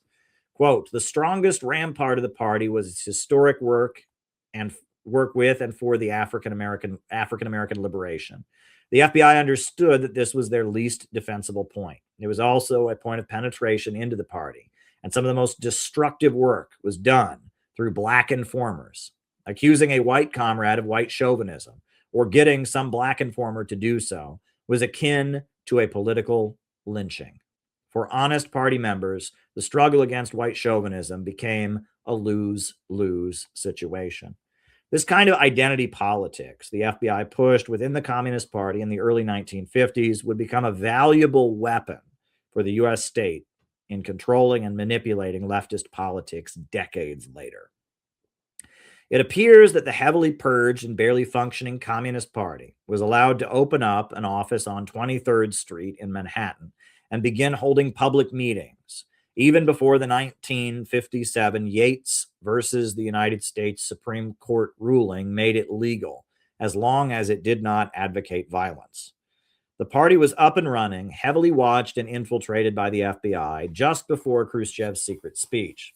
It's also important to acknowledge that the principles Nikita Khrushchev thundered in his 1956 secret speech on the cult of personality and its consequences were not his own original thoughts. These were the very ideas that had been boosted and in some cases cooked up by American intelligence. George Orwell's two anti-communist novels, Animal Farm and 1984, are now required reading in American schools. They are a special brand of anti-communism aimed at the kind of intellectual nonconformist who might become a communist. Communism is portrayed as groupthink, suppressing individual free thought. In the post-McCarthyism years, as U.S. Presidents Eisenhower, Kennedy, and Johnson led a Democratic Party that had near total political supremacy, and the right wing was tainted by McCarthyism and the John Birch Society, this new brand of anti-communism became standard. Dwight Eisenhower said his favorite book was Eric Hoffer's screed, The True Believer, which doesn't simply attack communism, but all mass movements as inherently dangerous. The CIA arranged for the book The God That Failed to be published, featuring the testimonies of ex-communists Richard Wright and Arthur Kessler, among others. They portrayed communism as a totalitarian movement that suppressed creativity and compared it to religion. Khrushchev's secret speech began after Stalin's death. The Central Committee of the party began to implement a policy of explaining concisely and consistently that it is impermissible and foreign to the spirit of Marxism-Leninism to elevate one person, to transform him into a superman possessing supernatural characteristics akin to those of a god. Such a man supposedly knows everything, sees everything, thinks for everyone, can do anything, and is infallible in all his behavior. Such a belief about a man, and specifically about Stalin, was cultivated among us for many years. This was CIA anti-totalitarianism, tapping into the Oedipal impulses that had drawn so many people to Marxism-Leninism. For people drawn to communism's rhetoric about the oppressed breaking their chains due to a subconscious desire to kill their fathers, Stalin was now presented as the tyrannical father to kill. While Stalin had reoriented the movement away from Oedipal and libidinal appeal, Khrushchev embraced these impulses and pointed them against his predecessor. The essence of what Khrushchev's revisionism was doing was pivoting the Soviet-aligned communist parties of the world into making themselves appendages of imperialism, just as the revisionist Marxism of Edward Bernstein and the Second International had been. In America, The political battle lines were between the ultra-rich, represented by the Rockefellers, the New England oil monopolists, the liberal foundations, and academic think tanks pushing against the military-industrial complex. Carol Quigley wrote extensively on this and on how the new money of military contractors and industrialists had weaponized McCarthyism to assert themselves against the Anglo-American establishment. Under Khrushchev's direction, in the name of world peace, communism in America liquidated into Cold War liberal apparatus.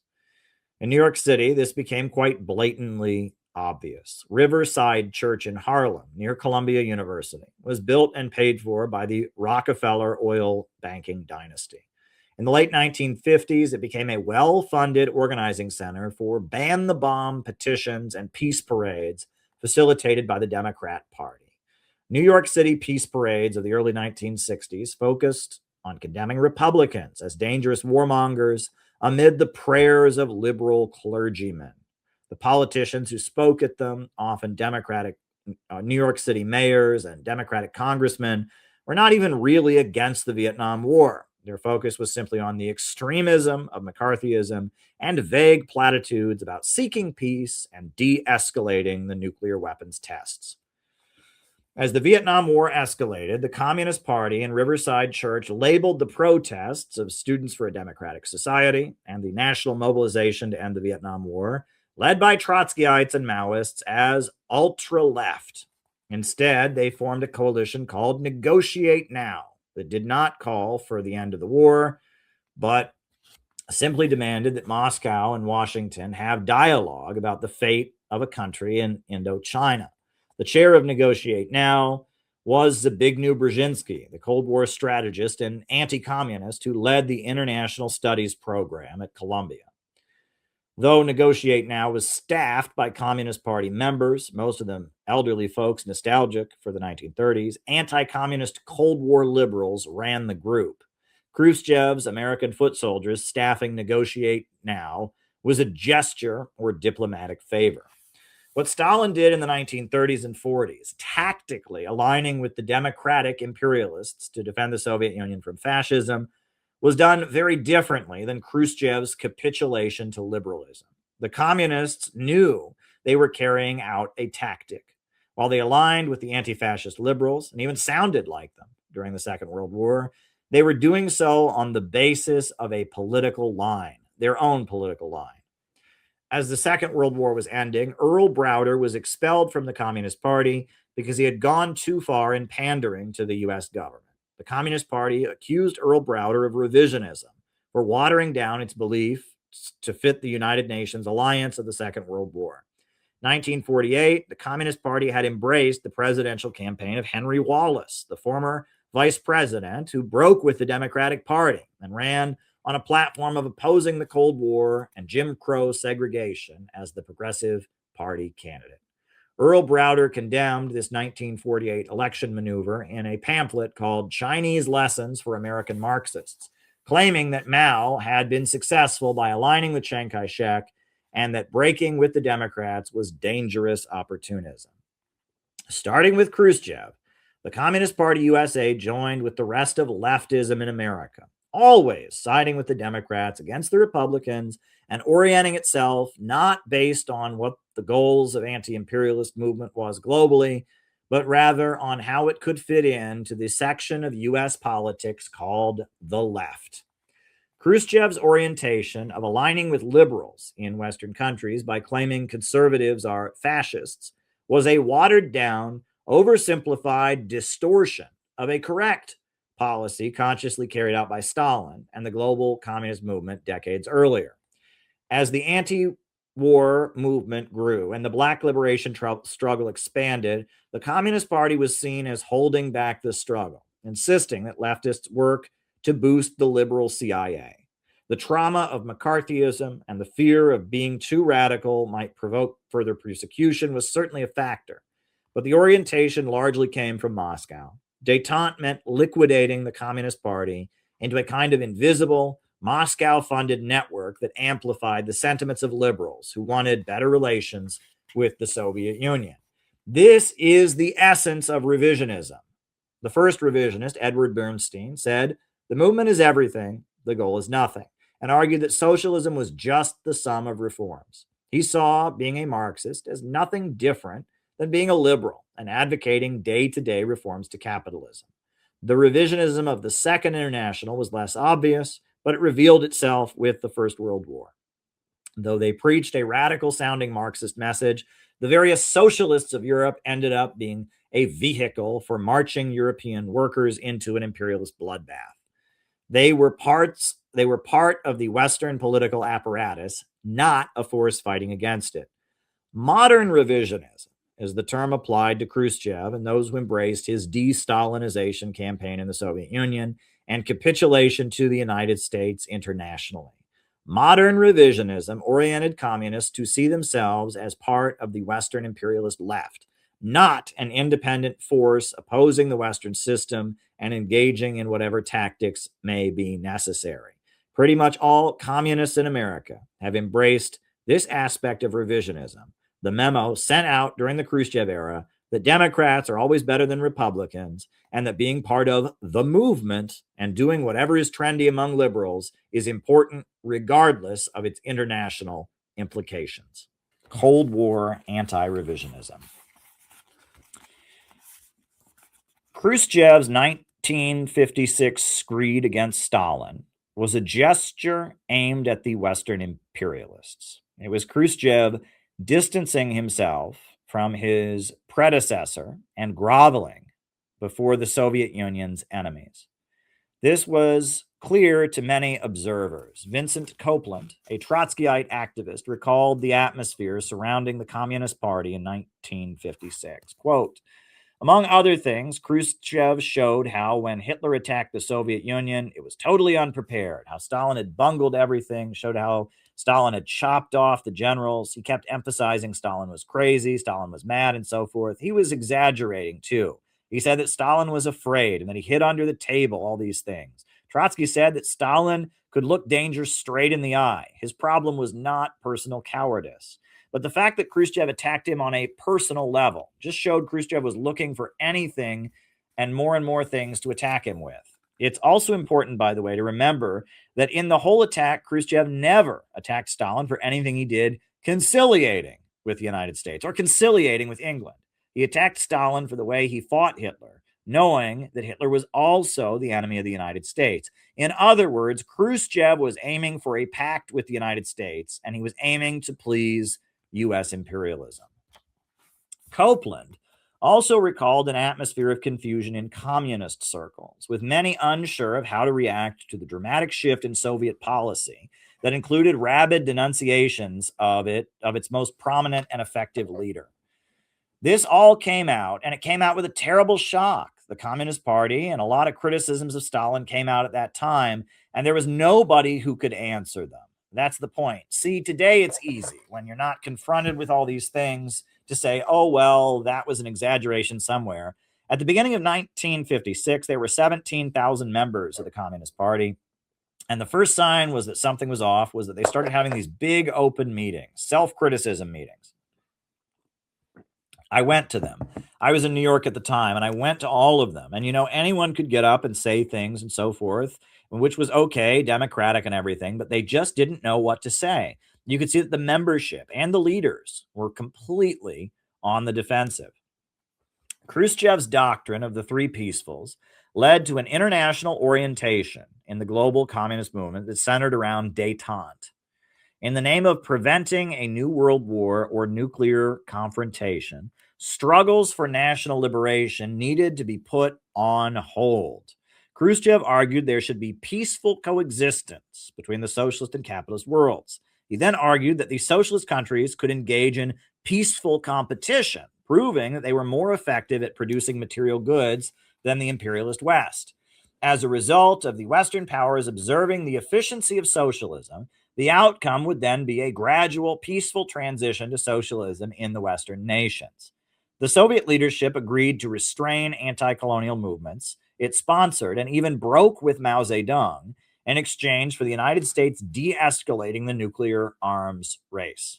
While China briefly embraced de-Stalinization, in the late 1950s. By 1960, they rightly called out this new Soviet doctrine for what it was, a rebrand of revisionism, the deviations of Edward Bernstein. Khrushchev was peddling the same delusions that once infected and eventually overtook the social democrats in Europe before the First World War. The notion that capitalism would just naturally evolve into socialism, that imperialism did not need to be opposed, etc. China's break with Khrushchev in 1961, the Sino-Soviet split, laid the basis for the communist trend calling itself anti-revisionism, with new communist parties aligned with China rather than the Soviet Union being created around the world. The result of Khrushchev's leadership, carried out in the name of de-Stalinization and tearing down the memory of his predecessor who had led the country through industrialization and the Second World War, were catastrophic. The communist movement was divided. The Soviet population was demoralized, and forces throughout the Eastern Bloc began pivoting closer to the West. In 1964, Kosygin and Brezhnev ousted Khrushchev, and he spent the remainder of his life under house arrest at a country dacha. However, those who had opposed de-Stalinization, the so-called anti-party group led by Molotov, were never rehabilitated. From 1956 onward, the Soviet Union began gradually watering down its politics and absorbing the politics of the New Left. The Hungarian Revolt of 1956 and the Prague Spring in Czechoslovakia in 1968 marked Western intelligence agencies learning how to manipulate the younger generation of Eastern European communists through reformist and anti-Stalinist publications, art galleries, etc. This would eventually culminate in the color revolutions of 1989 to 1991. Gorbachev's leadership announced its intention of making the Soviet Union into a welfare state, but ultimately, perestroika and glasnost led to the collapse of the USSR. The economic demolition of Russia and the surrounding countries was the result of decades of ideological penetration by the Western New Left, done in the name of anti-Stalinism, democratic socialism, and socialism with a human face. A wave of new communist groups around the world emerged from 1961 onward, following China's politics and breaking with the official Soviet-backed parties. These organizations were not a collection of political naysayers and Trotskyites, but often the most ardent believers and practitioners of the Stalin-era line. In America, William Z. Foster became the target of the de-Stalinization campaign, though he was never pushed out of the party completely, despite making a few dramatic gestures embracing Beijing immediately prior to his death. Foster's top organizers found their way into various regroupments like the Provisional Organizing Committee, Hammer and Steel, and the Progressive Labor Party. Nelson Peary, who had been pushed out of the Communist Party just before the secret speech, recalled how it was overwhelmingly African-American leaders and Latinos who made up the early anti-revisionist groups in America. Quote, "The Provisional Organizing Committee to reconstitute a Marxist-Leninist Communist Party in the United States of America had been one of the major caucuses within the Communist Party at the 16th National Convention. At the convention, the party confirmed its turn to the right. The POC declared its policy of disengagement and as a body walked out. The POC was mostly working class of any group and had some of the most developed and practical leaders of the movement. Harry Haywood, veteran African-American communist leader and author of Negro Liberation; Joe Doer, former military commander of the Abraham Lincoln Brigade, which fought in the Spanish Civil War, were elected co-chairs. Armando Roman, former chair of the Queens Communist Party Committee, was elected general secretary. Armando being the only remaining elected official, finally got up from his chair and walked up to the podium. Looking through his thick glasses, he said, "I don't see nothing here but N-words and word for Latinos. Do you think we can build a communist party?" The room fell into a shocked silence. Then suddenly applause and cheers broke that silence. Something wonderfully new was happening. White intellectuals who had understood and were on our side had always led us, but they'd walked out. I looked around the room. There were 3 or 4 white comrades. The rest of us were black and Puerto Rican workers. We were the proletariat that Marx had spoken of, the longshoremen, the bricklayers, the carpenters, the sailors, the stock clerks, the factory workers, and the janitors. It was a moment of euphoria. We were the workers, and we were going to build our Communist Party. Part of the reason for the largely non-white character of early anti-revisionism was the black national thesis that had been abandoned. The Communist Party's black membership had largely been recruited on the basis of demanding a national territory. But beyond simply abandoning the call for self-determination in the areas of the U.S. South where African Americans were concentrated, the repudiation of the Black Belt thesis meant consolidating behind the liberal wing of the civil rights movement. In the late 1950s, Malcolm X and black nationalism were rising in northern cities. Many black nationalists admired Mao Zedong, Kim Il-sung, and Fidel Castro. Announcing that black people did not constitute a nation, in effect, meant pulling the Communist Party out of black nationalist circles and positioning it alongside the NAACP and Dr. Martin Luther King Jr.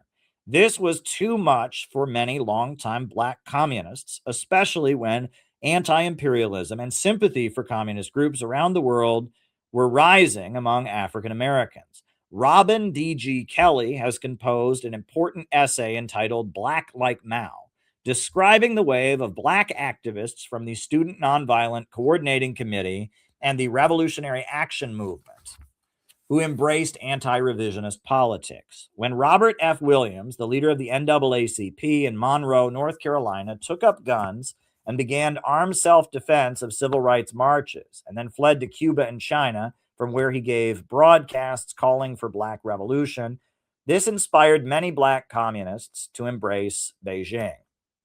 The Black Panther Party for Self-Defense that emerged in 1966 required its members to study Mao Zedong's Little Red Book, tying its black nationalist politics in with global anti-revisionism.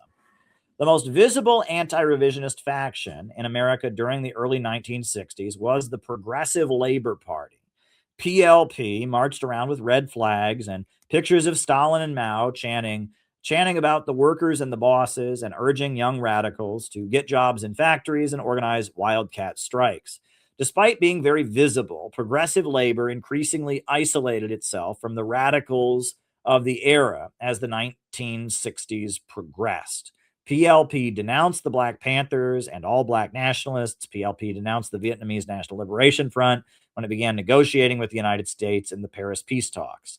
The main activist group on the college campuses was Students for a Democratic Society. This organization collapsed in 1969 at its national convention in Chicago. When the Progressive Labor Party had the majority of the delegates, the leaders of the office expelled the organization for not supporting the Black Panthers and the Vietnamese. After a large amount of fist fighting and heated debates with participants waving Mao Zedong's Little Red Book, SDS was officially dissolved. The anti-PLP faction called itself Revolutionary Youth Movement and was embraced by a small clique of wealthy activists who had dominated SDS national office. Bernardine Dohrn, Bill Ayers, Mark Rudd, and Jeff Jones had been made famous by mainstream media as iconic faces of student radicalism.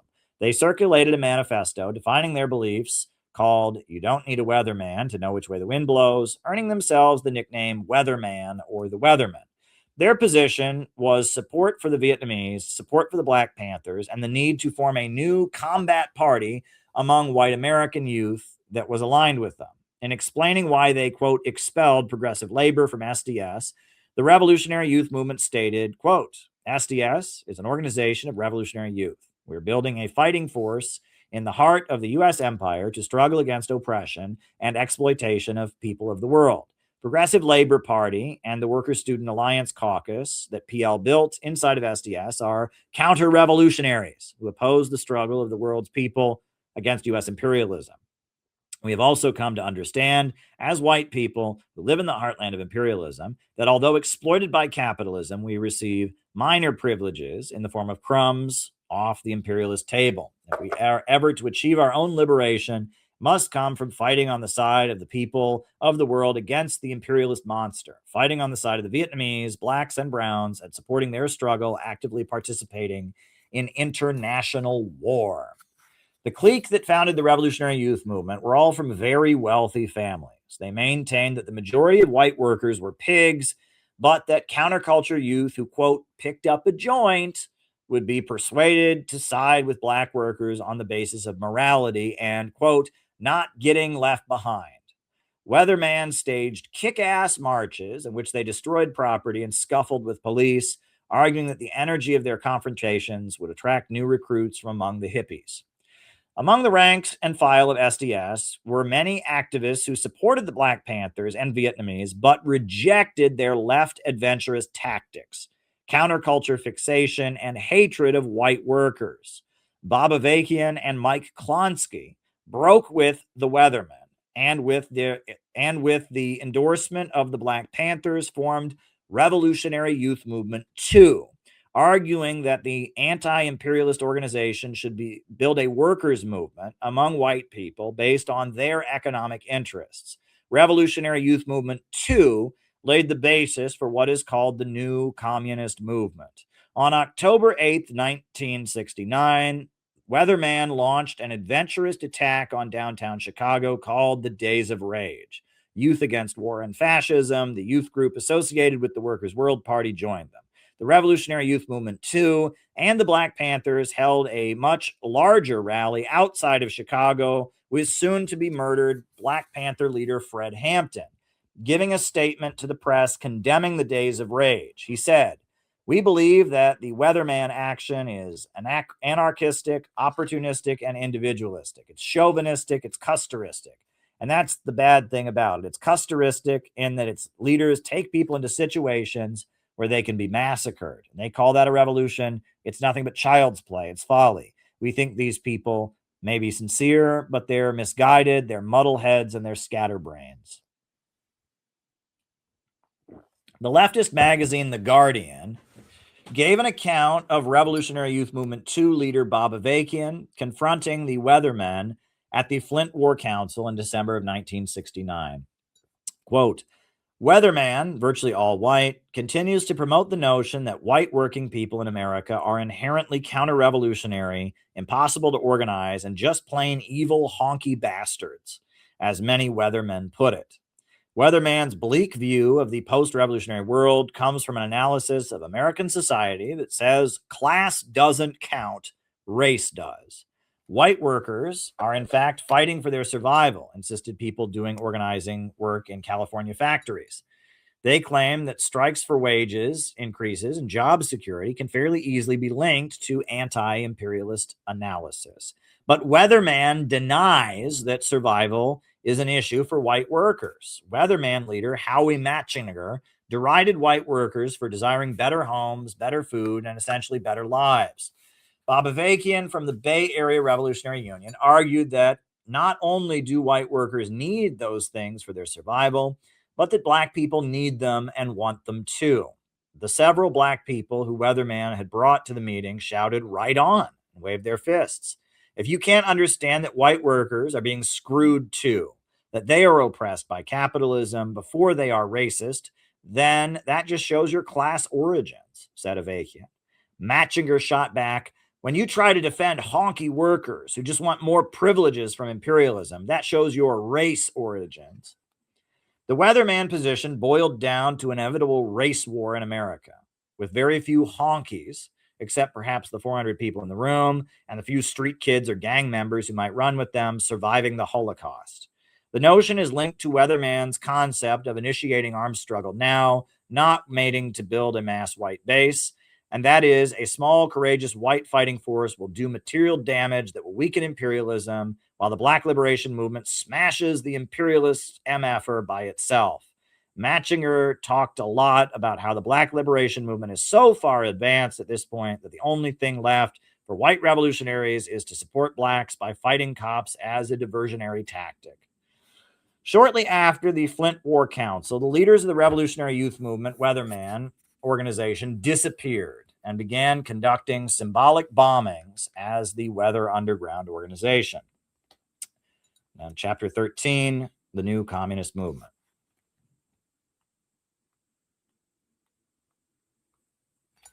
Hold on. All right. Revolutionary Youth Movement 2 divided into different tendencies, 5 of which formed new vanguard parties. The October League, Marxist-Leninist, eventually known as the Communist Party Marxist-Leninist, led by Mike Klonsky. Bob Avakian's Revolutionary Union eventually became the Revolutionary Communist Party in 1975. Nelson Peary and a number of his allies in Detroit and other cities formed the Communist Labor Party. Jerry Tung created the Workers' Viewpoint organization that became the Communist Workers' Party in 1979.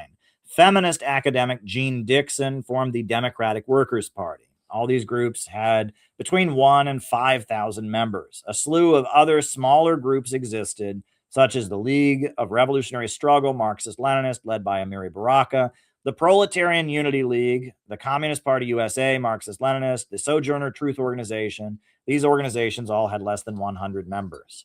The various new communist movement sects got jobs in factories and tried to win their co-workers to communism and had very little success.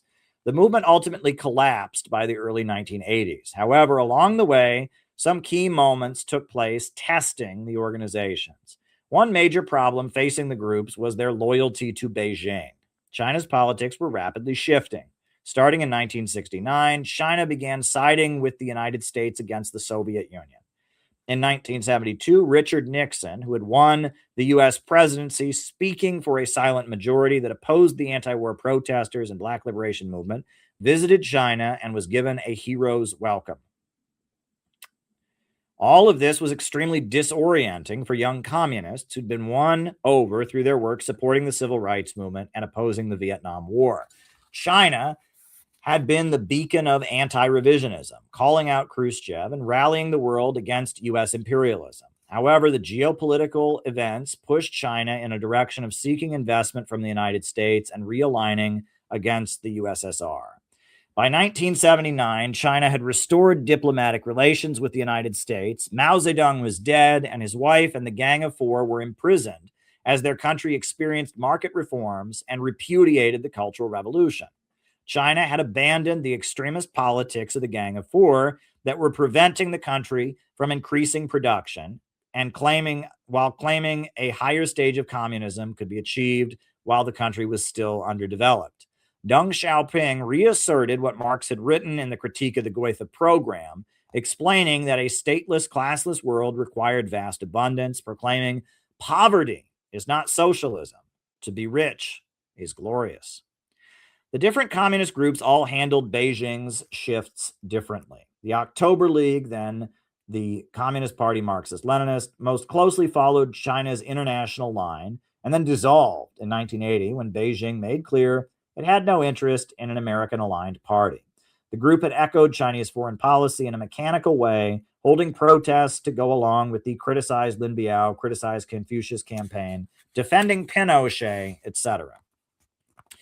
The Revolutionary Communist Party seemed to ignore China's foreign policy starting in the early 70s and joined with the rest of the left in protesting Nixon and calling for his impeachment as Beijing considered him an ally. The RCP, still calling itself the RU, held rallies to throw the bum out and also organized protests to oppose the Pinochet government in Chile following the 1973 coup, while Beijing embraced the US-backed military junta. The Communist Workers' Party and the Democratic Workers' Party both gradually shifted to a political line closer to the Soviet Union and were particularly inspired by the Nicaraguan Revolution of 1979. Beyond the international confusion, big events in U.S. society tested the organizations. One moment in particular tested the left and set the tone for today's confusion: the Boston busing riots of 1974. Busing was ordered by the courts in Boston and eventually many other cities as a way to desegregate urban schools. Rather than going to a school in their neighborhood, children were bused to random schools in order to end de facto racial segregation of schools. In Boston, the white working class, which was mostly Irish Catholic, rioted in opposition for 2 years. A right-wing organization called Restore Our Alienated Rights mobilized thousands of people for big anti-busing protests. Black nationalists also opposed busing, wanting black schools for black children. The main force supporting busing was the Democratic Party and its liberal foundations. The Ford Foundation and other entities funded by the ultra-rich saw the ethnic Irish, Italian, and Polish communities in major cities as a barrier to austerity. The labor unions and community support that the urban political machines maintained made it very difficult to cut government jobs and privatize public services. The communist groups had all had to take a position. Most communist groups joined with the liberals to support busing. The October League carefully republished articles by black nationalists opposing busing, but largely stayed out of the conversation. The Revolutionary Communist Party opposed busing and joined the racists. The Revolutionary Communist Party, still the Revolutionary Union, was almost immediately condemned and made the bad example.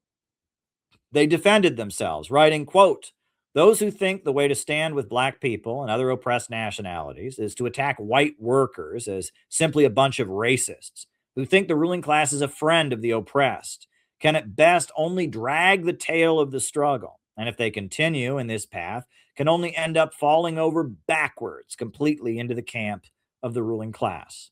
According to historian Max Elbaum, the RU dug in its heels, for the first time faced not just criticism, but complete isolation. Outside of its own milieu, the RU-RCP had become a near pariah, having, between the fall of 1974 and 1975, shifted from having criticism of the RU to seeing it as outside of Marxism-Leninism altogether. Was the RCP correct to embrace the anti-busing riots? No. But their mistake flowed from a good instinct, a desire to get out of the movement and organize among the broader working class.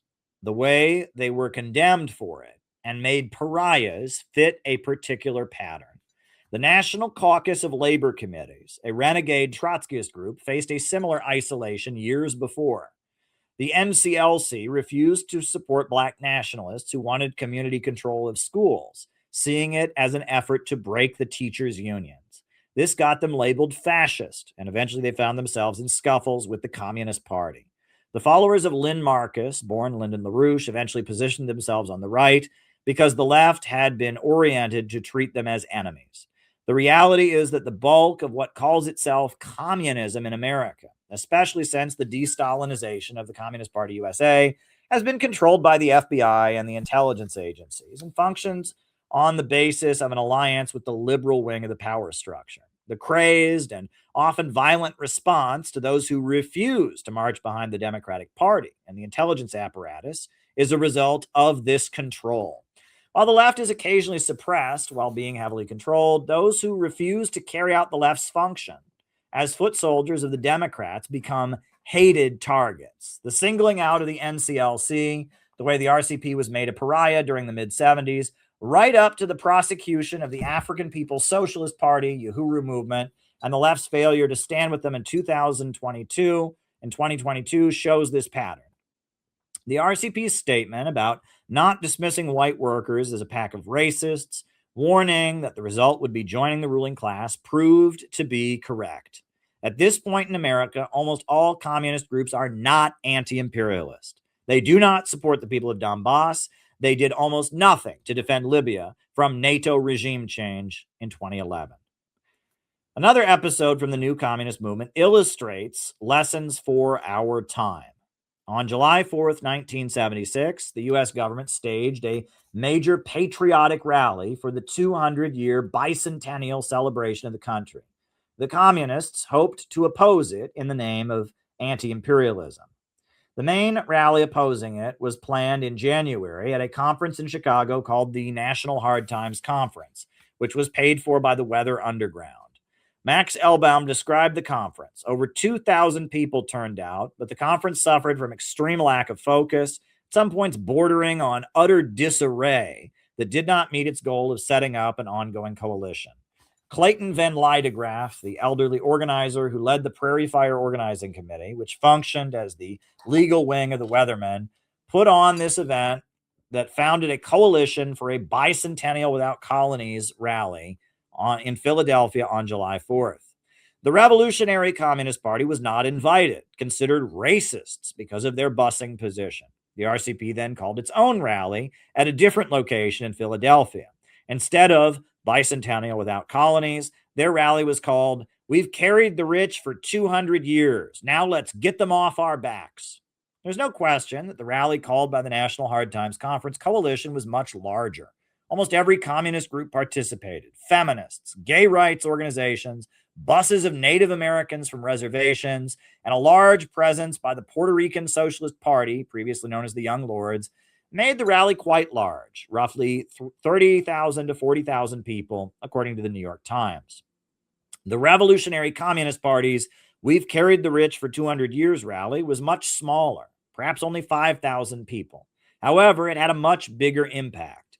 The image of a veterans contingent marching at the black and white men together, marching behind a banner that said "We won't fight another rich man's war" has become iconic.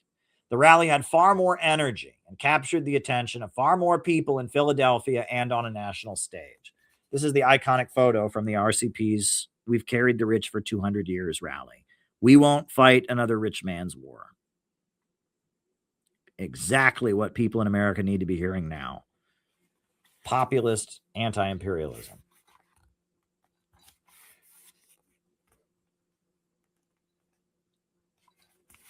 It fit with the RCP's approach at the time of not pandering toward the leftist movement, but as anti-revisionists going lower and deeper to the real masses to build an anti-imperialist movement.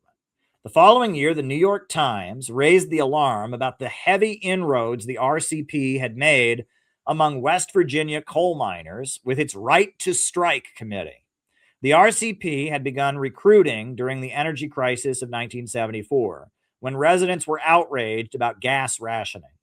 The following year, the RCP led a wildcat strike among miners that went on for weeks, involving 50,000 workers. RCP member Louis Skip Delano was sent to federal prison for violating a court injunction, with the judge citing his Marxist-Leninist politics as the danger when sentencing him. The RCP had supported the Kanawha County textbook war in 1974 on similar grounds to their support for the anti-busing riots, seeing this rebellion done in the name of right-wing opposition to liberal school textbooks as an expression of working-class power. Avakian, as the most public face of the Revolutionary Communist Party and the new communist movement, was the target of a huge amount of direct threats and most likely psychological operations, and it appears he had some kind of psychotic break in 1976. Red Papers 8, published by members of the RCP who left after the bicentennial events, alleges that he completely cracked in the lead up to the important day of action in Philadelphia. Quote, Avakian supported the call for the demonstration and argued that his sworn followers, who then argued against the campaign. But in the period of building for the campaign, Avakian was in a state of severe demoralization and disorientation.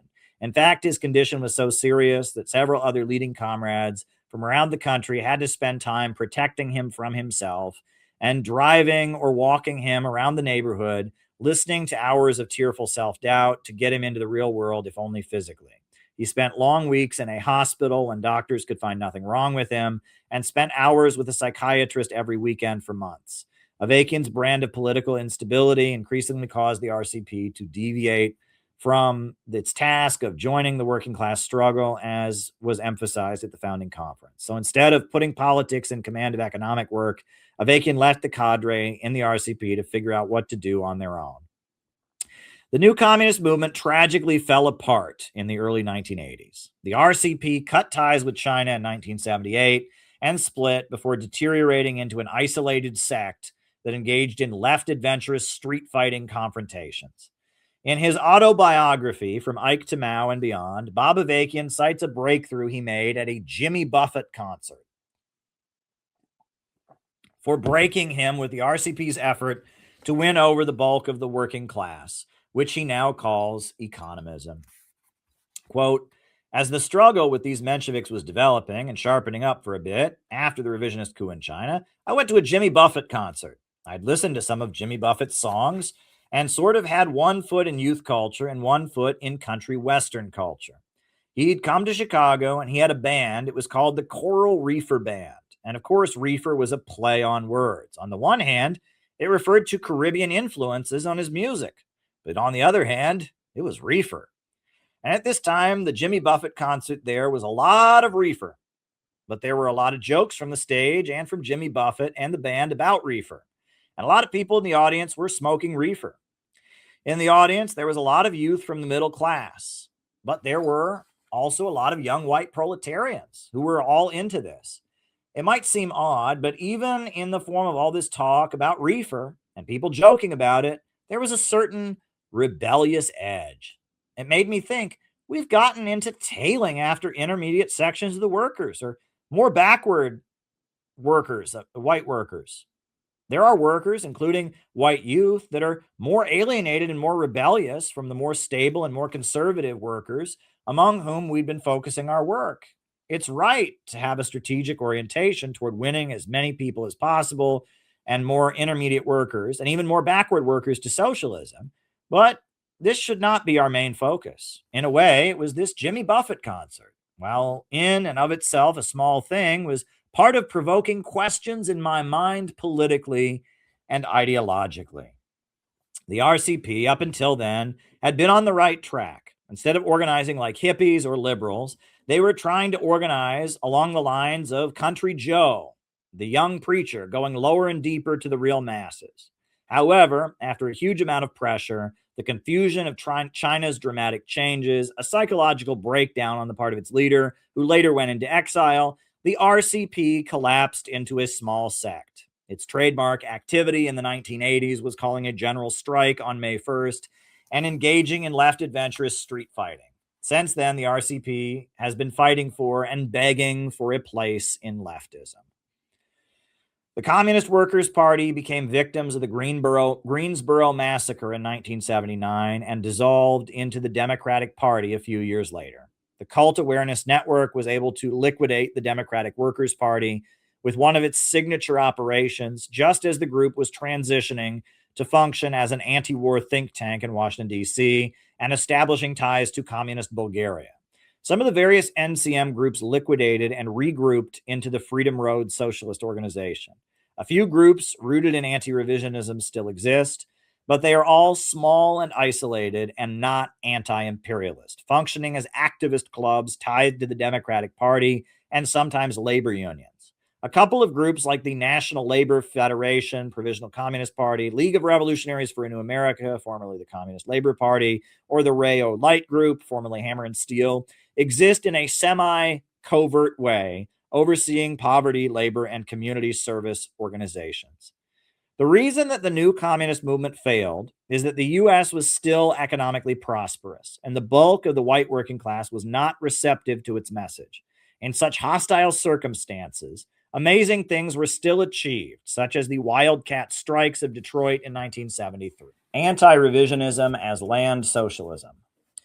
In Russia, for the past 2 decades, especially since the special military operation in Ukraine, there has been a revival of interest in and admiration for Joseph Stalin. It fits in with the overall Soviet nostalgia and the defense of the Soviet Union against the narratives of Ukrainian ultranationalists and Western voices that portray it as nothing but a genocidal murder machine of famines and gulags. The bulk of the admiration of Stalin does not have a leftist character, though it is anti-capitalist and anti-Western. Morning Star, the British communist publication, warns its readers of mystical Stalinism, a trend of the Russian far right. The article, highlighting Edmund Griffith's book Alexander Prokhanov and Post-Soviet Esotericism, writes, traditional admirers of Stalin point to industrialization, collectivization, or the victory in World War II as the leader's achievements. Association with secret police and labor camps is more common among Stalin critics. How here that is turned on its head, and the repressive state of Yeltsin-era narratives, the repressive Stalin of Yeltsin-era narratives championed as a cry of rage against the new elite. That is only the start. Stalin, in the hands of Russian nationalists, can bear little resemblance to the historical Stalin. He becomes an incarnation of the mysterious Maid of Eurasia, among predecessors that include Ivan the Terrible and Genghis Khan, a figure whose historic task was to restore imperial unity after a period of fragmentation and upheaval, and an Arthur-esque once and future king. They say that if you put your ear to the Volga steppe, you can hear his footsteps. Perhaps Stalin is already among us. We repeat like an incantation. He is at hand, he is near, he will return. Stalin's reinterpretation as a figure who, without changing the outer structures of the Soviet state, rebuilt Mother Russia from within, explains the appeal to the Putin-era Kremlin of what was once the patriotic opposition. Russian President Vladimir Putin is presented likewise as a gatherer of the Russian lands and has explicitly compared himself to Peter the Great in reclaiming territory for the motherland, in this case, Ukraine. Alexander Dugin, the leader of the Russian International or the Eurasian International Movement and widely influential Russian academic, has emphasized geopolitics, contrasting thalassocracy, empire of the sea, and tellerocracy, empire of the land. He interprets Stalin's defeat of Trotsky as the land civilization, asserting itself within communism and defeating the sea Marxism of Trotsky and Lenin. Stalin is believed by Dugin and many other anti-Western thinkers to be an expression of the civilization of the land, repelling the empires of the sea. This fits a common theme in Russian history and literature going back hundreds of years. The idea is that the peoples of Russia and the surrounding countries have a deeply spiritual attachment to their land and thus have been able to repel foreign invaders. Tolstoy's classic of Russian literature, War and Peace, contains many passages alluding to this as it narrates the defeat of Napoleon in his 1812 invasion of Russia. Tolstoy wrote, "A people defending its land cannot be conquered by an army that has no roots in it. The invader depends on supply, order, and obedience. The defender depends on life itself, and life is stronger than any army." Kutuzov understood that the fate of the war was not decided by orders or maneuvers, but by the feeling of the people for the land that they were defending. He understood that an army was only the visible expression of the will of the people, and that to oppose that would mean destruction. The French soldiers stood on Russian soil as something alien, something hostile and lifeless. The Russian stood upon it as upon his own body. And therefore, every step forward weakened the invader and strengthened those who belonged to the land. The Russian people burned their homes and destroyed their stores, not because they were ordered to do so, but because it was impossible for them to act otherwise. To leave one's bread to the enemy meant to cease to exist. And so the people destroyed what was theirs rather than allow it to serve the invader. The People's War rose with all its terrible and majestic force, without asking anyone's permission, without any plan, without regard for the rules. The people rose and destroyed the enemy. The club of the People's War rose, terrible in its simplicity, and struck down the French with all the force of its primitive strength. There was no question of rules, no conventions, no strategy. The enemy had come to take what was theirs, and they defended it with everything they had.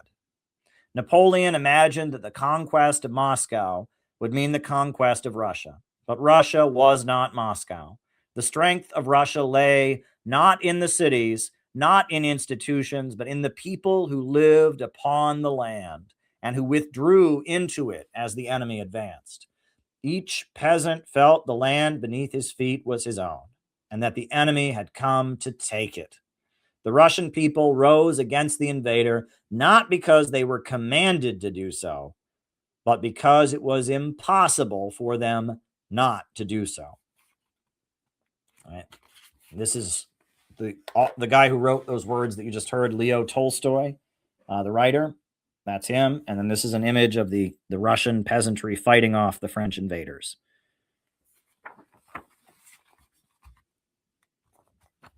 During the Second World War, Stalin very much worked to tap into these deeply held religious and mystical sentiments to defeat the foreign invaders.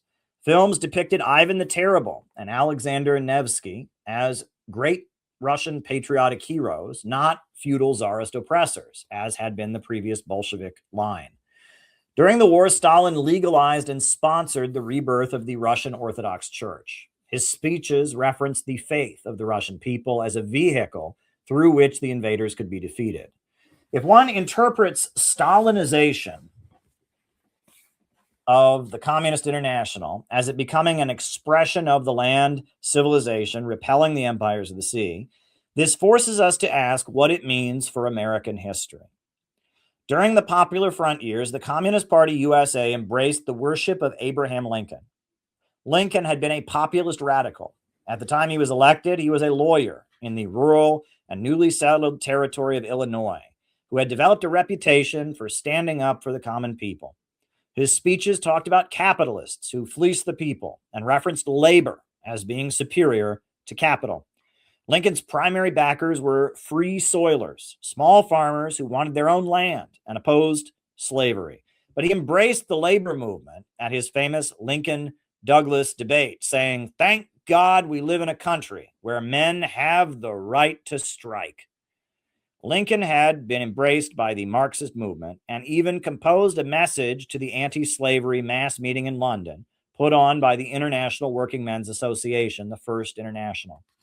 Karl Marx sent a glowing letter to Lincoln, congratulating him on his victory in the 1864 presidential election, saying, "The working men of Europe feel sure that as the American War of Independence initiated a new era of ascendancy for the middle class, so the American anti-slavery war will do for the working class.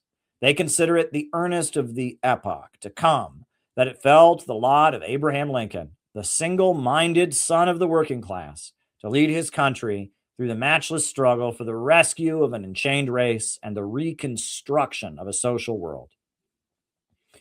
But it's not in Lincoln's relationship with Marx, but in his much closer relationship with his economic advisor, Henry Charles Carey, that we see geopolitics being expressed. Carey's anti-slavery pamphlet, A Harmony of Interests, contrasts the English system of impoverishing nations and extracting wealth with the mighty navy with the American system of a national bank overseeing the development of a strong industrial nation. Describing his economic vision that repudiated the British Empire and viewed the Southern slaveocracy as an extension of it, Carey wrote, "To raise the value of labor throughout the world, we need only to raise the value of our own. To raise the value of land throughout the world, it is only needed that we adopt measures that shall raise the value of our own. To diffuse intelligence and promote the cause of morality throughout the world, we are required only to pursue the course that shall diffuse education throughout our land, and shall enable every man to more readily acquire property, and with it respect the rights of property. To improve the political condition of man throughout the world, it is needed that we ourselves should remain at peace, avoid taxation for the maintenance of fleets and armies, and become rich and prosperous. To raise the condition of women throughout the world, it is required of us that we pursue a course that enables men to remain at home and marry, that they may surround themselves with happy children and grandchildren. To substitute true Christianity for the detestable system known as Malthusianism, it is needed that we prove to the world that it is the population that makes food come from the rich soils, and that food tends to increase more rapidly than population, thus vindicating the policy of God to man.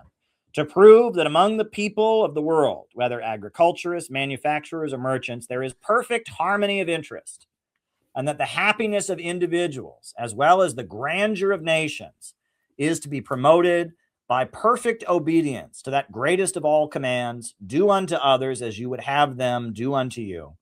This is the object and will be the result of that mission. What Henry Charles Carey wrote seems to line up pretty well with the economic policies of socialism in one country. Rather than spreading global revolution, Stalin built a strong industrial economy on the land. He invested in the population, creating modern education system, healthcare, steel and oil industry. Stalin was particularly interested in increasing the population, with one of the highest medals he gave out being Mother of the Soviet Union, an honor reserved for women who gave birth to more than 10 children. Carries harmony of interests between agriculturalists, manufacturers, and merchants, with a state that invests in them and balances their needs, sounds a lot like the program of people's democracies created across Eastern Europe after the defeat of the Nazis, or the bloc of four great classes in China, guided by the Communist Party that laid the foundation for the People's Republic of 1949. The Republican Party of Lincoln was a radical party that oversaw the defeat of slavery and a social revolution. Its slogan was free land, free labor, free men. After the Civil War, the Republican Party was divided, with the radical Republicans who sought to continue the anti-monopoly tradition of small farmers and labor unionists, forming the People's Party, commonly called the Populists. The Populists proliferated throughout the South, where impoverished blacks and whites wanted to continue to resist the power of plantation owners and redistribute the land. William Jennings Bryan emerged as a figure who pivoted the populist movement into the Democratic Party by inserting racist rhetoric and playing up the idea that Republicans had betrayed white workers. The rise of the lost cause nostalgia for the Confederacy across the South was created by the Democratic Party as a way of pulling white workers away from populism on the basis of maintaining segregation. Woodrow Wilson eventually created a propaganda film called The Birth of a Nation that was screened across America in 1915 and used to relaunch the Ku Klux Klan as a mass racist movement. The Ku Klux Klan was used to counter the labor unions and the Socialist Party of Eugene Debs while whipping rural white workers of the Midwest into a xenophobic hatred for Roman Catholics and Jews. But the populist movement had a continuing impact. And in the socialist movement of the 1900s, before the First World War, one can see a kind of land versus sea divide. The reformist socialists who ultimately supported the First World War tended to be New England liberals, who John Reed once referred to as people who think Karl Marx wrote a good antitrust law. The radical wing of the labor and socialist movement was the industrial workers of the world, the Wobblies, who were largely a phenomenon of Western states like Washington and Oregon. The Wobblies held free speech fights across the West, asserting their right to agitate on the street. In 1917, members of a breakaway organization of the IWW called the Working Class Union staged an uprising against the draft, refusing to fight in the First World War. The event has been dubbed the Green Corn Rebellion, as a kind of slur emphasizing Native American participation. The Green Corn Rebellion involved white, black, and Native workers refusing to be drafted and fight in Europe, aligning themselves with Rosa Luxemburg, Eugene Debs, and Vladimir Lenin as socialists who refused to sell out to imperialism against the majority of the Second International.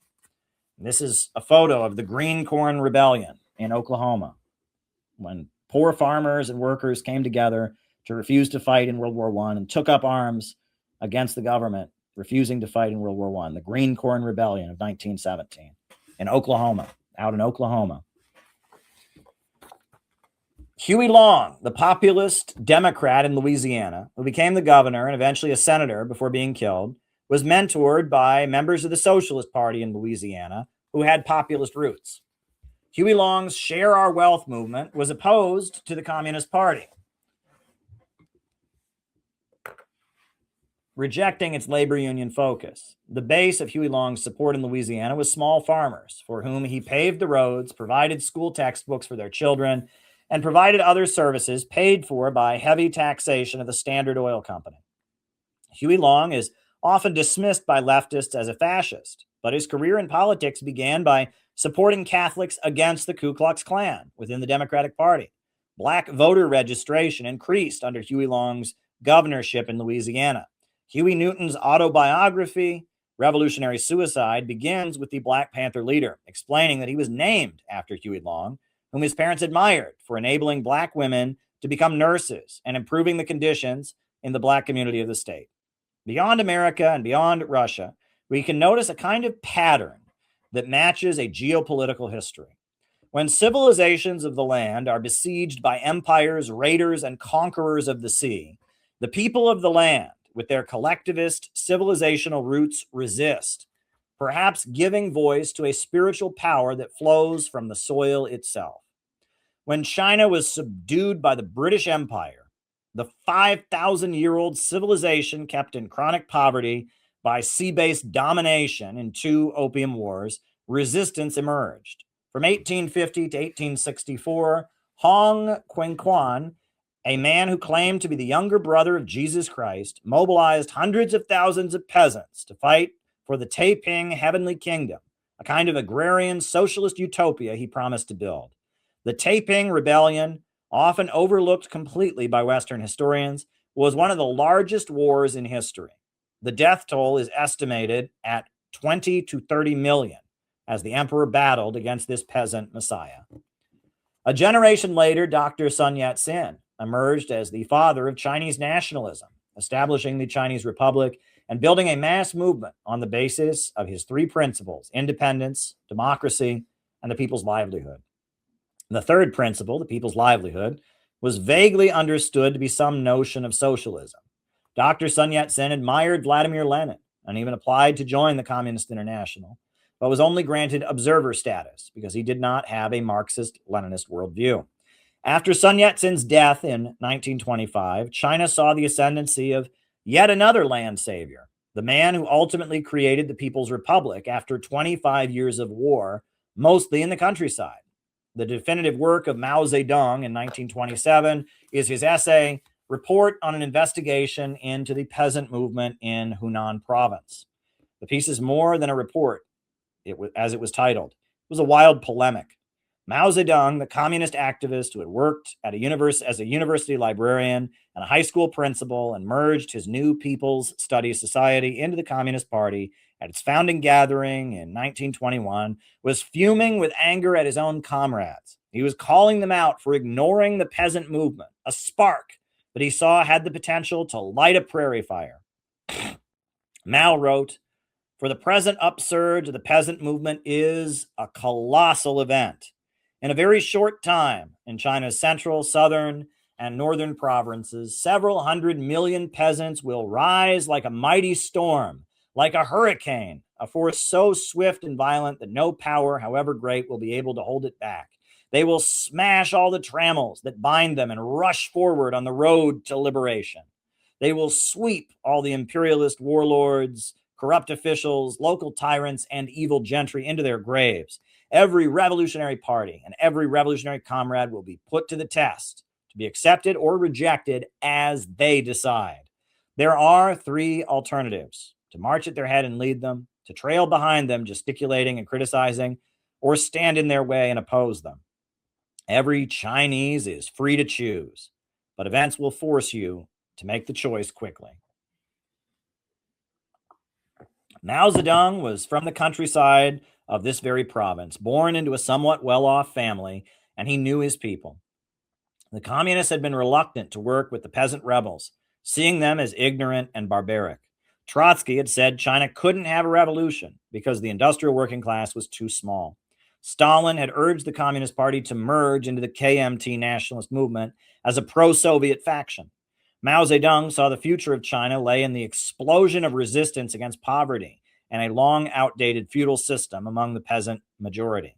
He defended the violence of the peasant rebels, saying, "A revolution is not a dinner party, or writing an essay, or painting a picture, or doing an embroidery. Cannot be so refined, so leisurely and gentle, so temperament, kind, courteous, restrained, and magnanimous. A revolution is an insurrection, an act of violence by which one class overthrows another." Han Suyin's biography of Mao Zedong, The Morning Deluge, tells of a bold young man who challenged his father's authority and went to the city to study, forming his own activist group that boycotted Japanese goods and taught Kropotkinist anarchism as its ideology. The young teacher recruited lost and forgotten people, teenage girls who had refused arranged marriages and run away to the cities, students who wanted a cause to fight for, and intellectuals attracted to the achievements of the Soviet Union. After 6 years of organizing in the cities, Chiang Kai-shek's betrayal and white terror, smashing the communists as a faction of the nationalist movement and slaughtering hundreds of thousands, the movement went to the countryside. In the countryside, Mao Zedong built the People's Liberation Army and captured the imagination of so many. Edgar Snow's interview with the leader of the mysterious Red Bandit Army presented an image of a Robin Hood-like figure who had brought people from different regions, classes, and social backgrounds together into a new fighting force committed to building a new China.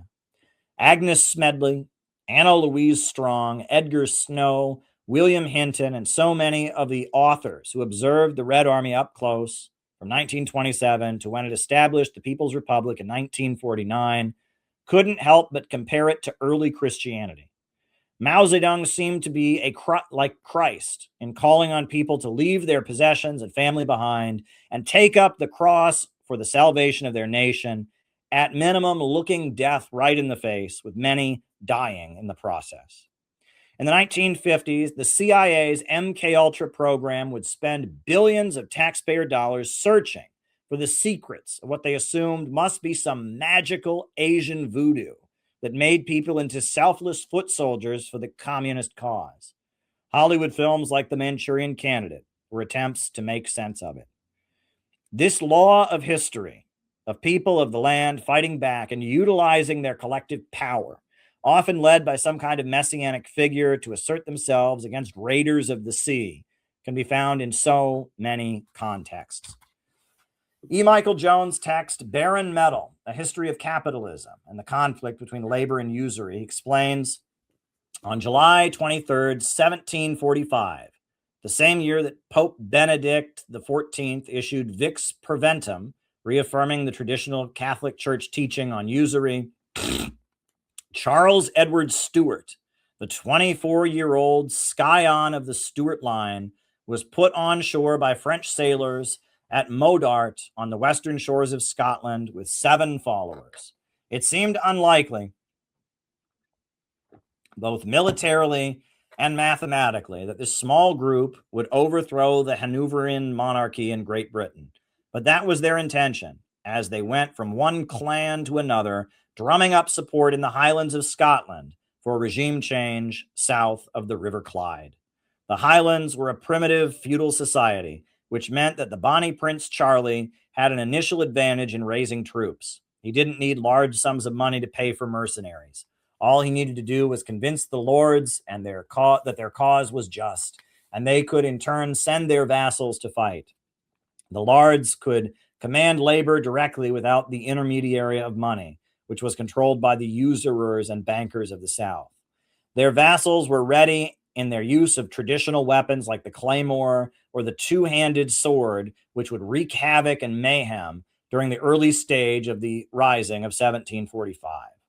This, more than anything else, explains the rapidity with which the Jacobite army came into being in the Highlands of Scotland as the reason for their initial success. If the Highlanders could surprise their foes and engage them at close quarters, they had a distinct military advantage. The conflict was portrayed as religious, but it was, in fact, economic. In psychoanalytic terms, the return of British soil to the grandson of James II could be termed the return of the repressed. Even if it took on religious overtones, this discomfiture had an economic basis that stretched back to the looting of church property and the enclosure crisis, which had dispatched the rural population from the land, which had been the source of their sustenance. Jones explains how the Duke of Cumberland's forces turned the tide, crushing the uprising with brutality. When Cumberland's forces met with the last remnants of the retreating Jacobite army at Culloden Moor outside Inverness on April 16, 1746, the Jacobite army was routed, and the slaughter that ensued earned Cumberland the sobriquet Butcher. The Jacobites, who did not die in the heat of the battle, were systemically executed. The policy of cold-blooded murder that began in the heat of the battle continued long after the clamor of battle had died down. Charles Edward's men fought according to the established rules and would not finish off anyone off the field of battle. But more than a month after Culloden, Bland, another of Cumberland's officers, continued to believe that it was better to kill Jacobite soldiers than maintain them as prisoners. 4 Scottish lairds were beheaded at the Tower of London, and 116 captured soldiers were hanged until not dead and then drawn and quartered, often under the approving eye of King George II. Lesser measures such as transportation and death in prison led to the disappearance of over 3,400 men, women, and children. Prince Charlie escaped from the slaughter at Culloden Moor, and after a number of adventures, amorous and otherwise, eventually sailed back to France. The fight of Bonnie Prince Charlie, in which he took on disguises and was protected by the Scots, is the subject of much Scottish poetry and song for generations to come. One song, Ways Me for Prince Charlie, reflects on the tragedy of the king watching his people slaughtered as he fled in hiding. On hills that are by right his ain, he roams a lonely stranger. On every side he's pressed by want. On every side is danger. Jones explained how Cumberland's army escalated to genocide against the Scottish Highlanders. Quote, once he was gone, the Whig forces turned to longer-term measures to ensure the repressed would not return again. Those measures ranged from disarming the Highlanders and making them give up their native dress to burning crops, seizing livestock, and on occasion attacking entire communities, including old people and children, men and women. After defeating the Jacobite army at Culloden, Cumberland's soldiers then waged war on the civilian population of the Highlands, destroying homes, raping women, and burning the crops of anyone who was suspected of Jacobite sympathies. Cumberland's war on the defeated Highlanders included an attempt to destroy their economy and starve them to death. Adam Smith, the father of free trade and the invisible hand, was a Scotsman who studied at Oxford in 1745 as the Jacobite uprising was raging across the Highlands. As Jones explained, Adam Smith was on the defensive as a Protestant Scotsman studying among the English amid the war. Needless to say, it was not a good time to be a Scot at Oxford. On the one hand, Scottish people were regarded as dirty and barbaric by the English. But on the other hand, the lowland Scots, because of their allegiance to the Hanoverian usurpers, were seen and held in even less esteem. As the Highlanders were being slaughtered, the Scottish Society for Propagating Christian Knowledge was formed by Presbyterians who established schools for children in which their native language of Gaelic was forbidden and beaten out of them, and they were forcibly converted away from Catholicism. As Jones explains, the agents who carried out these measures were called Presbyterians, but the real cause that motivated these reformers was commerce. Their goal was the goal of these new policies was the promotion of capitalism. The way the Highlanders were slaughtered and ethnically cleansed is similar to how Atlanticist colonizers would wipe out ethnic groups that resisted them across the world, such as Native Americans, Africans, and peoples across Asia. Eventually, Smith finished his studies at Oxford and set up in Glasgow, a port city in his homeland. Glasgow had been a bastion of Protestantism in Scotland. There was no uprising there when the usurper William of Orange took the throne in 1688, because the sea adventurers who were the driving force behind the city's remarkable economic expansion of the 17th and 18th centuries were firmly committed to Protestant exploitation of the colonies, which the Protestants had opened up in both America and Ulster.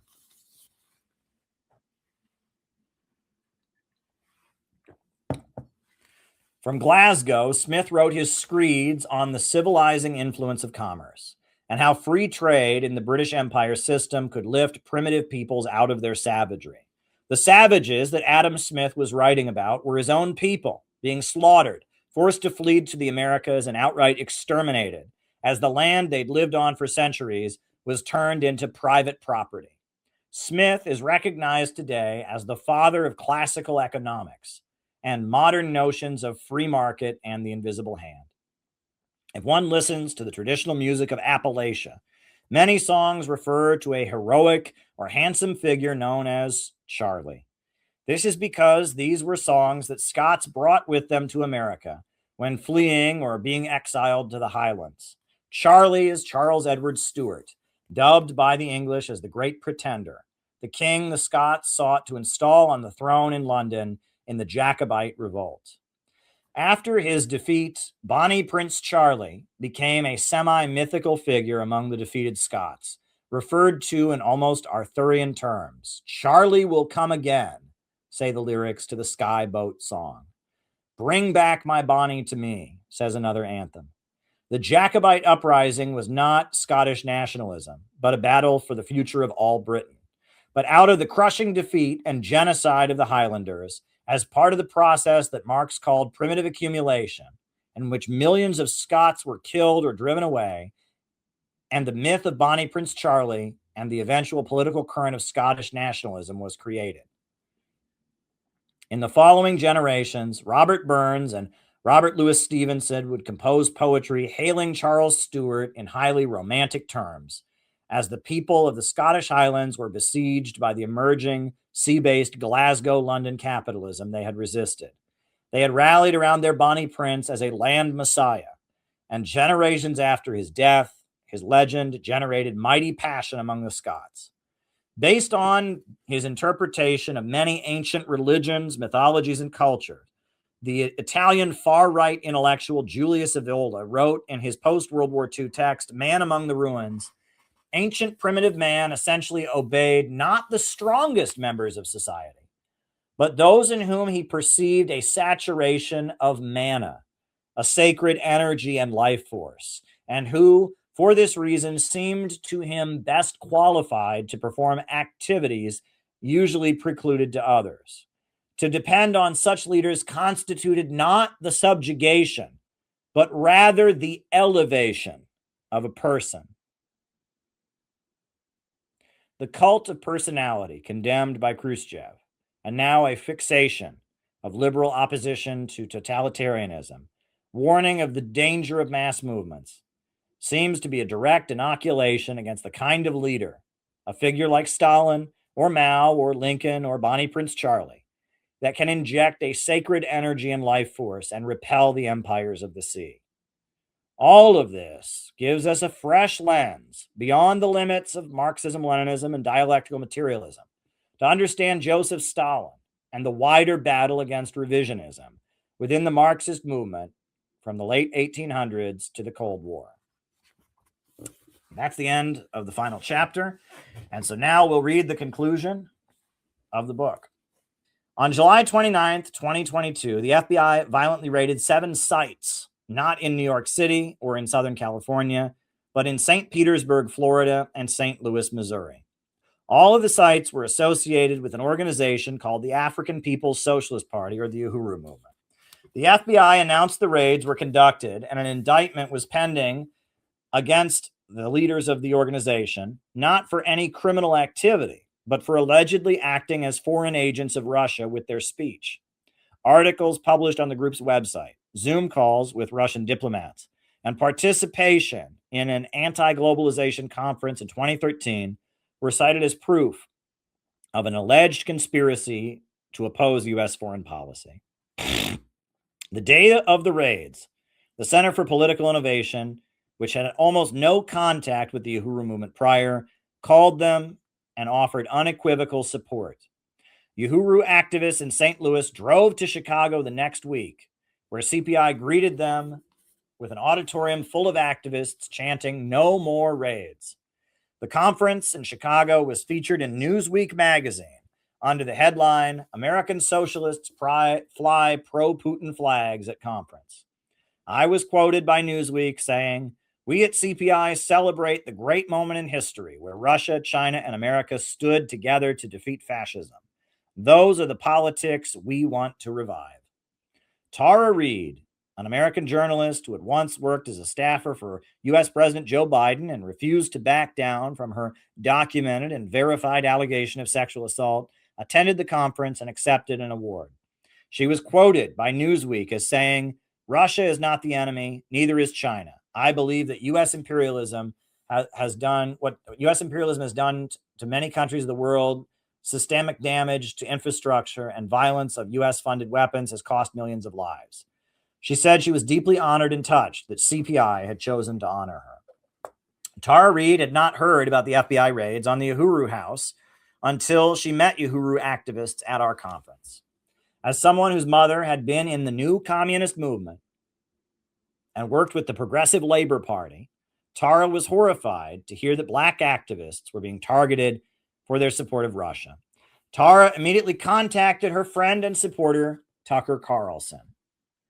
In the final week before he was removed from the airwaves of Fox News, Tucker Carlson, a lifelong Republican and conservative, did stories highlighting the Uhuru case and offering his support to Chairman Omali Yeshitela, Jesse Neville, and Penny Hess, who were soon indicted and facing 15 years in prison for their alleged speech dubbed acting as a foreign agent.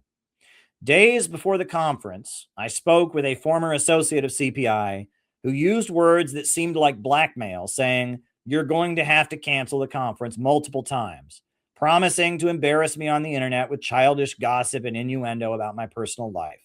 Tara Reade received mysterious messages also urging her not to attend the gathering, but the conference went ahead. We presented our award to Tara Reade, and Uhuru was welcomed to thunderous applause as we honored them and promised our full support against the FBI. 2 weeks after the conference, I was defamed across the internet, videos with hundreds of thousands of views, saying outright falsehoods, calling me a rapist, and claiming my anti-imperialist activism was all an elaborate scheme to get sexual favors were blasted across the internet. I went silent for 3 months and let the storm blow over. CPI relaunched in November, and by February, we were in full swing as sponsors of the Rage Against the War Machine rally in Washington, D.C., hosting a post-rally reception for Scott Ritter. At the end of February, we held a press conference at the United Nations sponsored by the Russian mission, highlighting the Uhuru case and why we felt it was unjust intimidation, making Americans afraid to do what we were planning to do and visit Russia. As the chairman of the National Preparatory Committee of the World Youth Festival, I raised the case as an example of the hypocrisy of the American government that lectures the world about free speech and was trying to give itself a new woke makeover as a bastion of anti-racism, all while trying to imprison Black activists for their anti-imperialist speech. When the Uhuru defendants went to federal court in Tampa, I was in front of the courthouse addressing the press the day the trial started. They were acquitted on the main charge of acting as foreign agents, but convicted on a lesser charge of conspiracy to defraud the American government. When the judge announced no prison time and no fines, as the Uhuru defendants appealed their case, and Chairman Omali, Jesse Neville, and Penny Hess walked out of the federal courthouse triumphant, I was there in the courtroom with the celebrating crowd. Recently, the judge granted early release from probation, and it appears the entire trial will soon be voided by federal appeals courts. The whole time I mobilized the innovationist community to support the Uhuru 3, I was forced to ask the question, where are the communists? 3 of their own, socialist Black liberation activists, were facing over a decade in prison for their speech. The Communist Party did almost nothing. The Party for Socialism and Liberation went as far as trying to block a Uhuru rally in Washington, D.C., contesting their permits. Whenever the case was raised on the leftist internet, rumors and gossip conflating the Uhuru movement with another organization and calling it a cult shut down any effort to build up mainstream leftist support. Much like what was done to the Revolutionary Communist Party after its busing position, or the National Caucus of Labor Committees when it broke with the mainstream of the left, or has been done to the Center for Political Innovation from the moment we were launched, the Uhuru movement has always been subjected to a kind of blacklisting and shunning by the socialists who control what calls itself leftism in America. Chairman Omali, as an organizer of the Student Nonviolent Coordinating Committee in the 1960s, spoke in support of the Palestinians against Israel. As Uhuru activists are happy to tell you, the mainstream of the civil rights movement was dependent on Zionist money and would not allow solidarity with the Arab peoples. Ever since having the courage to call out his own people's struggle, how his own people's struggle had been manipulated by sinister forces who are not honest about their real goals, Chairman Omali has been a target of what he calls the white left. When I visited the Uhuru House in St. Petersburg, Florida, I heard a phrase that has become a mantra within the Uhuru movement. We are winning. Even though their leaders were facing 15 years in prison and the scores of FBI agents had raided their facilities, I saw nothing but smiles on the faces of Uhuru activists. The work of the Uhuru movement is completely different than what is being done by woke activists who burn cities in Minneapolis and Baltimore after being prompted by CNN. The Uhuru movement runs a farmer's market, providing fresh, organic fruits and vegetables to the local Black community. They also provide classes and services for pregnant women in the area. Chairman O'Malley and his movement are not Malthusians. They want to increase the population. They want to build. Bakeries, furniture stores, prison reentry programs, and so much more are part of the Black Power Blueprint, the vision for empowering the impoverished African Americans of the United States while teaching that their movement is part of a global struggle against colonialism, of which the emerging Union of Sahel states, as well as Russia, China, Iran, Cuba, and Venezuela, are strong outposts. It's no wonder that the sneering Trotskyites wouldn't defend Chairman O'Malley when the FBI targeted him. He's not a pessimist. As angry as he most surely is about the injustices he's experienced in his life, Chairman O'Malley is not preaching hate or resentment. He is mobilizing to build and construct while presenting a vision of a world beyond globalism and imperialism. I disagree with the Uhuru movement on some theoretical points, but I look at this vibrant anti-imperialist movement that has withstood a horrendous attack from the US government, and it fits what I have come to understand about the nature of history. I see Chairman O'Malley, over 80 years old, but in his prime physical condition, as he fearlessly stood up to the FBI, as a man who gives voice to great civilizational forces. Among the descendants of slaves in the vast territories of North America, impoverished, imprisoned, and inculcated with pessimism, a leader has emerged to construct and build in the Black community, exuding a life force that emboldens many to step up and stand with him. I'm also forced to think about my own experiences as a young man from a small town in Ohio. I did not come from a communist family. My grandparents are Republicans, and my upbringing was quite conservative in a small town of less than 10,000 residents, centered around a jelly factory surrounded by cornfields. The entire reason I became attracted to socialism was because it made sense economically. Why should human labor power be wasted? Why should poverty be created by abundance? When I learned by seeing basic economic data that this mantra of American society, that communism just doesn't work, was false, I was filled with anger. I read about Stalin's 5-year plans that turned Russia into a superpower. I read about how China is the second largest economy in the world and has lifted 800 million people from poverty. I discovered the works of Anna Louise Strong and discovered that, like me, she is a Midwesterner, descended from preachers in the Second Great Awakening, the mass spiritual movement that prepared the ground for Abraham Lincoln to lead the struggle to smash slavery. When I read Anna Louise Strong's memoir, I Change Worlds, and her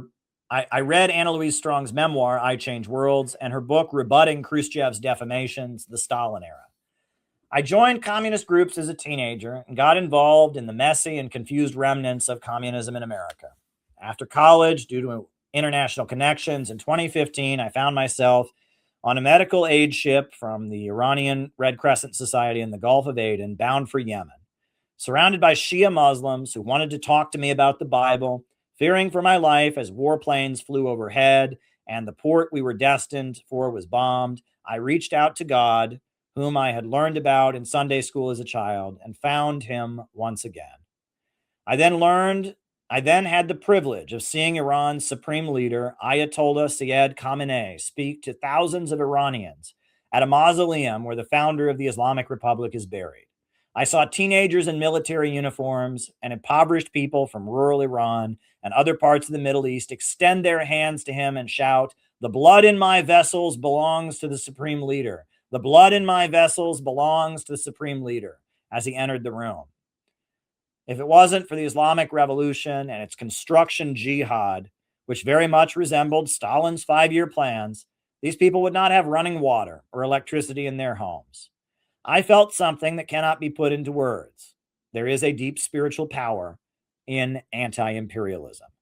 And I felt it in the collectivos of Central Caracas with Ana Kona, an 18-year-old girl who directed security at Comuna El Penal, when she told me she believed Jesus Christ had brought her into the world to die for Hugo Chavez and Bolivarianism. The reason I had never fit in with the Trotskyites and crypto-Zionists who ran American communism was because I did not want to wreck and destroy. My socialism had not come from resentment and pessimism, but from the very soil I had grown up on. I was determined to build the Center for Political Innovation as a new form of anti-imperialism, a movement that would embrace the American people and the only future that America has, joining the new world beyond imperialism and breaking out of the old order rooted in colonialism and the rule of international bankers. The historic reality that can almost be called a law is this: when a civilization of the land is besieged by empires of the sea, from the soil arises a spiritual power, which the people draw from to defend their land and pull together in collective struggle. Such movements tend to be led by messianic figures, land saviors, some of whom fail, and others who succeed in rallying to free the land and enable the people to build and construct once again. This law is clear when one looks at the history of Russia and China and many other countries. And I think it very much applies to the United States of America. And that will become clear in the coming decades. And that's my new book, Mystical Stalinism. So order your copy of it. A lot of photos in there, a lot of images you didn't see. Also an appendix about the future of CPI and what we plan to do. Order your copy today, Mystical Stalinism and the Struggle Against Revisionism in America.